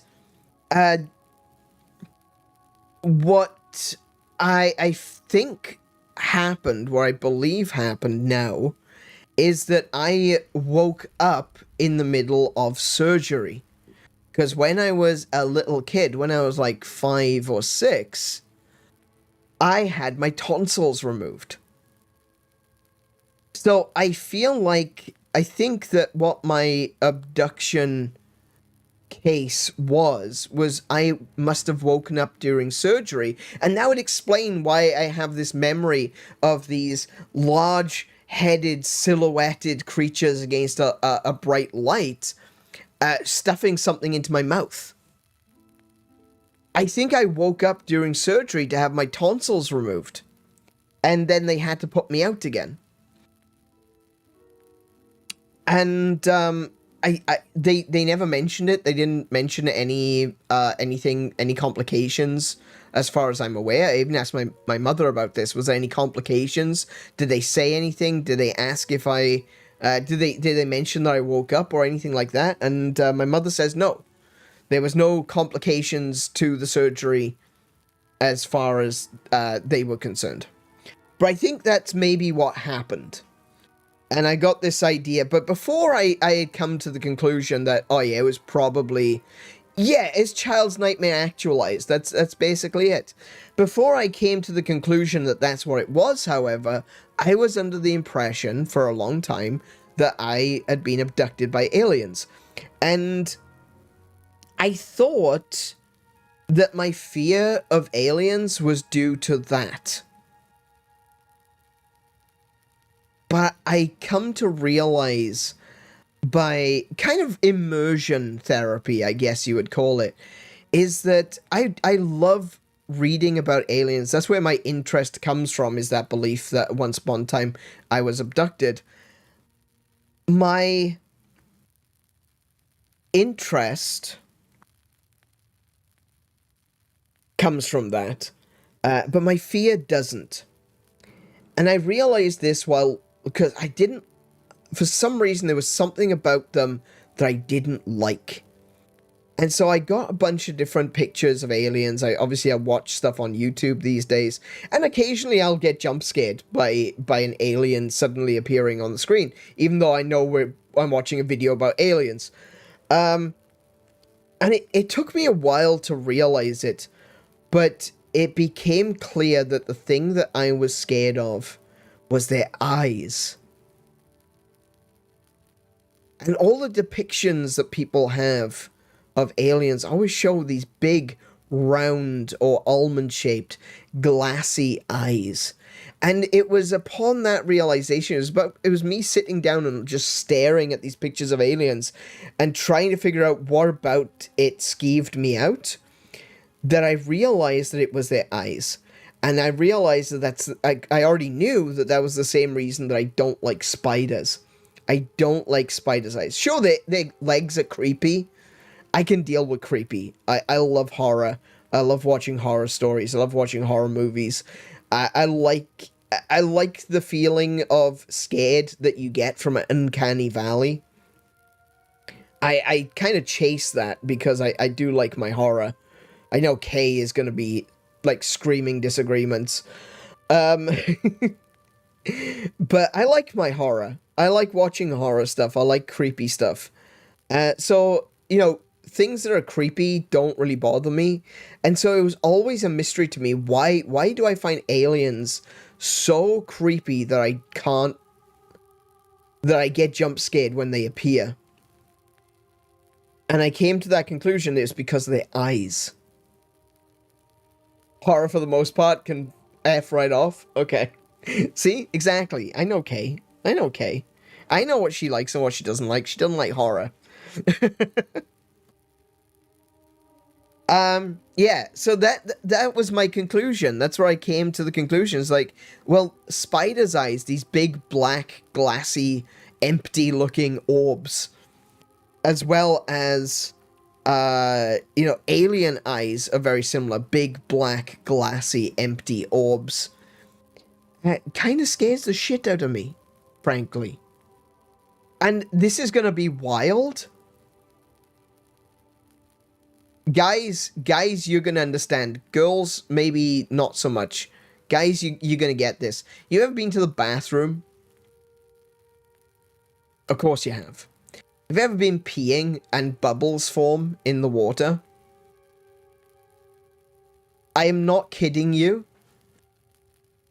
In the past, I have genuinely been jump scared by looking down into the toilet and there were two bubbles next to each other that kind of looked like spider's eyes with little bubbles all around it. And that scared me. So it is definitely the eyes, because even things that look like spider's eyes scare me. Scare me a lot. There's just something about spider faces. Like, it starts with the eyes. The eyes are the big thing, but, like, the whole thing, the spider face, the mandibles, no. And this is the thing. I don't have this with any other insects either, right? I love mantises. I love beetles. Beetles are great. I love bees. Bees are beautiful. I love bees. It's just spiders. So I think there is definitely more to it than just the eyes, but the eyes are a big part of it. And like the legs, the shape, everything about a spider. Everything about a spider obviously triggers inside your head. Holy shit, there's a spider. So, like, but I think, like, the thing that really bothers me the most is their eyes. Second, their general body shape and leg movement. Sure, I can still kind of tolerate that if it's moving away from me.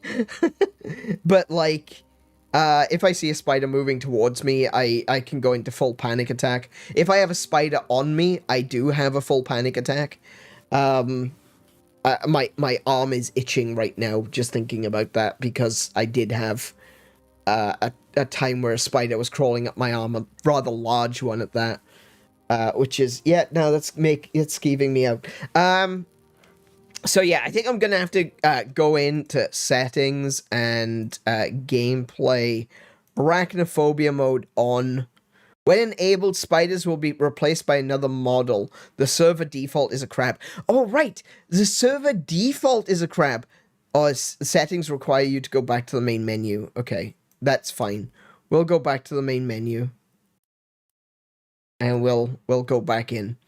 There we go. So that's interesting that it specifically says on there, the server default is crab. Do you know why it says that? Because you can create your own mobs in creative mode. Creative mode in this game is more than just building worlds without needing to look for resources. Creative mode in this game... I'm standing. There we go. Creative mode in this game is actually... There's a lot more to it. It is... you can choose where to place things. You can adjust items on, like... the tiniest scales. Just, you see, like, oh, I didn't mean to do that. Right, let me go back in. You see the way that this tabletop is set out with the hammer there and the chisels there? You can do this in creative mode. You can set up chisels and things and decorations, and you can control the way that they are aligned and the shape that they're in. See these little blocks here? You can do that. You can set up the little blocks. The way that the candle sits on this little candle stand, you can adjust that. You see this here? See how this is like a block with other blocks in it, but the blocks are slightly tilted outwards? That's how this is built. You can do that. That's how things like this are made. You can do that in creative mode, and you can use creative mode to add mobs to the game too. This is why I said that I'm not going to be doing creative mode in this stream, because I can't do it justice. Creative mode is going to take a lot of discovery and exploration to fully understand how creative mode works, but it is so in-depth, it is so specific and precise. You can make all kinds of wondrous things. Things that you could never dream of doing in a game like Minecraft without certain mods enabled. I would definitely recommend to check out the... there's a video that was posted to the Hytale YouTube channel, which looks at the creative mode. In fact, I think we posted it in the Discord. So if you head on over to our Discord, link in the description, you should be able to find it in the Hytale thread, because we do have a Hytale thread already. There you go. That looks better. I just noticed that was not how I had it, not how I would like it, and it was bothering me, and I had to change that. Alrighty, so, I want to go, seeing as we don't have much time left, I might go for a little bit longer tonight, seeing as it's the weekend. But I want to go to the place that we were supposed to go right at the very beginning, which is the Forgotten Temple Gateway. It's already late, so I think what I'll do is I'll sleep, and then I'll take my bedroll with me. Can I sleep? Yes, I can. So you can only sleep after 9 PM, according to...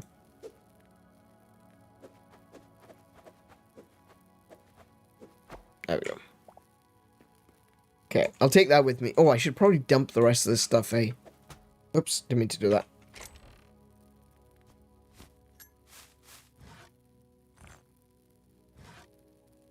I want to take the torches with me.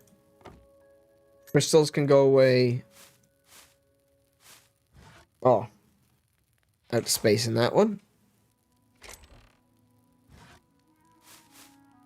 And I'll cook that fish as well before I leave. Take the fish with me.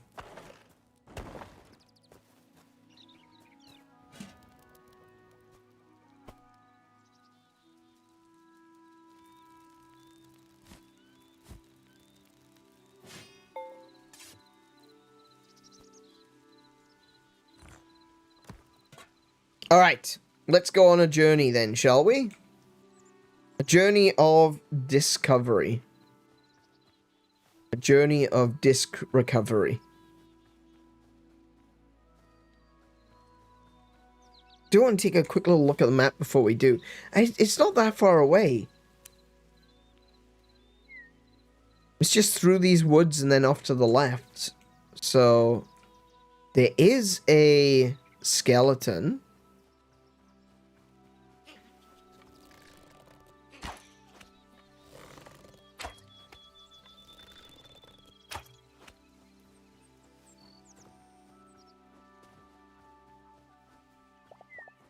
Make sure to end him rightly before we carry on. Well, that's the temple I'm looking for.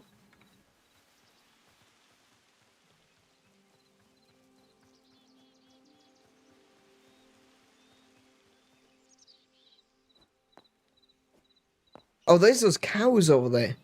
See, I'm not that far away, really. I think the map makes the scale of the map makes it look like it's a lot further away than it actually is.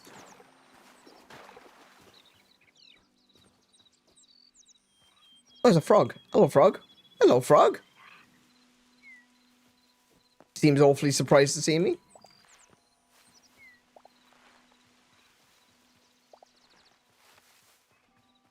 box.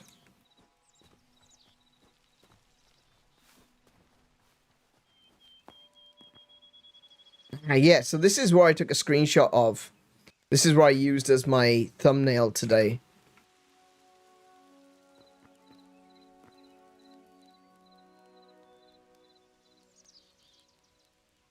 Ah. It's almost like an aqueduct. Something was...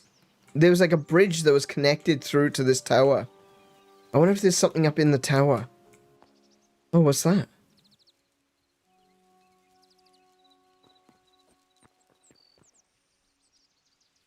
I wonder if there's something up in the tower.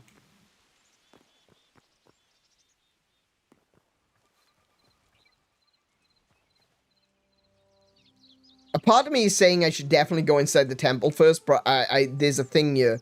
I need to look.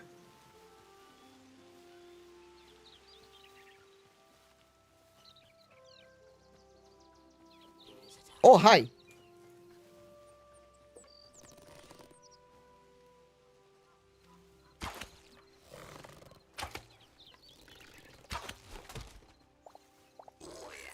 Whoa, what? Oh, that was you again. That was the dead guy going, oh yeah!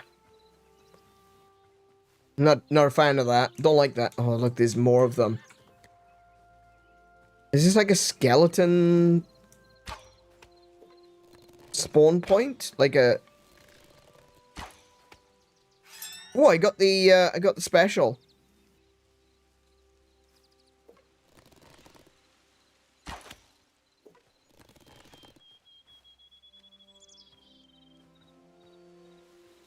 Wait, where'd he go? Oh, he's over there.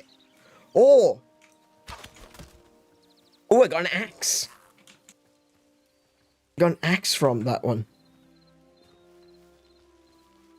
Where did the other skeleton go? I did see another one. I didn't see where he went, though.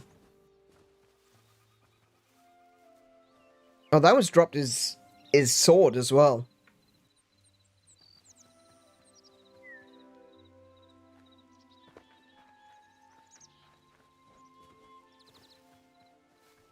Now, I think I saw another skeleton moving around. I wasn't sure if it is a skeleton, though. It seemed to be wearing a hood, like a green hood. That's a skeleton, alright? Is he a skeleton archer? He is a skeleton archer!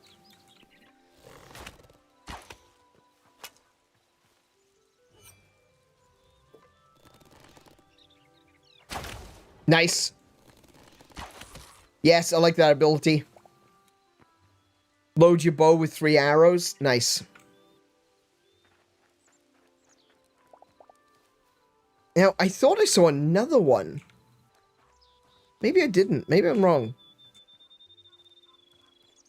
Chest there. Small ancient chest. Oh, it's a potion in you. Oh, and copper! And a sword. Rusty steel sword. And I've got a rusty iron axe.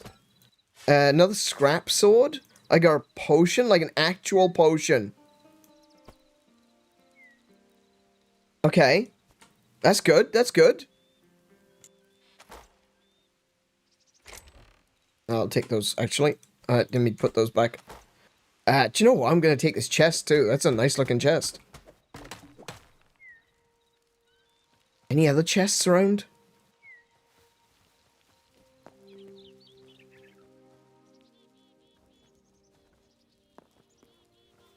Oh, this is cool.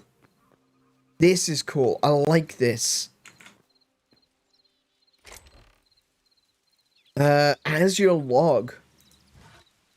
Crude short bow. More potions. Oh my goodness.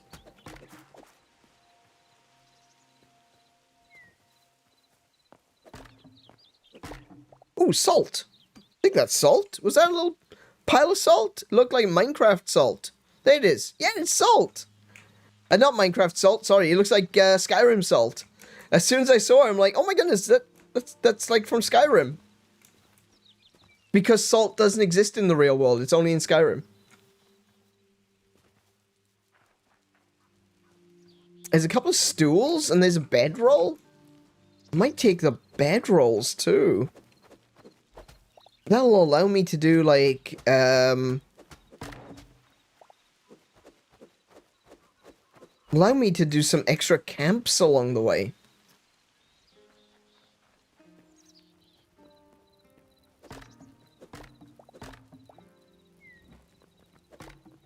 So it looks like you could break these boxes. Oh, an apple. It looks like you could break these boxes and get stuff.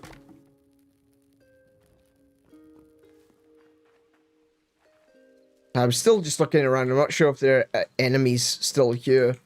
That candelabra, too. I'll take that. Thank you.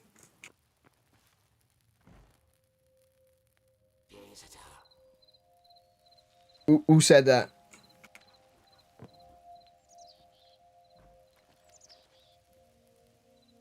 Is someone outside?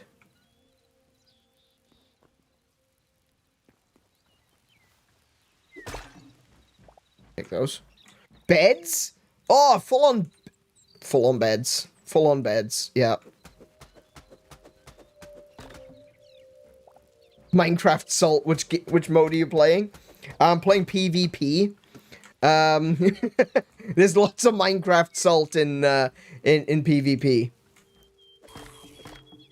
I can hear another skeleton. There he is. Hello, sir. Hi.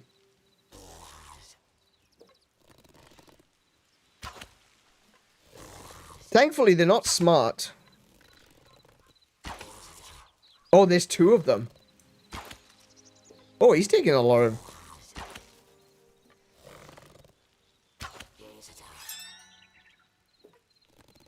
This one's taking a lot of hits. Maybe he's a stronger one. Those bookshelves? Those look like bookshelves. I take bookshelves.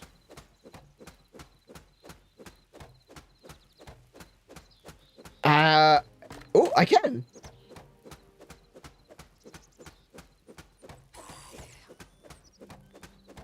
Man, they take a while to break, though. Oh, no.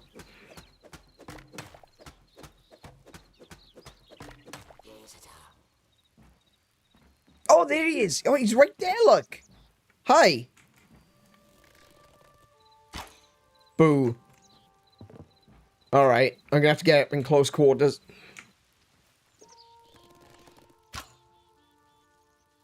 Are you for real? Don't really want to get in close quarters with him, though. I think if I chopped away at that, he would fall down. Oh. But I don't want him to fall on top of me.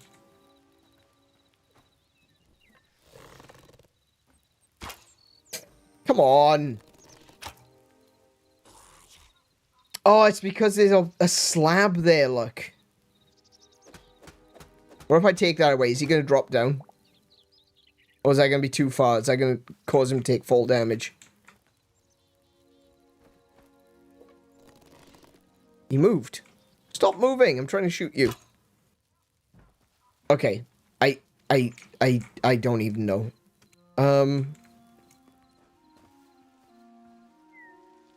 Maybe some other way of going around? I'm just gonna have to go up and punch him. Wait, why can't I climb this? Oh, there we go. Hi. Actually, this is a pretty good spot. He can't hit me. Oops. Oh!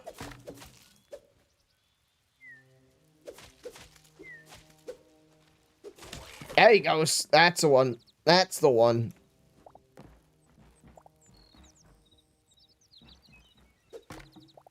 Salt? Oh, there's another chest here. Another sword? Redwood logs?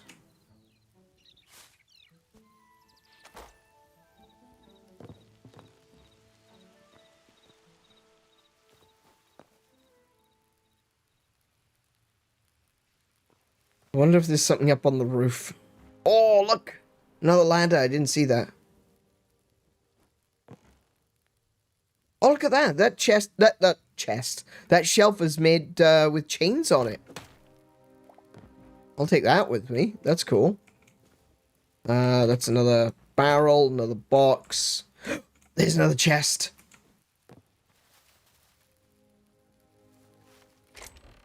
What we got? Oh, shield! Yes! Sick. Look at that. We got those potions as well. I'm pretty full. I gotta be honest. I do appear to be pretty full of stuff. It's gonna be difficult to... If there's anything in the temple I need to take with me, I'm gonna have to drop some stuff. Oh, there's... Wait! Oh, I just didn't pick it up. Okay.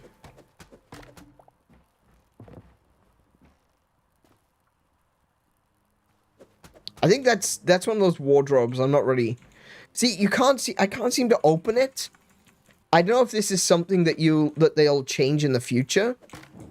But right now, it doesn't appear to be something you can interact with. It's just a decoration.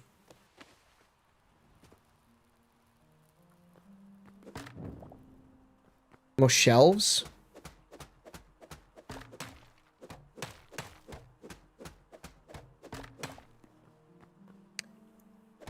Something I think they could improve on is the accuracy of where the pointer is. I feel like sometimes I'm hitting things behind my target. I wonder if there's anything else over here. I didn't really check back here. I just, like, looked and then left.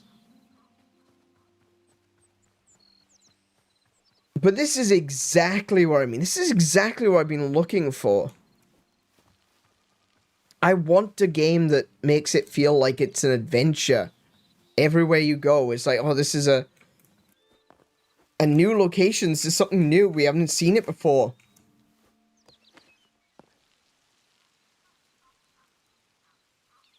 And I'm sure, look, I'm sure it's gonna eventually get samey. You know, eventually, we'll get to a point where we're like, come on, you could add a few more, buildings and stuff. But right now, there is so much variety and diversity of things that you can encounter in this game. All these mushrooms. I can't pick up the mushrooms. Let's see. What can I do? Oh, the bedrolls don't stack. Okay, that's good to know. I tell you what, I'm gonna go put a bedroll down over here. Oh, I can't pick that up either. Right, okay. I'm gonna put a bedroll down here.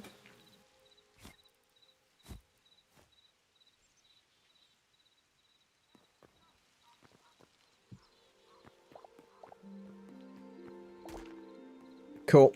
I'm gonna put a campfire. I thought I had 2 of those. Apparently I've only got 1.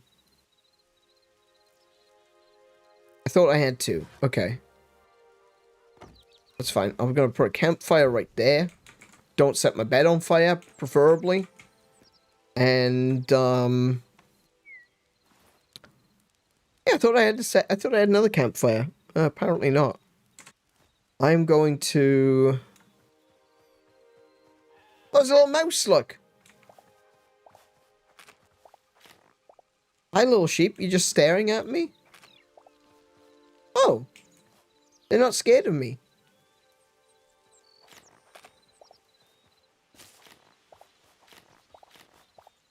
Oh, I got a bunch of mushrooms now.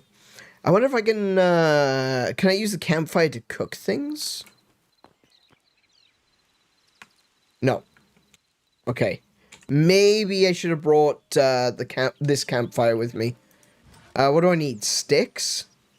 Sticks are not going to be too bad. Alright, I'm going to just...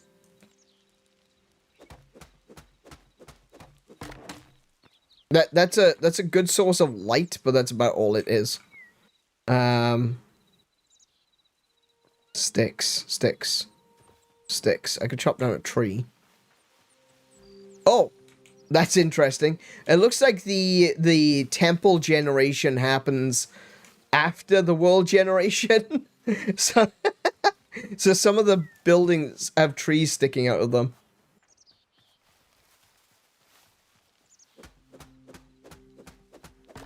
And now, I don't think I have much by way of oak logs.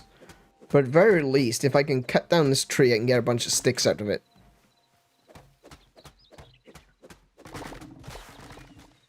Oh, hi! I can't pick up the sticks. I'm full. My Oh, I got loads of chests, though. Hang on.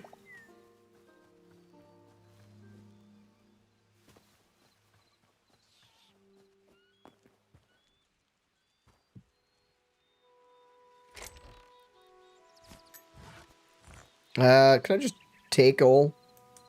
There we go. That'll do. Close enough.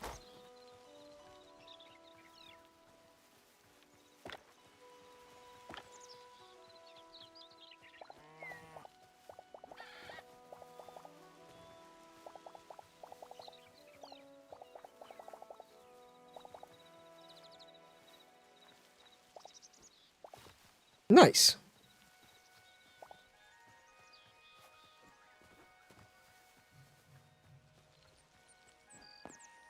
Okay. So I want to make another one of these campfires. What am I missing? Rubble? Did I not pick up rubble? Oh, yeah, put it away, didn't I? Let's see now. I've got some marble rubble. Can also be acquired by breaking down cobble in Salvage's workbench. Oh, okay. Alright, well, we've got some rubble. We can craft one of those. And we can place it there. And let's cook those mushrooms that we picked up.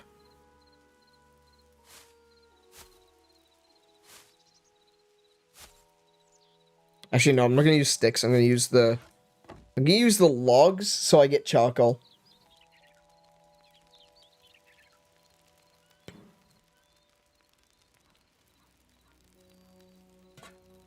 Is there anything else in here I can cook?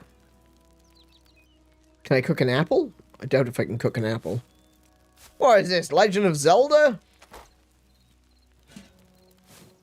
No, I can't cook an apple. Cool. And some charcoal. Put a bunch of stuff away. No, that's full.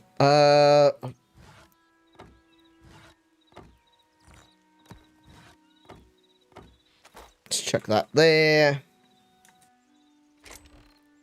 And we put everything else in. There we go. Alright, what do I want to take with me before we go in? Because I have no idea what's going to be inside the temple, so... So that's the same bow, it's just a different one. That's, the swords are the same as the crude sword. It looks a bit cooler than the crude sword, though, to be fair. So, I guess we'll go with the rusty old sword.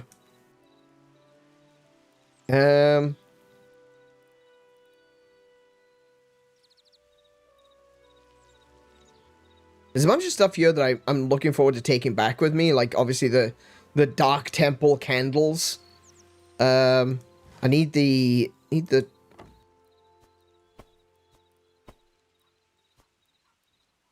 yeah, I'll put that in there. Take the torches back with me. Sorry, take torches into the temple with me.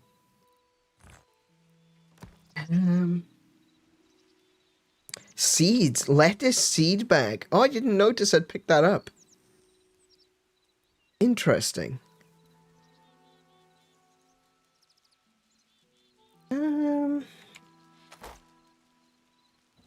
What's this? Oak logs? We'll put the beech logs in there. Can I put the oak logs in here? Oh no, that's a stack of 100. I can't put any more in there. Maple logs. Where did I get a maple tree? Where did I find the maple tree? Weird. Okay. The log in there.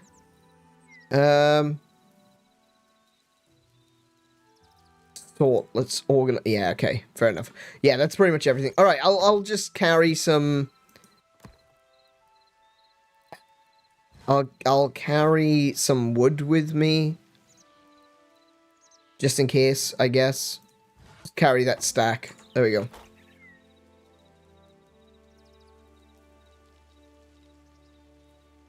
Maybe just as you were running around or in a chest, I got a piece of white log in a chest. Oh, yeah, it could... Hold on. What is this? What is this?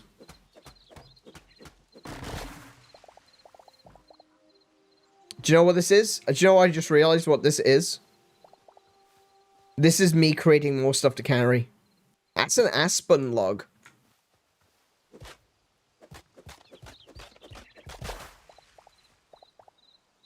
That was the thin tree, by the way, that I was talking about earlier.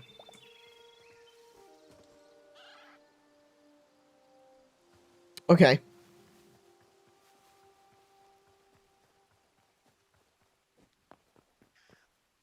Alright, so let's have a look, see what is finally inside this temple. This is really cool. I love that. Look at that. Look how picturesque that is. Like, I know I made the joke just now. It's like, what is this, Legend of Zelda? I mean, yeah, it kind of looks like it, doesn't it? That looks like a statue of the goddess. That looks like a flame of Nehru. This looks like something out of Zelda. If I was going through a Zelda game and I encountered something that looked like this, I would not be surprised. But this isn't a Zelda game. This is Hytale. Oh, green apples. Can I do something here? Can I, like, kneel?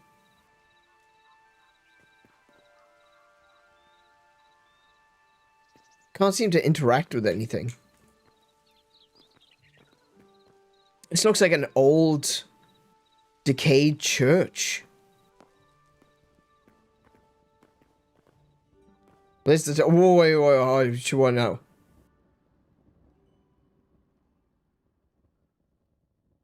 Is that a thing? Is that a thing that's gonna hurt me?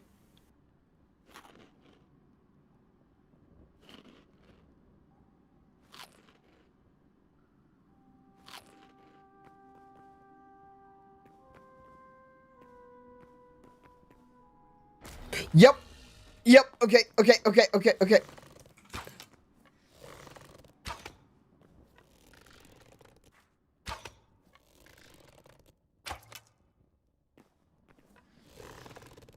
Is he guarding the portal? Oh, no. Yeah, every time I go close, he attacks me, but as I run away, he goes back.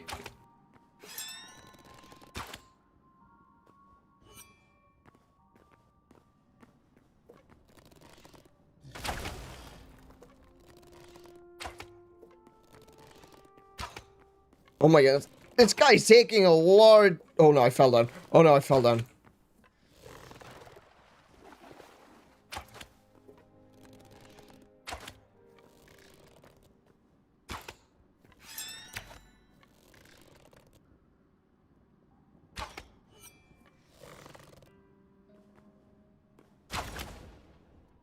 He is taking some hits. How much HP has this thing got?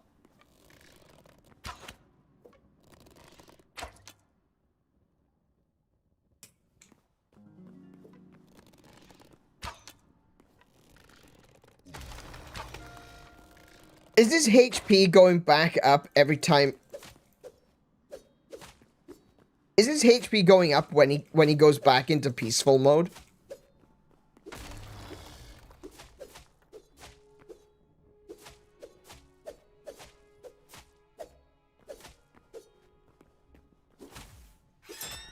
Ow, he hit me.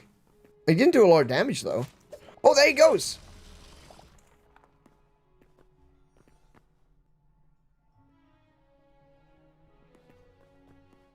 There's another one of them statues. Has your fruit? I'm not going to pick it up. That's clearly an offering. More iron. More beach log. More veggies. Yes.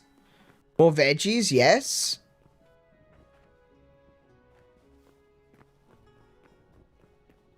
What, a stone table? There's another statue there. This one's not lit up, though.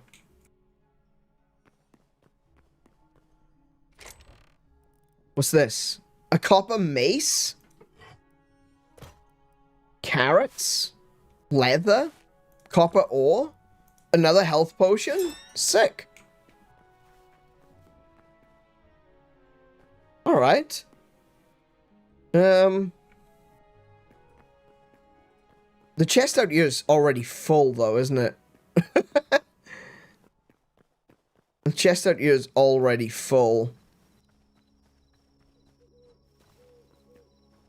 Wait, where did I put... Oh, it's over there.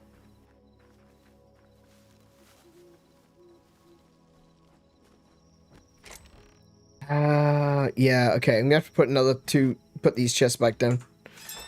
Okay. Can I stack them on top of each other? I can. Can I open the one below? I can! Oh my goodness. Fantastic. Put it up there. Put that up there. We'll take the meat back with us. We'll take the arrows with... Oh, we don't have a lot of arrows left. Actually, do you know what? Let's take those out. Put everything we can in there. That's so useful. Being able to just dump everything... That's really cool. Okay, what's the time? Oh. An iron plays temple outpost. Temple outpost. Oh, that is... Damn it.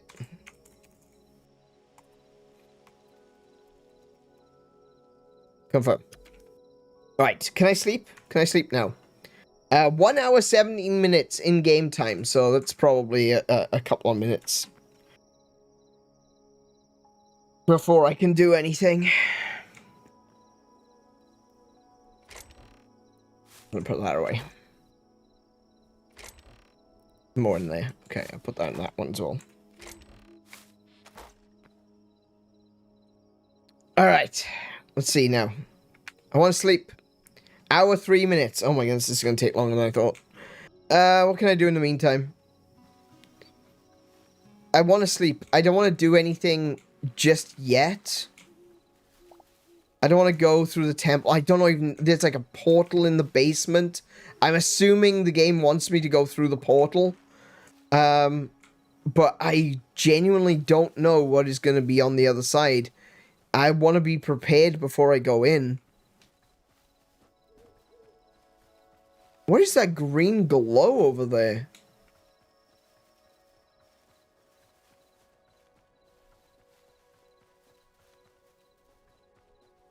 There's a skelly bro over there.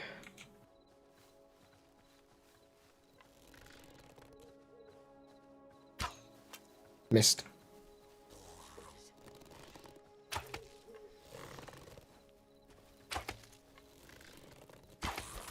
Got him. What is that green glow? There's another glow over there, look. What is that?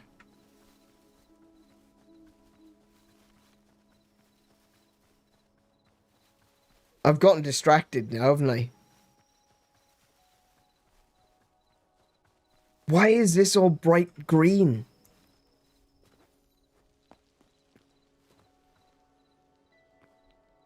Oh. What is that? Green crystals. Whoa, that's a big green crystal.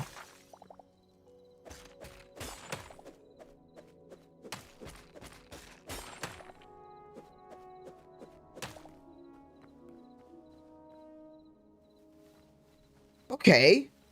So crystals and things will glow to let you know where they are. Oh no, I'm out in the dark. I'm out in the dark. Hold on, I'm out in the dark. What is that, though?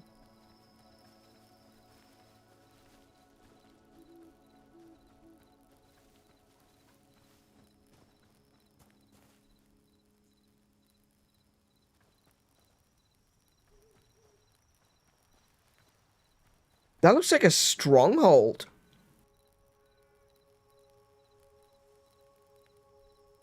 I'm not going in there. We're going to the temple. We're gonna sleep. What is that? Oh, what? Did you see that? There was something on the beach there. Was that a crab?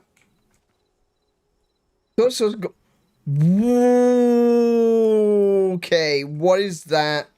What is that? Why is it staring at me?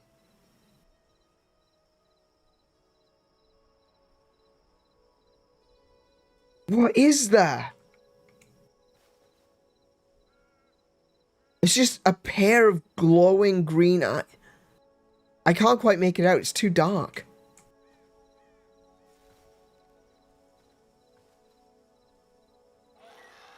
Oh!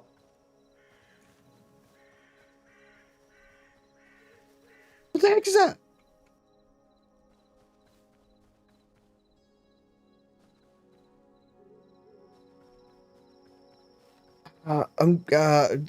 That is me going in the other direction. That's what that is. Oh, look, there's another crystal over there.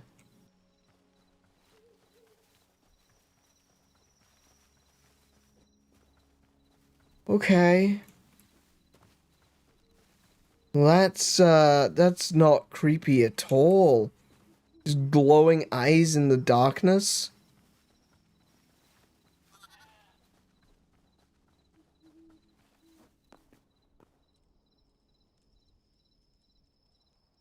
Hopefully I survived the night. I didn't even think of that.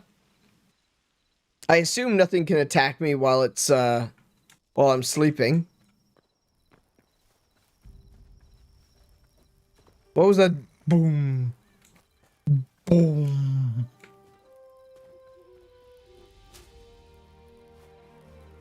Alright, time to attempt whatever is going on in here.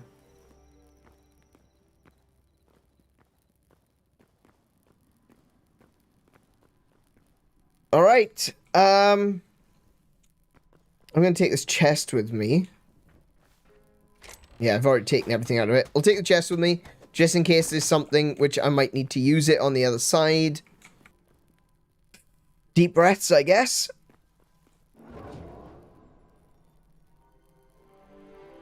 The edge of the echo. Forgotten temple. Whoa.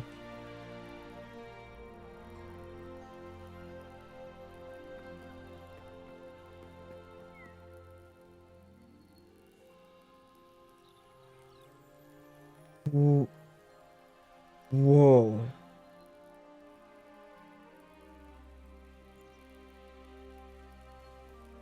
What the hell?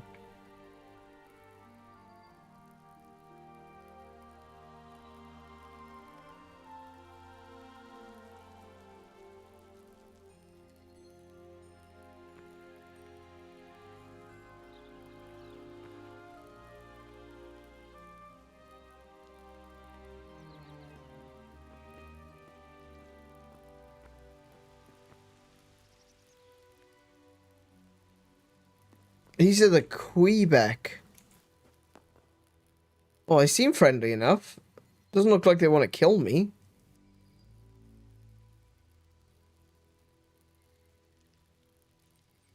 It's not a forgotten temple. There are people living here.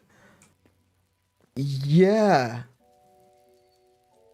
Holy crap. Look at this place. It's a sawsbuck.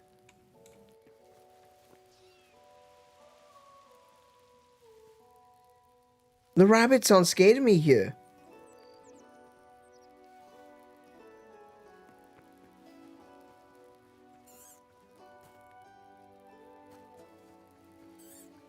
Squirrels.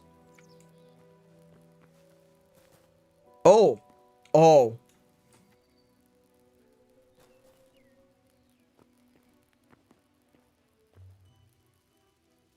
Yeah, I was gonna say that's a long way down. I think it's more than a long way.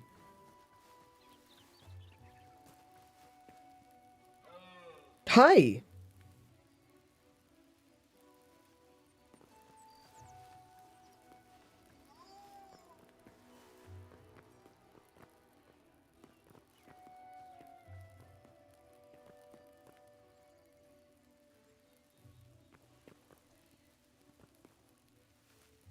There's a tiny little square Quebec head sticking up over there. I wasn't sure it was. Big glassy eyes again.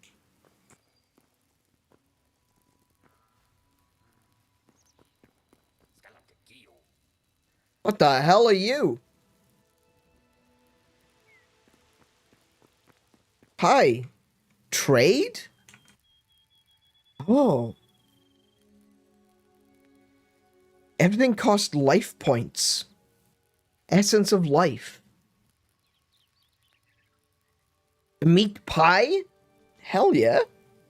So, I guess these guys are okay with eating meat then. Caesar salad. A recipe for apple pie? Meat skewers? Fruit skewers? Dough? Salt? Okay. Rootling merchant. So this is a rootling. So what is this? I thought these were called Quebec. I can't talk to him.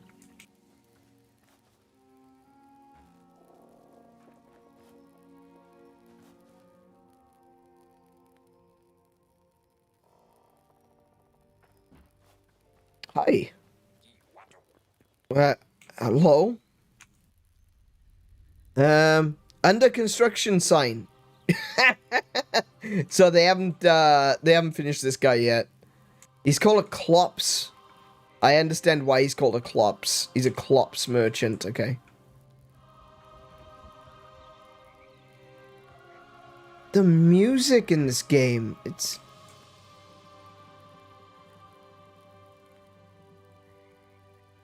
Did I just do that?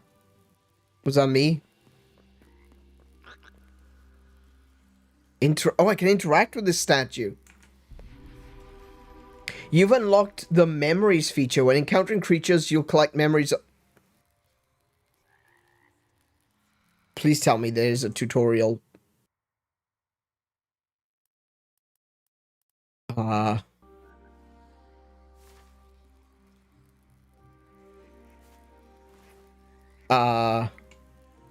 I didn't get to read that. You collect memories of them. Okay, well, where do I store said memory? Oh.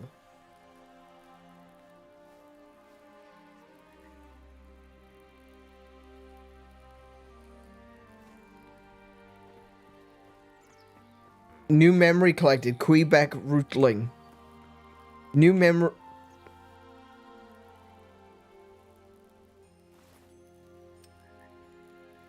Apparently I'm not collecting the memory of this guy.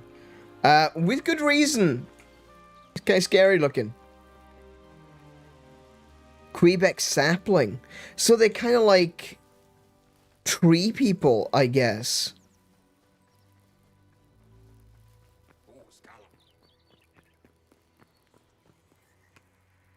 Oh. Oh. Abyssals? Oh my goodness. Oh my goodness. Oh, hold on a second. Whoa. Now, hold on. There's a lot of interesting things I'm looking at right now. Undead is one thing, right? Void spawn? Abyssals? Mythics? Outlander? The hell's an Outlander? Void taken? Where's a void taken?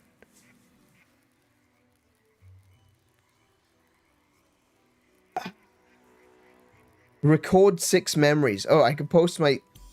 I can post the memories that I've made in here. And it fills things in, look. Oh, there's another one.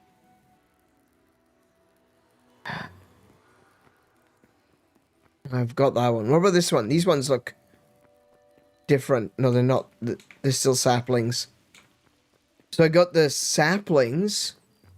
Trork. Did it say Trork? I didn't see that. Trork. Oh my goodness. So those are the trolls. They're troll orcs. They're trorks. Okay. Okay. Minnows discovered. Minnows?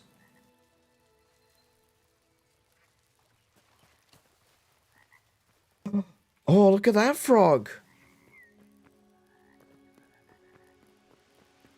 So that's currently work in progress. Do not enter. I can't interact with that door. Okay.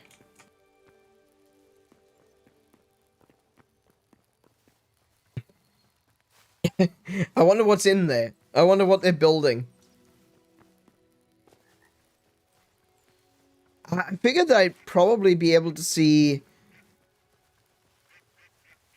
Like, apparently there's 4 kinds of 𝗬𝗏𝗁. There's the little tiny... Nothing but a head 𝗬𝗏𝗁. The seedling. Then there's the little ones, which are the saplings. Then there's this guy who's a rootling. Maybe there's a bigger one? Yeah, all of those are locked, look. Hello.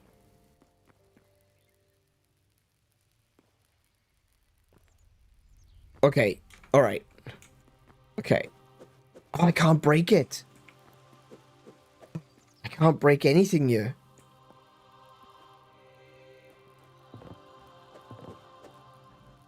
Oh, okay.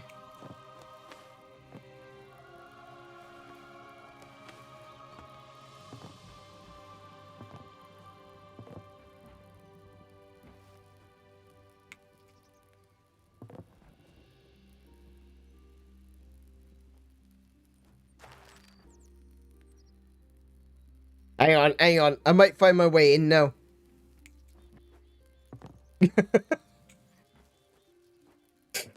Ooh. There we go.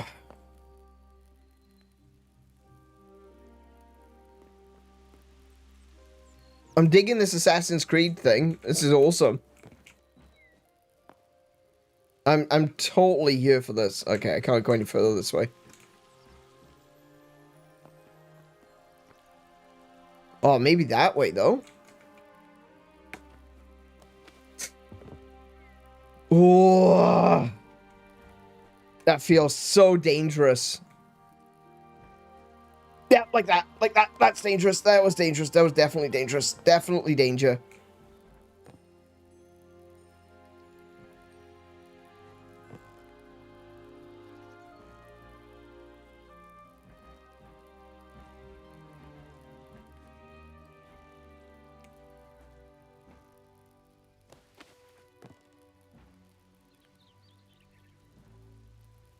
Nope. Ooh, ooh, ooh, ooh, ooh, ooh.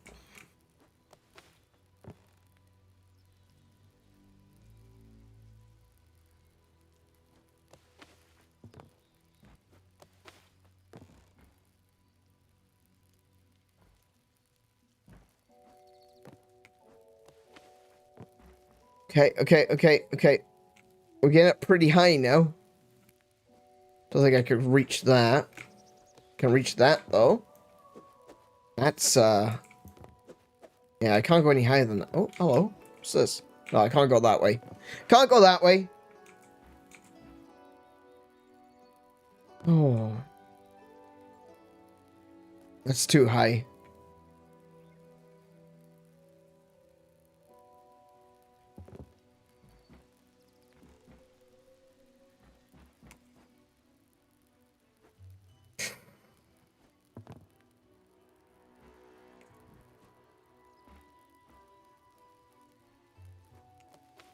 Nice, nice, nice.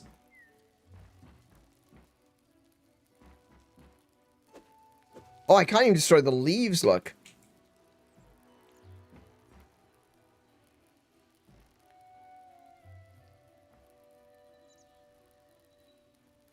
Now, that looks like I can climb it.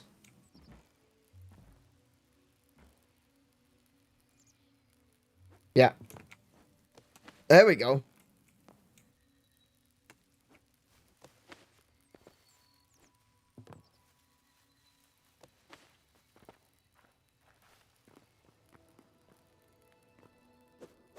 Still can't break anything, though.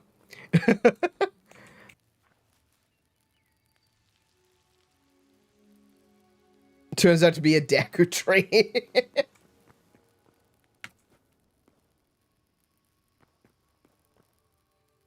Okay. So, like, even up here, I can't get, yeah, so it's not a block-by-block basis. It's the entire area is, you cannot, oh, excuse me. This entire area is, you cannot break blocks. There's nothing here that you can break. Can I pick up these nettles, though? No, I can't.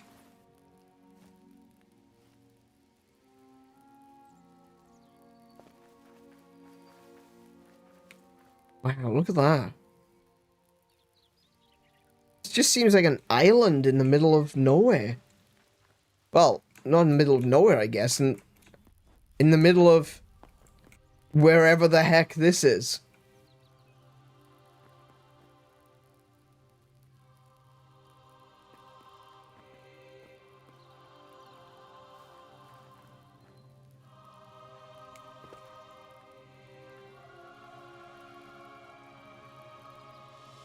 Man, I wish I had a paraglider. Now I'm gonna have to figure out how to get down. I didn't think about that. When I was on my way up, I wasn't thinking, man, I'm gonna have to come down from here eventually. I was thinking, how am I gonna find, can I find a way in? Can I find a way somewhere that they don't want me to go? The answer is no. Everything is sealed. There's no little holes or anything that can get you in anywhere. And now I'm up here, and I need to get down. Still, look at this.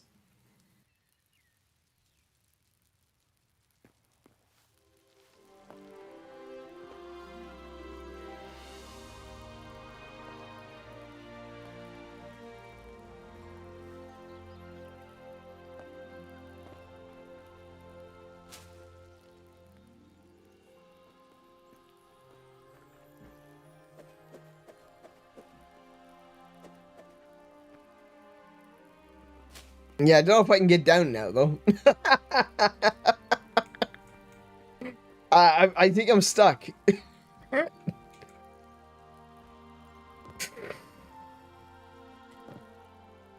Having flashbacks to Xenoblade Chronicles. Yeah.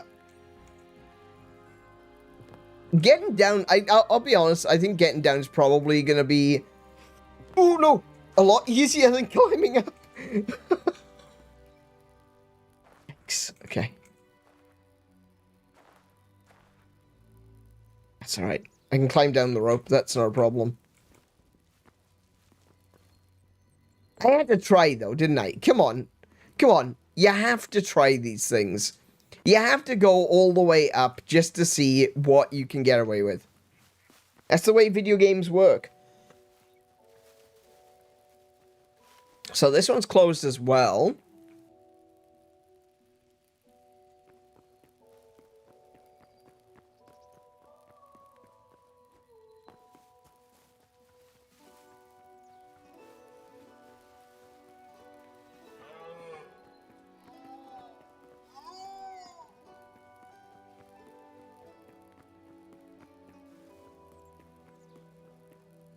Right, well, I guess there we have it, ladies and gents. This is where they wanted me to come to. This was the first stop, the first thing that the game suggested to me to do was to check out the Forgotten Temple. You can see it's on the map as soon as you start. Yeah, you can't break anything, look. As soon as you start the game, the first thing on the map is the Forgotten Temple. And this is it. It's a place with a bunch of animals. It's got loads of flowers. I think this is going to be incredibly important in the future. I think this is going to be so important. So, oh, my goodness.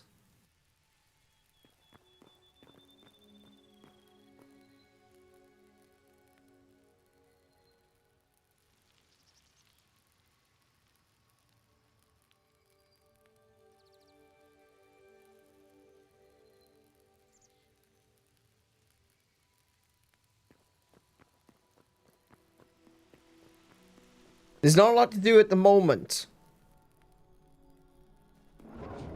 But that's going to be really important next time.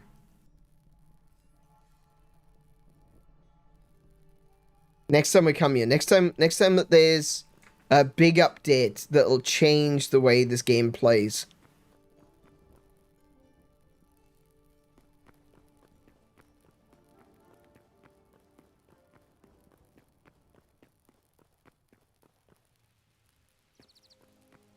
And there we have it. We will end this on the same view that that we started in the thumbnail.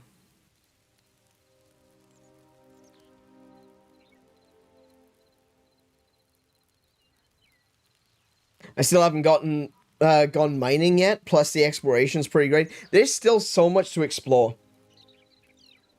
There's still a lot to see and to do. But we can't keep going tonight. It's nearly midnight. We've been at this since 6 p.m. So, that's nearly 6 hours. That any longer, and we'd essentially be in a marathon stream, you know? We've been here for a while now. So...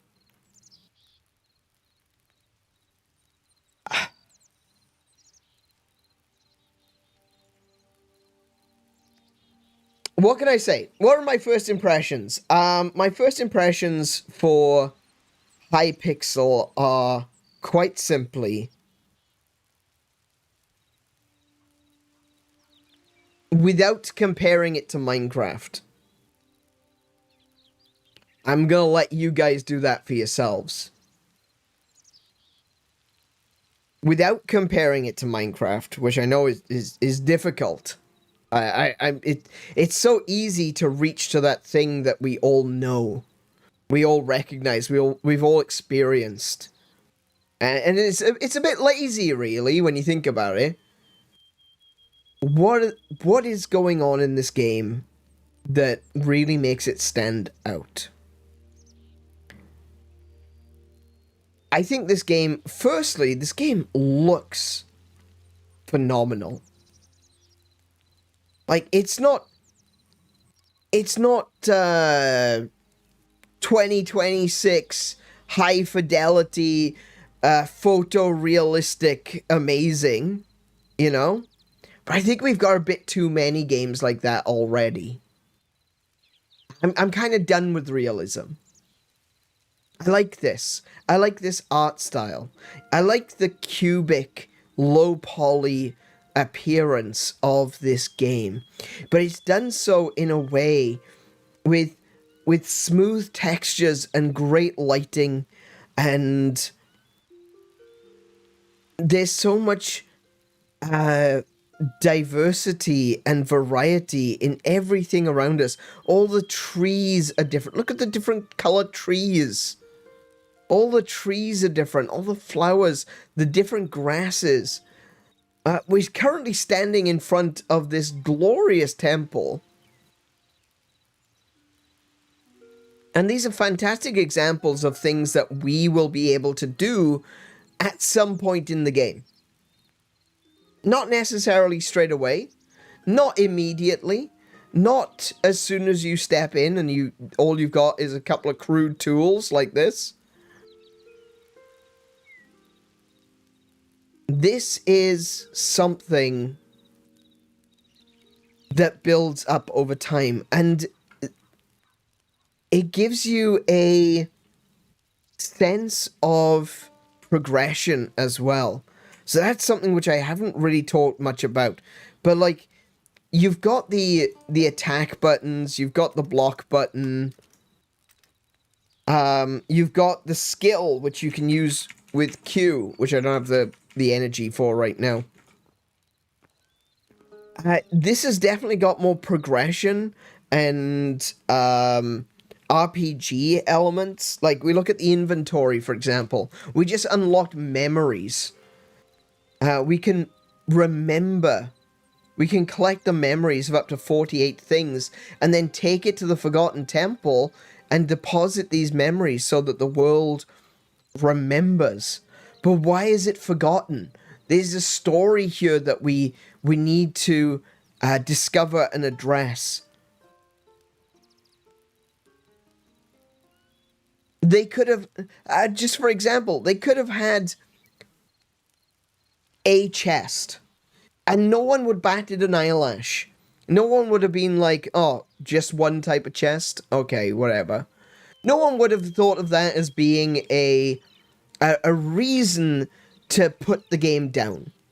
No one would look at it and go, oh, there's only one kind of chest. Unplayable.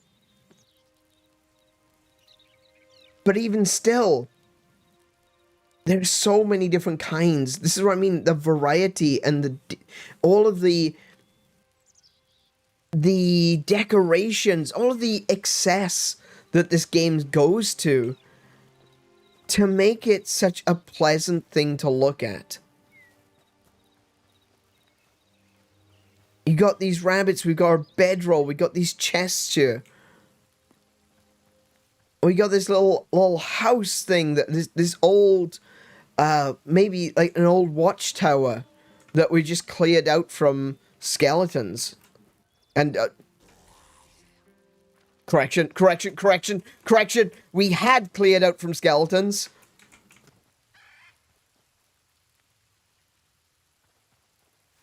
Oh my goodness, there's a load of them. Okay, you know what? We're gonna go over here.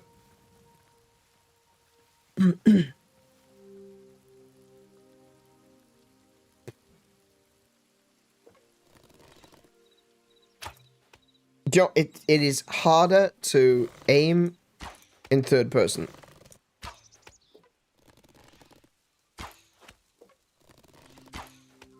Oh, wait, what happened there?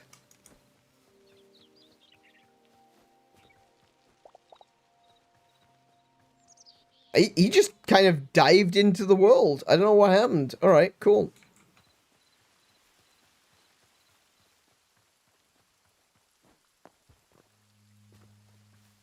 I think this game, it's so hard to describe.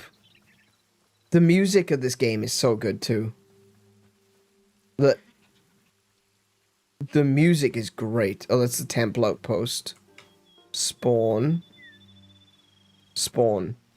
That's where I want to go.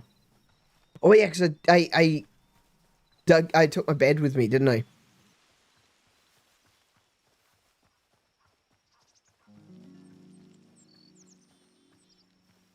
I said we are going to finish it over at the temple. Yeah, it's probably a good idea. Well, rather than running home, we're just going to stick around over here for now.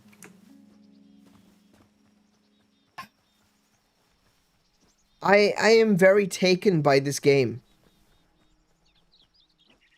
I've seen a lot of people. Okay, we're gonna do the comparison. We kind of have to do the comparison, don't we? I've seen a lot of people calling this Minecraft 2, and I can completely understand why. I don't think that's an unfair comparison either. At the end of the day, Minecraft is a very unique game. Oh, it was. Once upon a time. Once upon a time, it was a very, very unique game. It was the kind of game that no one had really ever seen before. And a lot of people had ideas as to what... You know, how would they improve that game? How would they make Minecraft better? And they did so in various ways. You had the modders, you had the people that created their own servers, and then you had other development teams that created whole new worlds in a very similar style to Minecraft. You had things like Terraria.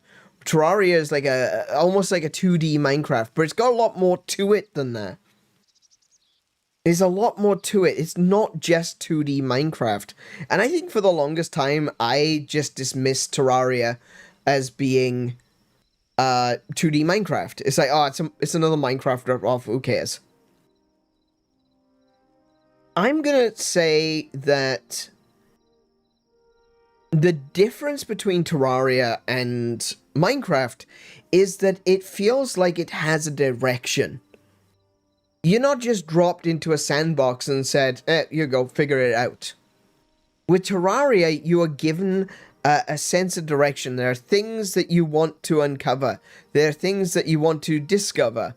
There are things that you want to explore and enemies to fight and monsters to do battle with and to find out what is causing the corruption, what is causing the crimson, what, you know, where are you going and what are you doing? Why are you here? What happens if I kill 100 of these eyeballs? You know, stuff like that.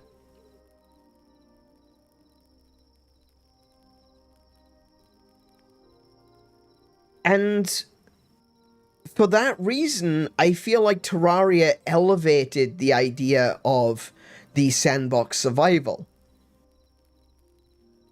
It made everything feel more RPG-like. It made everything feel like there was a story, that you had your place in this world. Oh, I still got another hour before I can sleep. And already, I feel like this game has done the same thing. I feel like Hytale has done something very, very similar.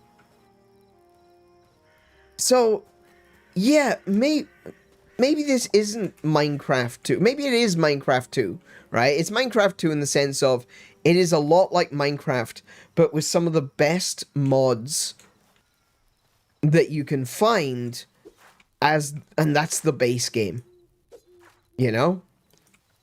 So it's not unfair to compare it to Minecraft. It's not unfair to say that this game is doing things that Minecraft would never do. It's not unfair to say, for me personally, this is a better Minecraft. This is what it is, to me. Now, not everyone is going to agree. There are going to be people that will say, Hytale is too difficult. Too many enemies, too many monsters, too many things to encounter. There's a story, I'm not interested in the story, I play Minecraft to put blocks down. And that's fine too. You know what? That's fine. You are very welcome to that opinion. Everyone is looking for different things in different video games. And for me, I felt like Minecraft wasn't giving me what I wanted. I felt like every opportunity that Mojang had to do something really cool with Minecraft, they just didn't do it.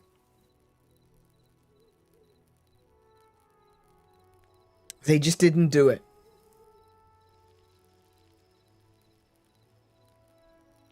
I felt recently that Minecraft was very... I've used the word lazy a few times, and I will defend my use of the word lazy, because I think that some of the decisions they've made have been lazy. I think about things like the Happy Ghast. The Happy Ghast is just incredibly creatively bankrupt. The zero imagination went into creating the Happy Ghast. Zero. It's this evil mob, but now it's good. Fantastic. Well done. Give yourselves a pat on the back. There are other things where I think, you know, they put a lot of work into those things, but the payoff has been less than impressive. they've changed their system up so many times when it comes to choosing new additions for the games, and when the new games, when the new drops come out, that it feels like we're getting less drops all the time and less new features in each drop. We got a new biome recently in Minecraft, and we got a new monster in the form of the creaking, and that was cool for about 5 seconds. That was cool. It was nice to finally have white. You know, white wood. Oh my goodness, white wood. The wonder of things that you could do with white wood. Maybe you could dye the white wood. No, it's white wood. No. No. We're going to give you white wood because people have been asking for white wood. But you're not allowed to dye it. You're not allowed to have that much fun. Okay? And that's how it feels a lot of the time. People use that. People talk about that with, talking about Nintendo. Talking about stuff in Nintendo. And I can see that. I can definitely see that. I feel like Nintendo do that sometimes.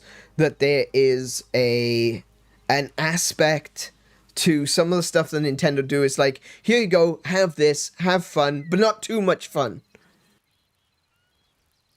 And I feel like that's the case with Minecraft as well.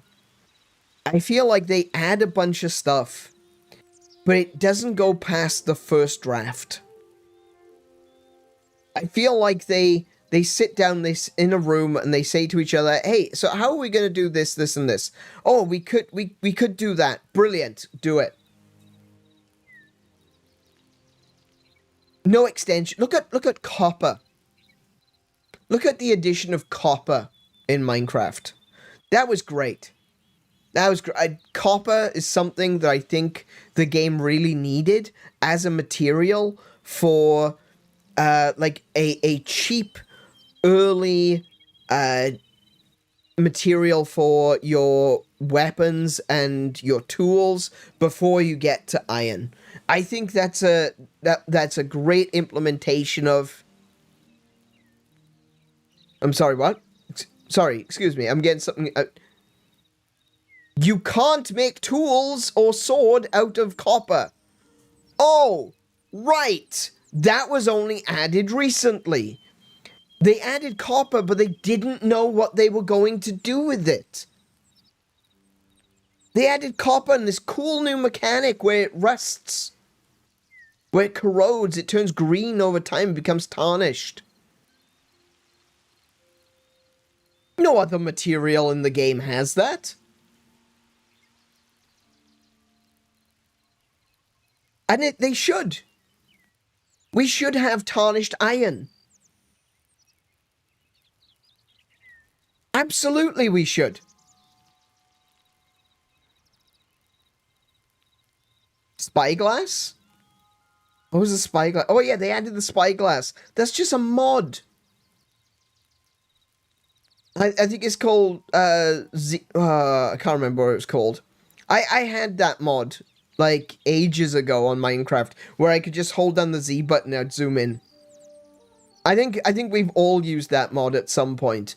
And then, you know, how many years was that available? And then Minecraft, Mojang eventually were like, spyglass, here we go. Praise us.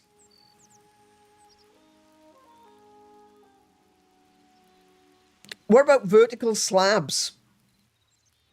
People have been asking for vertical slabs forever because they want to be able to make more interesting decorations. They want to make more interesting builds. And Mojang are just like, nope. No, we are not going to give you vertical slabs because we don't want vertical slabs. Oh, you don't want vertical slabs. Oh, my bad. I forgot that this game wasn't for the players.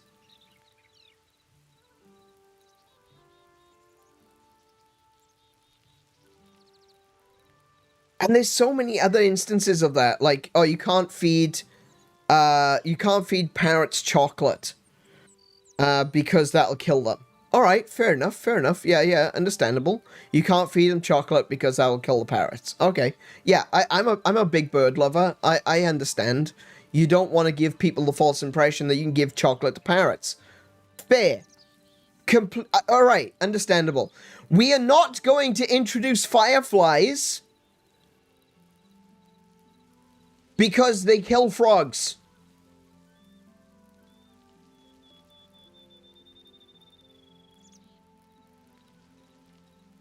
Why? I'm sorry. Could you explain that for me again? You're not going to introduce fireflies because they will kill frogs. Not if you don't program them that way, they won't.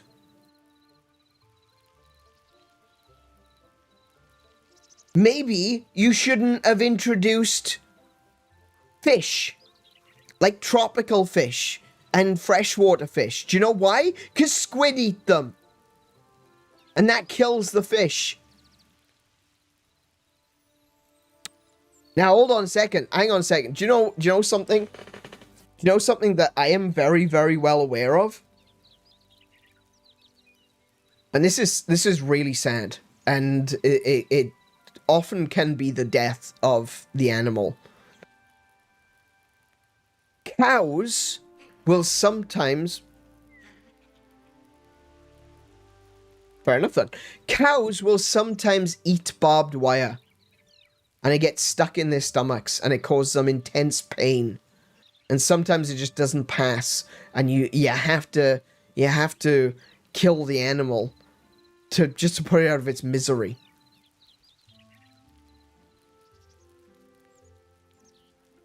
That's so sad, isn't it?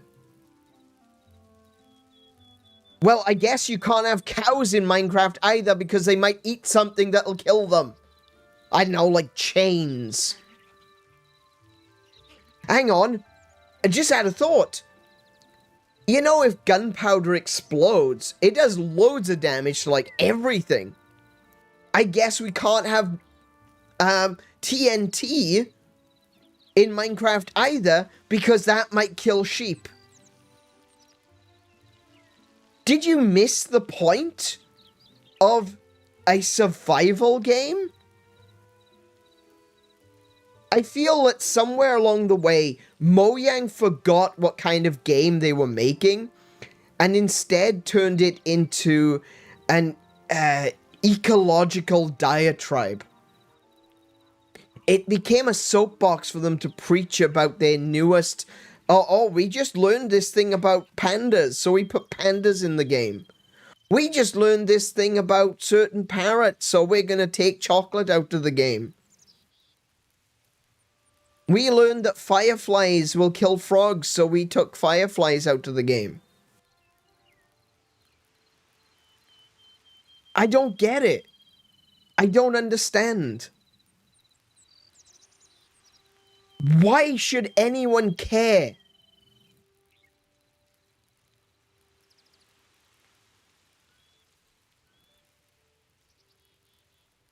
Minecraft isn't real life. Minecraft isn't real life. You could just choose to not program Minecraft in a certain way. You don't want fireflies to kill frogs? Don't program them that way. Don't make it so that frogs try to eat fireflies. That simple.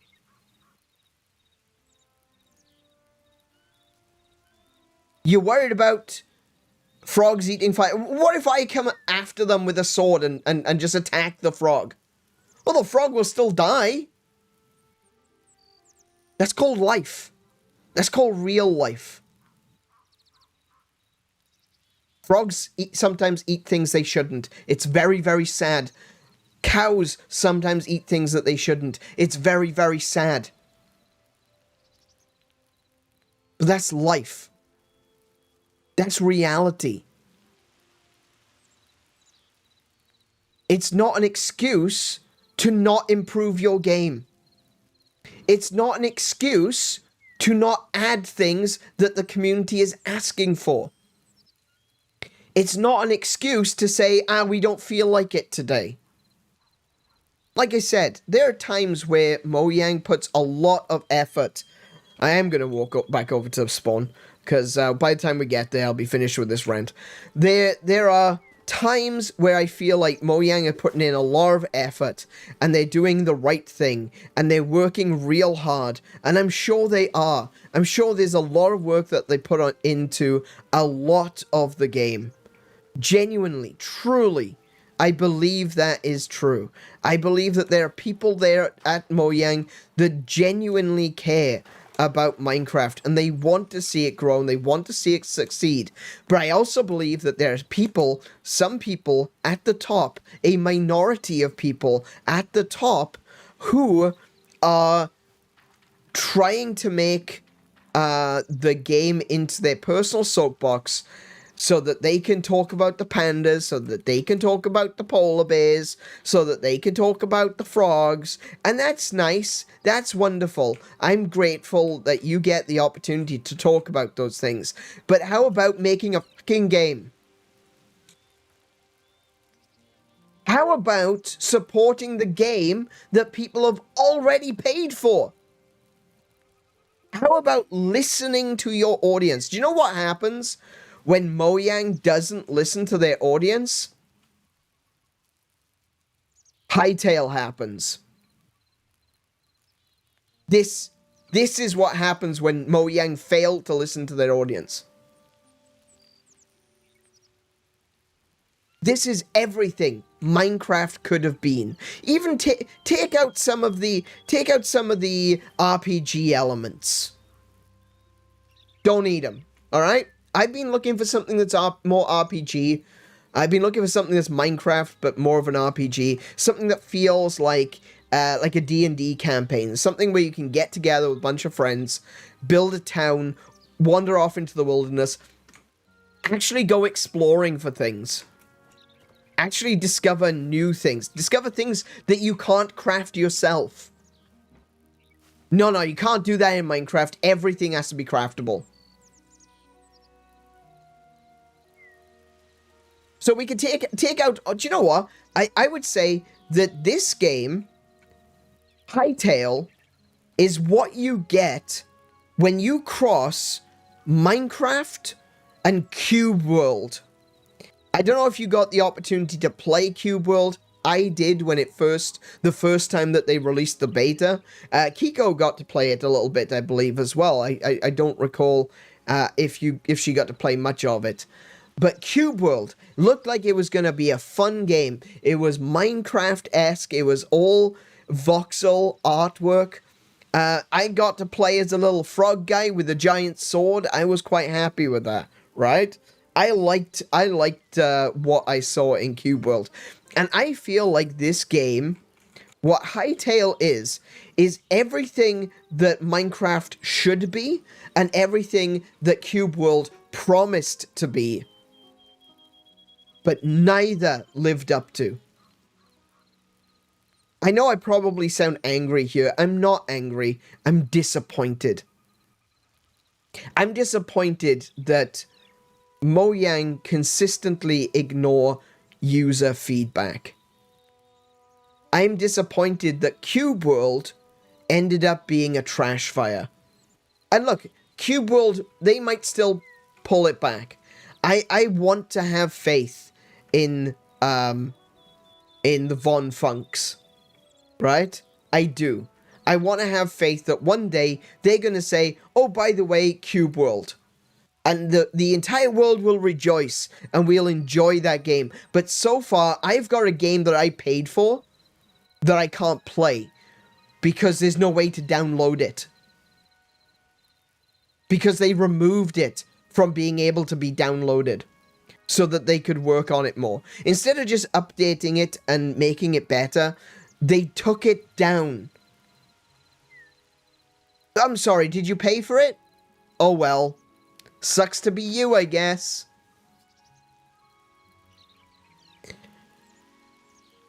I liked Cube World. From what little I played of it, I really liked Cube World. And I see a lot of that, a lot of what made Cube World interesting and good is here in Hytale. And a lot of the things that made Minecraft good, the sense of discovery, the sense of being able to go anywhere and do anything, the sense of being able to dig up the ground. If I want to, I can completely flatten this area off, do whatever I want, build wherever I want, and that is a part of this game as well. You get best of both worlds.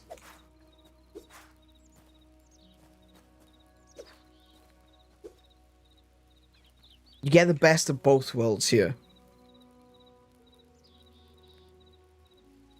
You got the RPG, you've got the survival, you've got the sandbox, you've got the build anything gameplay.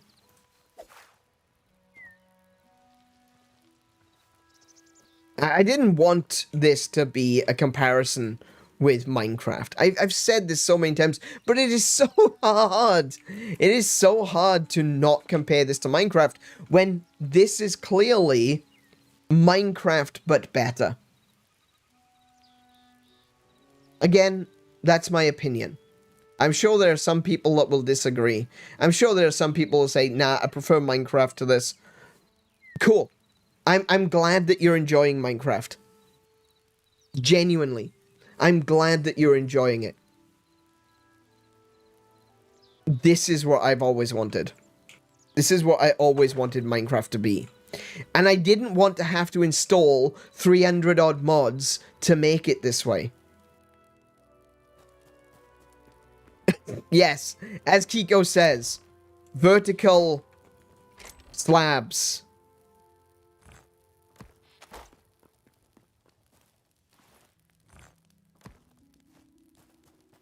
For some reason, Mojang think that doing this will completely ruin the game.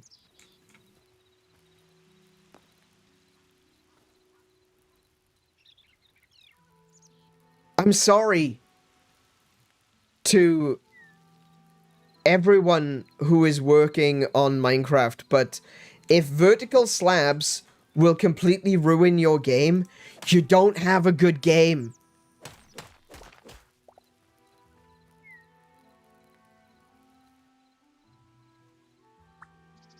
Look at the things you can do here. Look at this. You can just place it like that. Look. You can place it hovering. You can't do that. You know.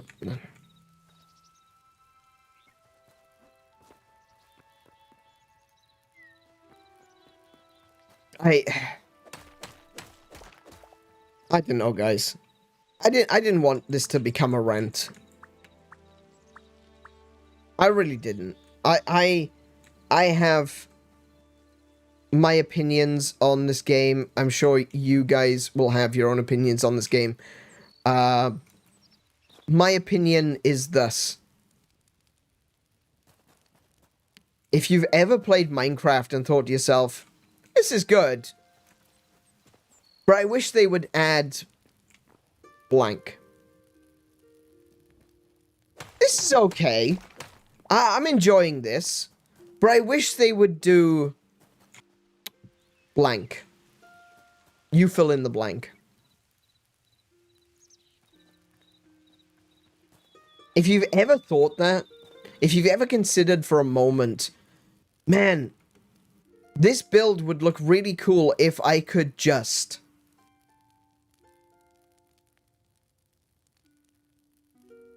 Maybe you're looking for Hytale.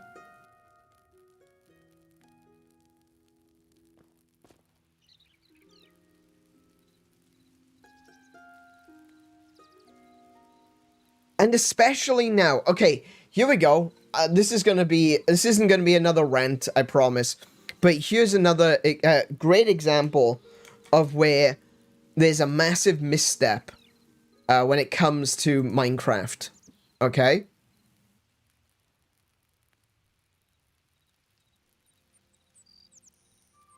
Minecraft just made a movie. Because Minecraft made a movie, they sold the licenses and the rights to a bunch of different things, to different aspects of the game, to Warner Brothers. Including the music.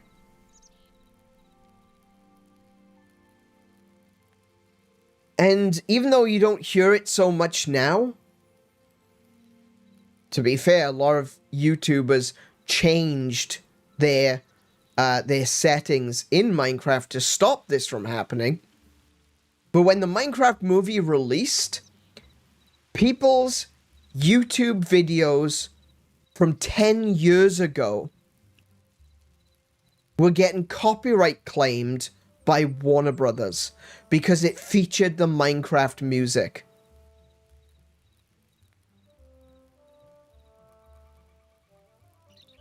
And I can say with absolute certainty that I know that happened.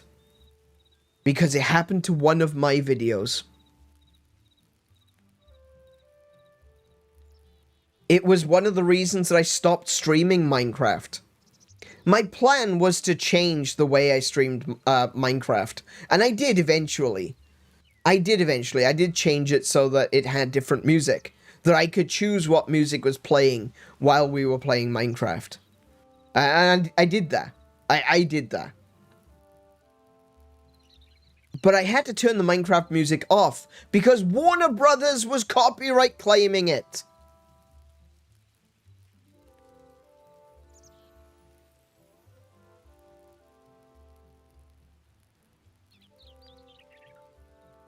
That's unacceptable.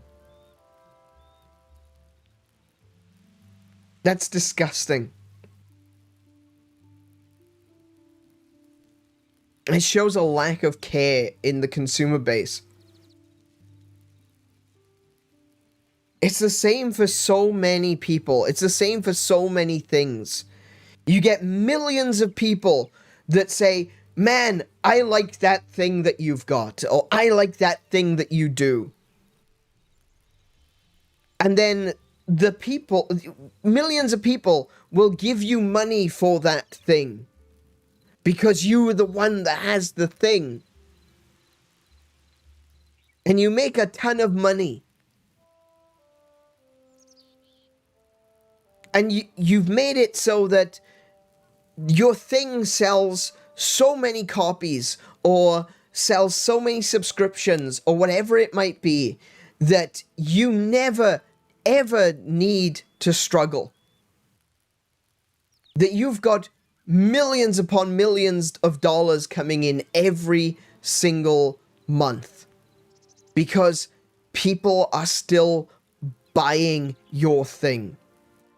Years later, millions of people are still buying your thing. The problem is that then you get rich, then you get powerful, then you get proud, and you forget that you didn't magic up that money. You forget that that money came from someone. That money came from something. You created the thing, and people loved your thing. And they gave you the money. They made you. They didn't make you rich, though that was a part of it. They made you. Who you are, what you represent. You made a thing, it was a good thing, but it was the people that made that thing work. That made that thing profitable. It was the people that gave you the power because they liked that thing that you did. And people forget that. People think to themselves, man, I've got the power now. I've got the power now. All of these people gave me the money and the power. I can do what I want now. And then you start doing things that the people would disagree with. At first, people don't mind because you've earned a lot of respect. At first, people are like, no, it's okay. That's fine. That's not a problem. Because you've already proven that you're willing to listen to the community. You're willing to listen to the people, the consumers, the people who've paid for your product. And then you do something else, and people go, hang on a second, I don't know if I agree with that one. And then you do it a third time, and people say, now hold on. Come on, guys. Let's get together, shall we? But no. We are the rich company. We're the ones with all the money. We know better. Because we did it before. We know that our opinions are correct because you paid for those. We told you this is how we're going to make the thing. And you said, that's a good idea. You've already said that our opinions were the right opinions. Our ideas were the right ideas. And you even paid for them.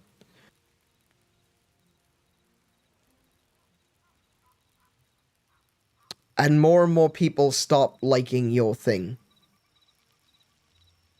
More and more people only play your game, consume your product,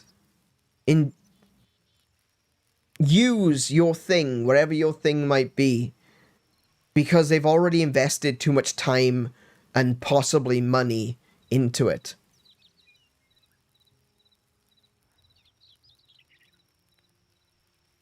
Or perhaps there wasn't an alternative.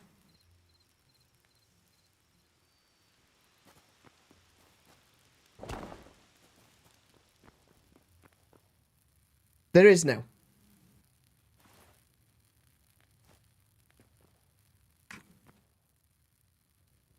There is now.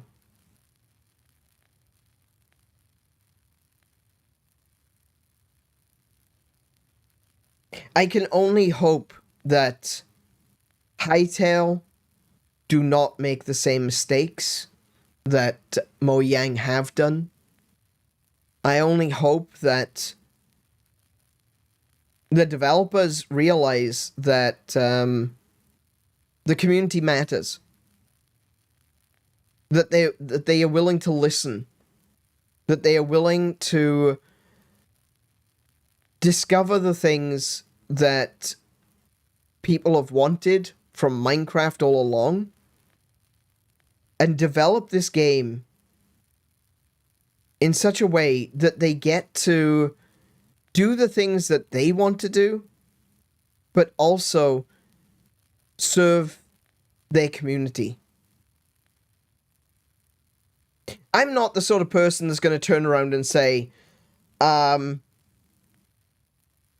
Nintendo, everyone wants to play Zelda in a Zelda game. People don't want Link anymore. They want to play as Zelda. I'm not going to be the one to tell them they're wrong if they turn around and say, well, no, our Zelda series is about the connection between Ganon, Link, and Zelda, and, you know, there's a way we're doing it. And now, admittedly, Echoes of Wisdom came out. This isn't necessarily the best example, but would just go with me for a second. I'm not going to be the one to tell Nintendo that they're wrong for doing that. If Nintendo has got an idea and say, you know what, this is what it means to be a Zelda game. What if people would turn around and say, I want to play a Mario game, but I'm sick of all the jumping. I don't think Nintendo should have to change what it means to be a Mario game. I don't. I think that developers have the right to make a game that is the game that they want to make. I strongly believe that. And I'm not going to tell a developer that they can't make something. However, when you guise yourself as a developer that cares about their community, that cares about what their community thinks, and wants input on what the community would like to see in the game, you then need to deliver. If you don't, then you are liars.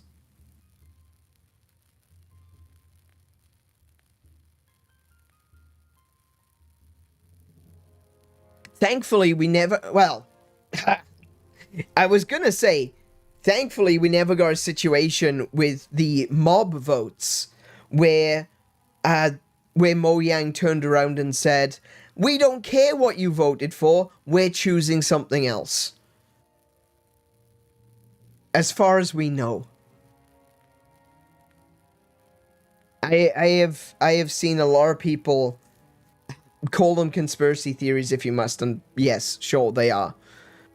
But I have seen a lot of people making some really interesting and excellent points regarding mob votes, where mob votes seem to be going in one direction, and then suddenly another mob won. I'm not going to make any accusations, I'm going to let you look that up for yourselves. But, there have been a lot of people who have put together, I wouldn't say good evidence, but some interesting conjecture, some ideas that would imply that maybe they made what they wanted to make.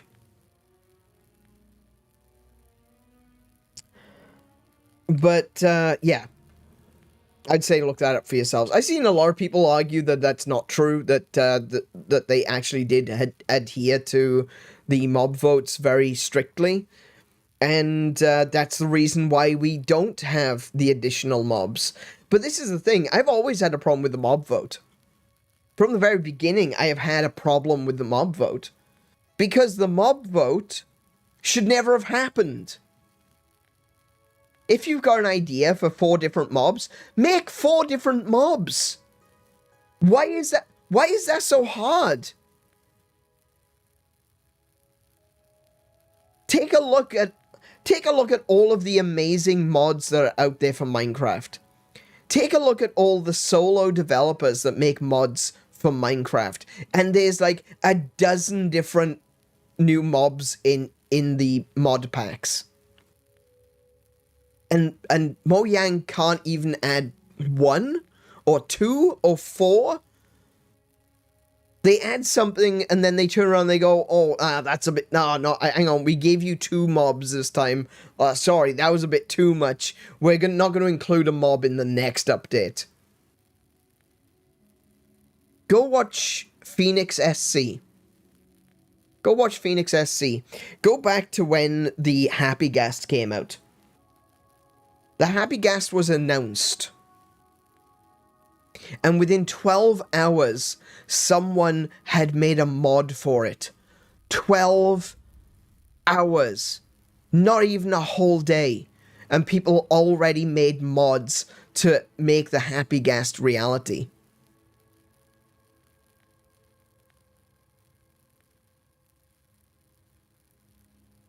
And that was their big reveal. Oh, we got the Happy Ghast now.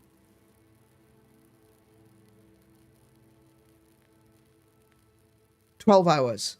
It took 12 hours.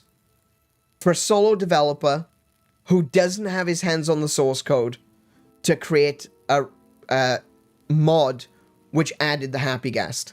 It wasn't even a mod. It was a data pack.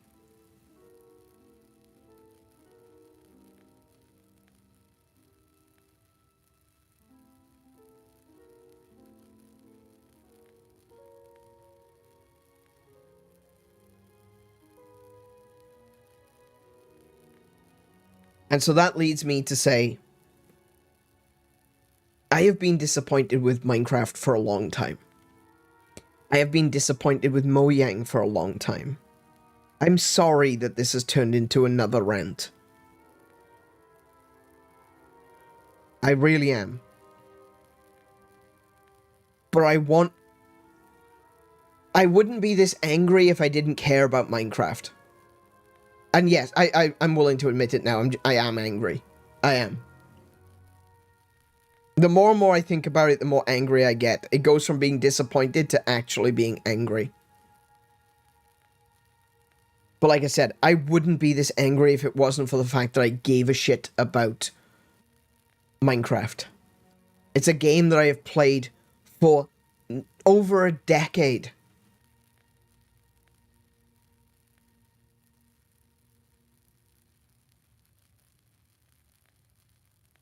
There are people playing Minecraft today.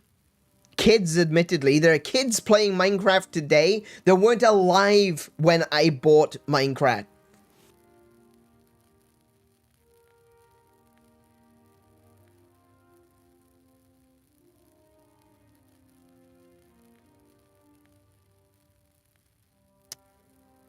I care about Minecraft.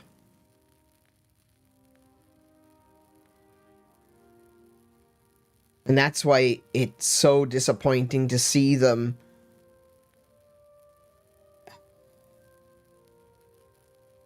just take the game in such a strange direction.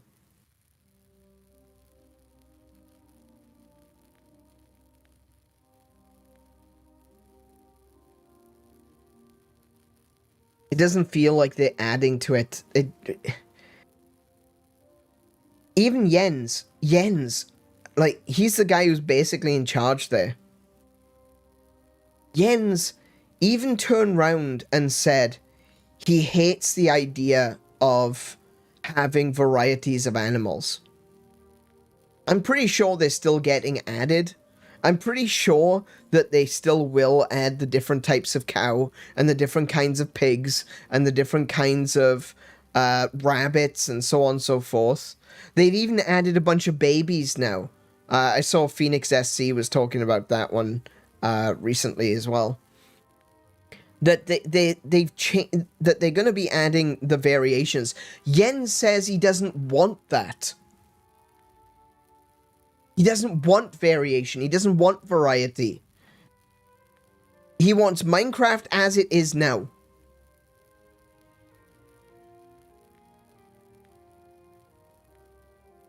That's not what I want. That's not the game that I signed up for. I signed up for a game that was constantly growing and improving and developing, and new things were being added all the time. New versions, new varieties, new additions. Zombies changing, becoming different. You could get different kinds of zombies, like the husk and the drowned, and that's great. And new kinds of skeletons, like the wither and the I can't remember what the one in the desert is called, but all that came to an end. All that stopped. No more varieties.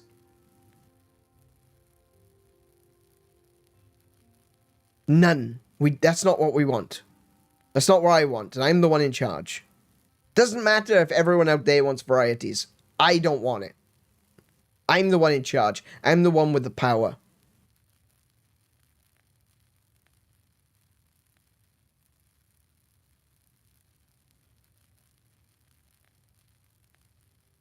You can either say that it's power gone to their heads. Maybe. You could say it's laziness, where they're resting on their laurels. And they're saying, we don't need to do any more work. People are just going to give us money anyway. Maybe. But I'm very curious what their reaction is going to be to Hytale. Very curious indeed.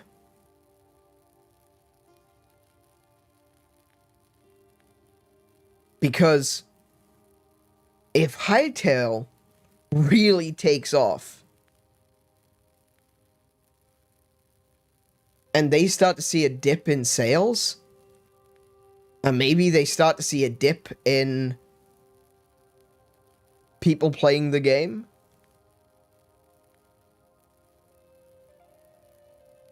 what will they do? What will Mojang do? Will they finally announce that they've been working on Minecraft 2 in the background this entire time? Will they finally realize, holy shit, this game is actually really good. We should definitely get on that. Or maybe, if my theory is correct, and I really wish that it wasn't. I really hope this doesn't happen. Will they pull a Nintendo and sue them?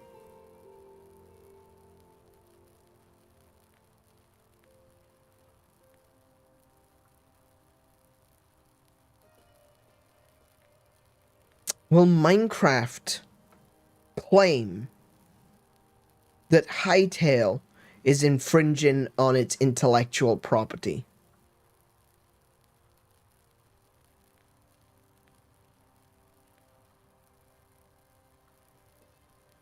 If they do,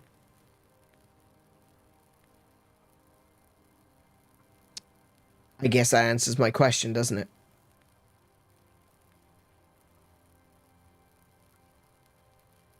Anyway. Sorry about the rant. It happens from time to time.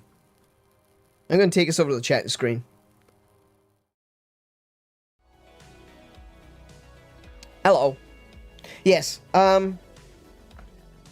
like I said, I'm only frustrated because I loved Minecraft for the longest time. I have spent so many hours in Minecraft, I can't even count. I always say that the game that I've got the most hours in is Elite Dangerous, but I know that's not true. I know that's not true. I've got like 1,000 hours in Elite Dangerous. I haven't played Elite Dangerous. I started playing it again in June or so, and then they started adding pay to win. I say started. They added more pay to win bullshit, and I gave up again immediately. It's so disappointing. I can't stand it when stuff like that happens, where you stop and you think to yourself, you know what? No, I kind of enjoy this. You know, that's fine. I even spent money on them. You know, not on pay to win stuff. I spent money on a new skin. I was like, I'm really interested in getting back into Elite Dangerous. I'm going to put a little bit of money into it. I'm going to buy some new skins for my ships. And I'm going to have a good time. I'm going to enjoy flying around. Nothing that Frontier do are going to upset me. I'm just going to have fun flying around in space, shooting pirates, mining because I enjoy shooting at rocks. Most people think that that's the most boring thing in the world. Yamix called me a sick F, as in like I'm sick in the head. Because I told him that I like shooting rocks. And he's like, you like mining? You sick f***.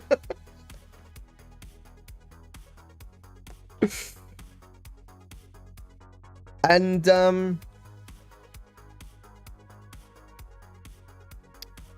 I started playing it again. And I was enjoying myself.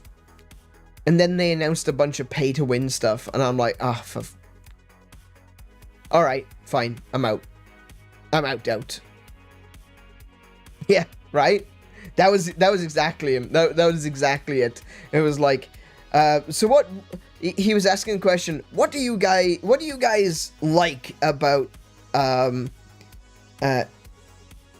Elite Dangerous in 2024? I think it was 2024 at the time. And I said, I genuinely like mining. And he's like, Anirin, you like mining? You sick fuck! I thought that was great. That was wonderful. Sorry, I didn't censor myself there. Either way, well, once in a while, it's not a big deal. They allow them PG movies now. Anyway, yeah, that was Yamix having a crack at me for liking mining. And like I said, I thought to myself, you know what? I'm going to come back to it. I'm going to enjoy Elite Dangerous. Nothing Frontier can do can change that.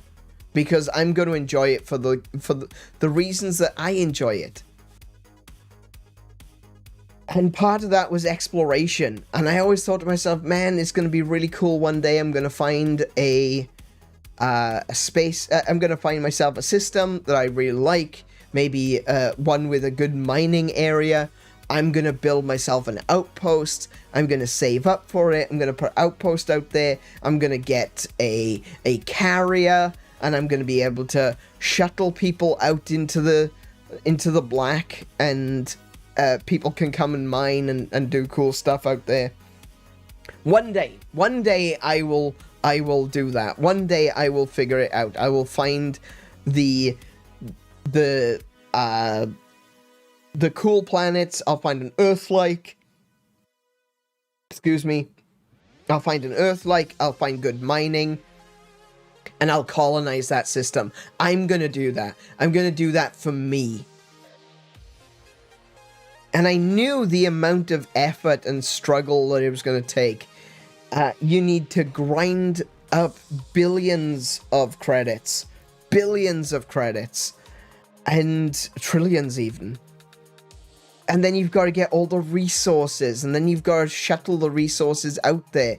And then you can set up a colony and get the construction fleets coming out. And it's great, and it's wonderful, and it's great to see that you've done the thing.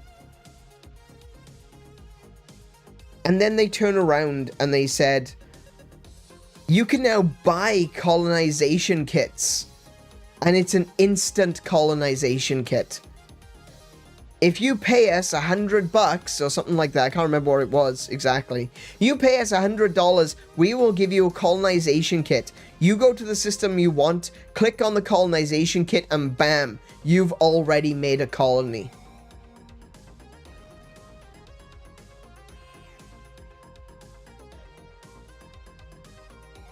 This is a game that people regularly spend thousands of dollars on just for skins. Just for cosmetics. You don't think that there are people out there that are literally dropping thousands of dollars to get instant colonization kits and are going around dropping them everywhere. You don't think that's a thing? You don't think that will happen? You don't think that will ruin the gameplay for everyone else? Can you imagine being someone that does like a dozen jumps out into the black, out into unknown space, and suddenly they come upon like 20 colonized systems because someone dropped $2,000 on it? They just find a pocket of 20 colonized systems, all colonized by the same person, because they dropped $2,000 on the game. When you really think about it, $2,000 isn't that much. It's a lot, sure. Like, for any normal person, $2,000 is a lot. But when Elite Dangerous is the only game that you play, $2,000 isn't that much. I've spent a few $100s on Elite Dangerous. I know I have. I bought a bunch of stuff. Bought a bunch of really cool stuff. Stuff that made me feel like I was making the game my own.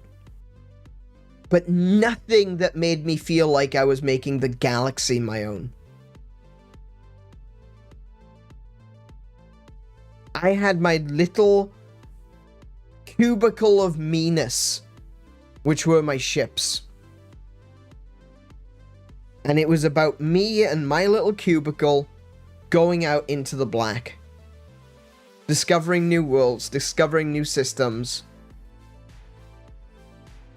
I wanted to be a part of the journey to discover if Raxxla was even a thing.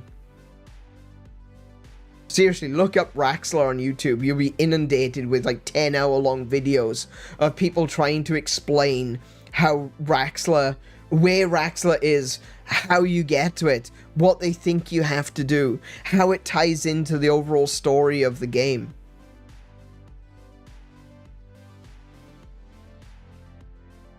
I wanted to be a part of that.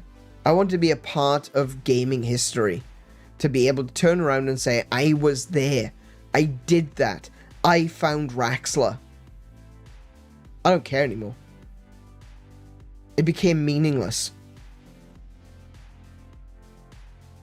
The search for Raxxla, the war against the Thargoids, it meant nothing. Absolutely nothing. When people can literally buy, using real world money, literally buy systems. I'm mad. I'm angry. Because I loved that game. And while Minecraft is nowhere near that bad, it's going there. Jens was saying that Bedrock is the Minecraft which he's always wanted it to be. Bedrock. He really said that. And then Mojang just recently hired someone.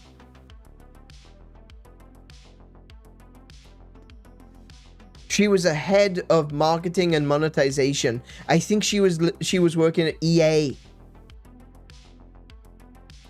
Marketing and monetization from EA.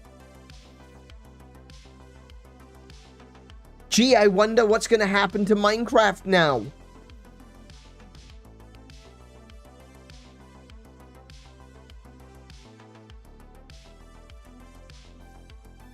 Hang on, I want to double check. I want to be absolutely certain on this one. I don't want to say something and have it wrong. Minecraft new head of monetization. Right, okay. Her name is Katie Scott. I'm so excited to announce that I will be joining Mojang as a head of Minecraft Vanilla, the head of Minecraft Vanilla, in February 2026. Very few games have had the kind of impact Minecraft has had on players and creators, and it's a testament to the talent, the passion, and curiosity that the team of Mojang has. Excuse me, let me correct you there. Had. Even with all that Minecraft has achieved, we still have so much more to offer, and my goal will be to support the team as we capture that potential. What Katie means is catch those potential dollars. I will soon be relocating to Stockholm to join this amazing team, so on a personal level, this is a huge adventure, heading into 2026 full steam. Oh, correction, she wasn't from EA. She was from my other favorite studio, development production company, Ubisoft. So looking at Katie Scott's LinkedIn, I think it's LinkedIn, yeah. Vice President of Global Creative Game Office, permanent full-time, Vancouver, British Columbia. Design expert working with incredible teams around the globe to bring the industry's biggest gaming franchises to life. Utilizing my experience in shipping over a dozen AAA titles to design experiences that resonate with players by putting them at the center. Oh, that sounds really good, doesn't it? That sounds wonderful. Specializing in competitive live service and free-to-play experiences to create games with lasting impact, high retention, and monetization results. See, the thing is, monetization results is a effect of high retention. If you have high retention, your monetization is better. So it's an addictive cycle. It's to get you in, it's to get you paying, it's to get you in that game loop that keeps you locked in and keeps you spending more and more. That's what she's an expert in. Collaborating on the strategy to create ambitious roadmaps for our biggest franchises, including Rainbow Six, live service monetization game, Assassin's Creed, releases a game, or used to release a game every single year to be able to maximize profits. Also very well known for historical revisionism. With particular focus on live service strategies, making as much money as possible by making people pay a subscription service over time, and ambitious retention and monetization. In other words, get them addicted, get them paying. This is something she wrote. This isn't something that someone else wrote. This is her CV, her curriculum vitae, her, what's the other word that people use that says CV? They like job application. This is what she wrote. This is what she does. This is her job, to make people addicted to video games and get them paying more. That's what she did at Ubisoft.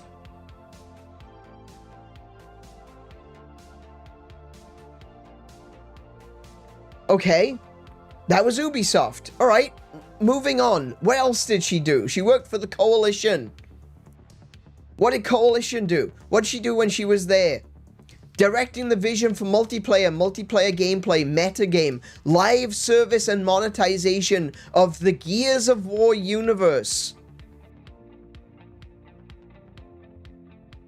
She was responsible for the overall strategy of development and execution, directing a multidisciplinary team to create a product that resonates with players and hits business goals.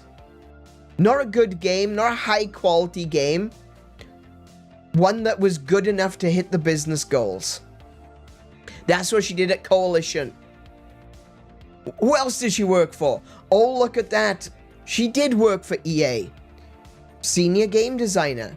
Okay, that sounds really cool. That's a really good title. Senior Game Designer. What does that mean? What did she work for? If she was a senior game designer, what did she work for? Let's have a look. Shipped titles. Oh, that's going to be useful. Let's have a look. FIFA 18, FIFA 19, and FIFA 20. So, FIFA 17, FIFA 17 2, FIFA 17 3, and FIFA 17 4. Those are the games that she... Okay. Alright, fair enough then. Lead technical designer. What was she the lead technical designer on? Oh yeah, FIFA 17.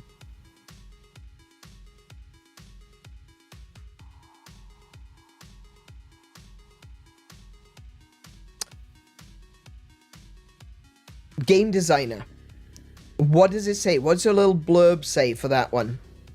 Designing and implementing in-engine game features for first-person shooters and driving games, including large-scale boss fights, high-action set pieces, AI behavior, car handling, surface feedback, crash physics, and fail states. That's really cool. That sounds good. That sounds really good. Ownership of gameplay and procedural cameras, including both the tool and the content development. That's really cool. Hands-on designer using proprietary engine Frostbite. That sounds really cool. You know, that sounds like she came up from the developers, you know, the pool of developers. She pulled herself up from the nameless devs that never get credited for anything, and she turned herself into the best person for selling you more shit that you don't need. And where does she work now? Mojang. Actually, she doesn't live there yet. She will be as of 2 weeks time, 3 weeks time. Do you kind of see where this might be leading? Mojang already have a massive monetization strategy. And now they're hiring someone whose job it was to take a single player game like Gears of War and turn it into a live service, regular money-making machine. Is that the person you want in charge of Minecraft?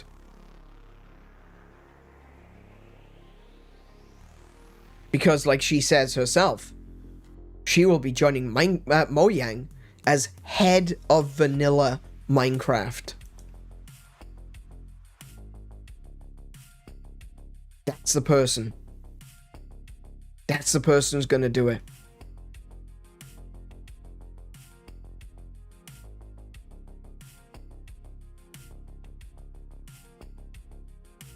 That's terrifying. She was the person behind taking FIFA, which has always been a copy and paste franchise, but literally turning it into a copy and paste franchise. She's the one that did that. It was her.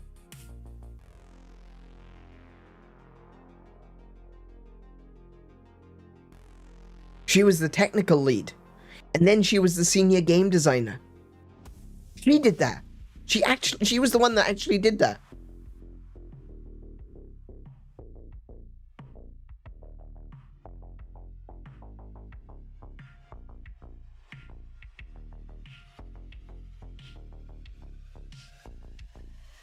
I'm disappointed. I think I've made that clear. Maybe a bit too clear. I'm sorry for ranting. I'm sorry for going on.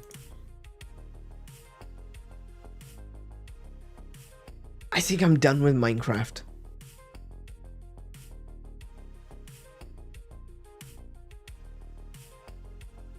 And I hope that Hytale, that Hypixel Studio understand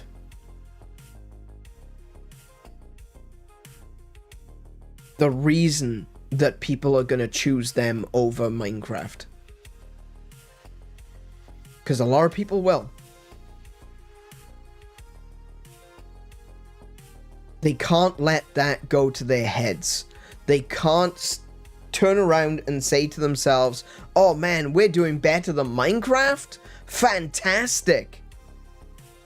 We are the best now. Let shitification ensue. I hope that doesn't happen. But given the words are just words until someone changes their mind, I guess. But given the words and the commitment that is being offered by sorry, forgive me, I've forgotten what the lead developers, I believe it is the guy who is, I think it's Simon. I might be wrong about that.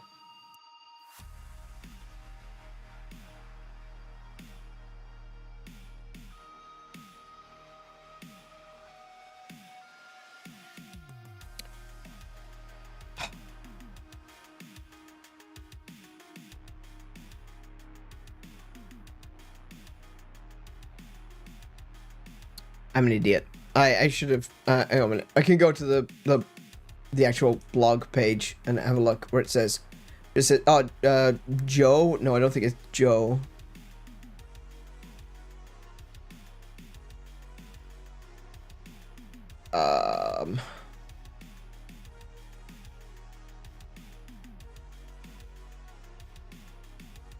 Simon. It was Simon. Okay. Yeah. It was. Simon has committed 10 years worth of funding to developing Hytale. 10 years worth of development funding himself. And with all of the pre-orders, as of a couple of days ago, it was announced that they have secured an additional 2 years of development funding from just the pre-orders.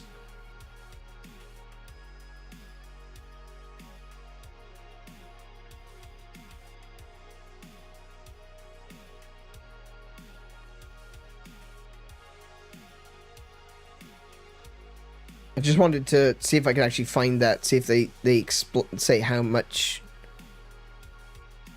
Yeah, please to Simon posted on the Discord. Pleased to announce that we have officially secured the next 2 years of development costs through pre-purchases. Combined with my personal commitment of 10 years, we are looking at a strong, we're looking very strong for the future. Thank you all for your support. Hytale is saved. We are almost home. Yes, like Kiko says, I am very optimistic right now. I'm not going to be silly. I'm not going to turn around and say, this is the best game ever. Nothing can go wrong. I'm still going to have that little air of caution in the back of my head telling me that things could still go very, very wrong. But right now, right here, I feel that I feel optimistic about Hytale. I really do.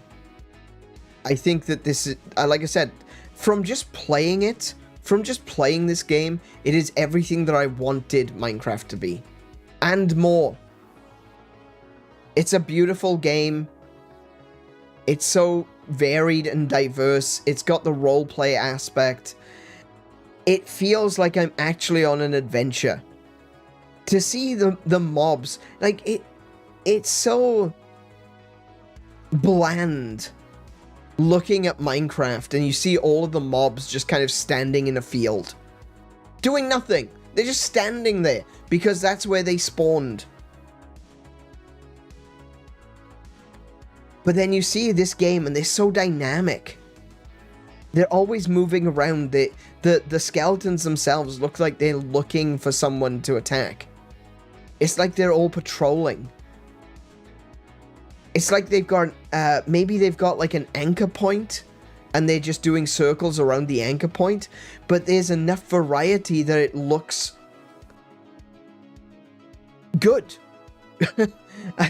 What else can I say? It looks good. It looks like they're roving bands of evil skeleton monsters, of undead, looking to attack the living.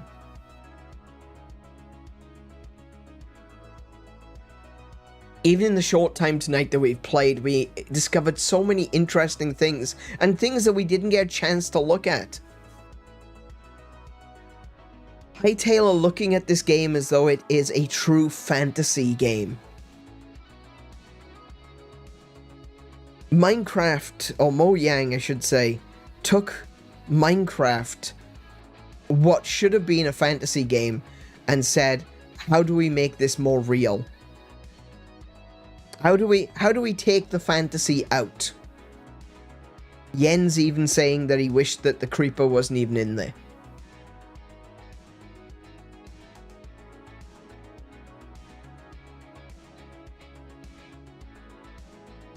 I don't see a particularly great future for Minecraft, but I do see a potential for a great future in Hytale. Am I setting myself to be disappointed?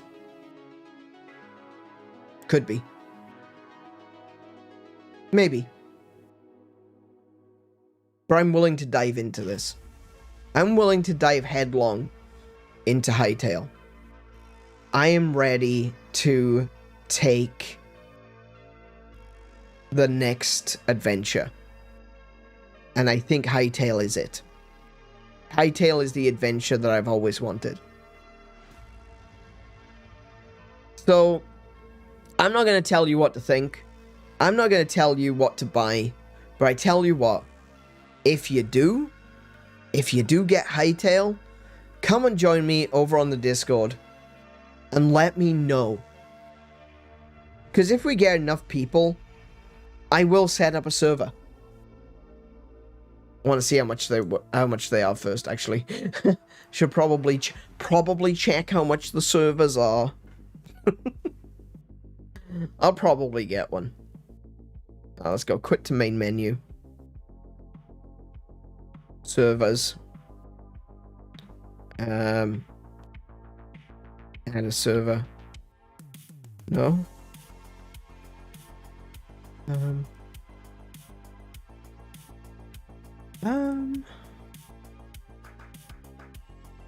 Pretty sure you...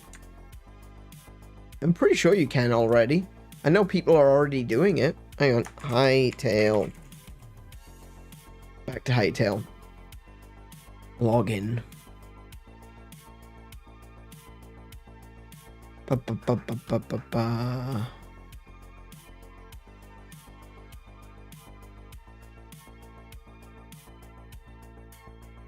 I need to buy a new game profile? No, I don't think so.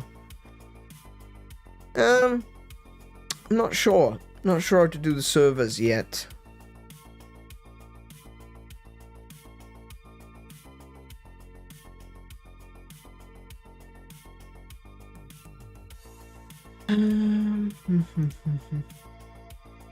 Discord press kit. Oh, I might download the press kit actually. That'd be pretty useful.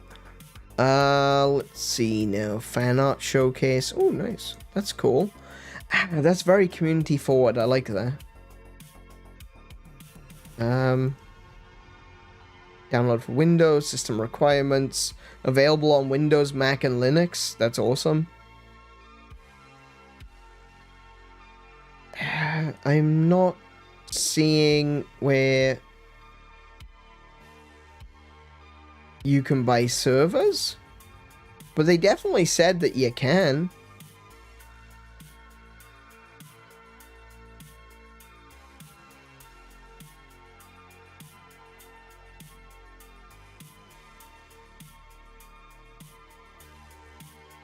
I'll look into it. I'll look into it more. But yeah, do let me know. Let me know if you're interested, and I will see about setting up a server if I can.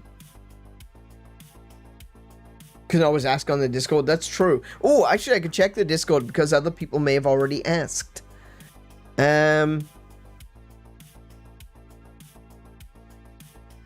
Server plugins, information. Announcements, patch notes, showcase.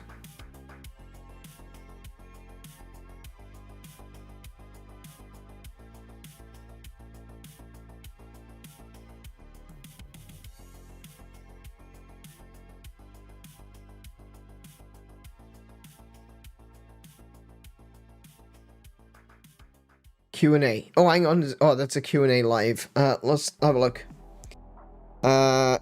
Server. Let's just search for the word server. That's probably going to give me loads of results. But we'll see.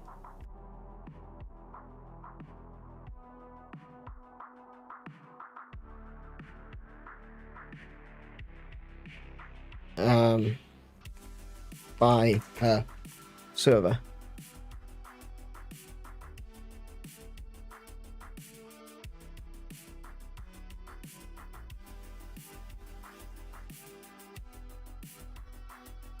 It doesn't actually say, I can't seem to see where it actually says that you can buy the servers. I'll just do Hytale server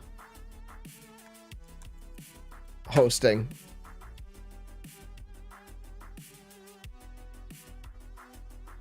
Oh, I see. They're doing it through a company called Shockbyte. That's where it is. So it's like 15... so it can be $10 a month, which seems to be the low end. That's like 4 players at a time. There's $15 or $16 a month, which is 8 players at a time. And $18 a month, which is more than 9 players.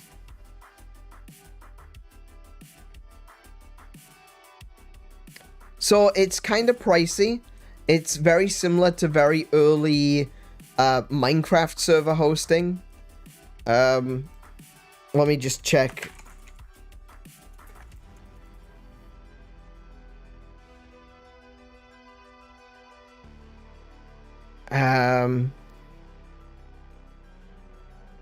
That's not the right page, is it?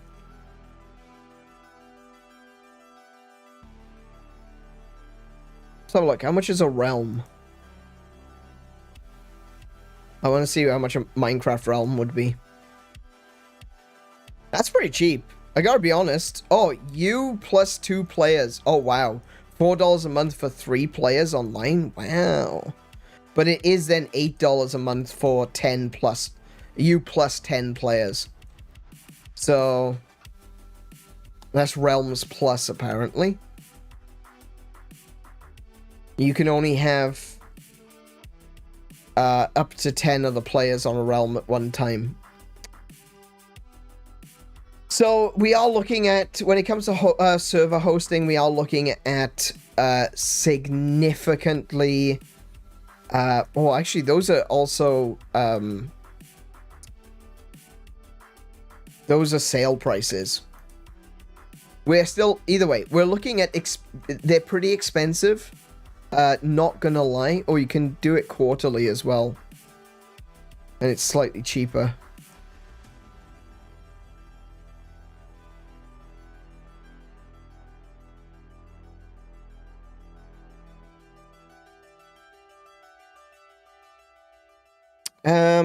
Yeah.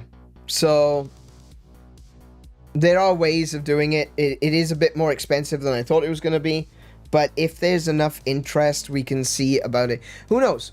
Maybe we can do that as a part of, like, channel memberships. Because we are monetized now. We might be able to do something like that. I don't know. I'm not sure. $15 a month. Oh, sorry. I shouldn't say 15. It's $16.99 for 8 players. So that's... basically $17 American. $17 US per month. That's like $25 a month for me. Possibly more than that. I think with that, what we'll have to do is we'll have to tie it to, like, memberships or something. I'm not sure. I wonder if the price will come down. I don't think at the moment we are able to self-host. But that is something that they were talking about in the future, that we will be able to self-host. Unless, of course, that there's... Oh, hold on. No. That's just... No, that's just one... Shockbyte is just one company. There's other companies doing it as well. Bisect Hosting is another one.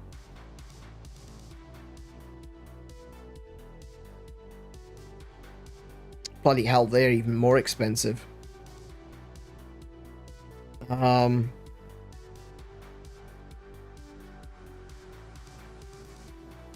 Apex Hosting is doing it. Host Havoc is doing it.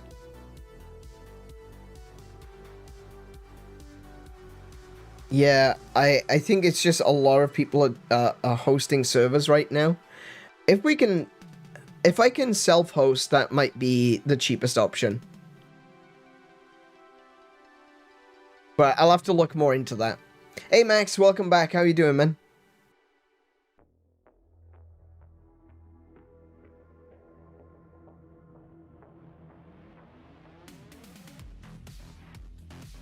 Download launcher.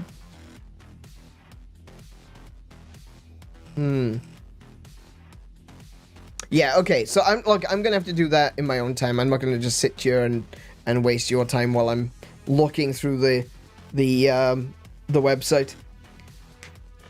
That is gonna be it for today. I'm gonna close it right there. Again, I apologize for the rants, but like I said, I wouldn't be ranting the way that I do if I didn't care. And Hytale showed me everything that Minecraft could have been.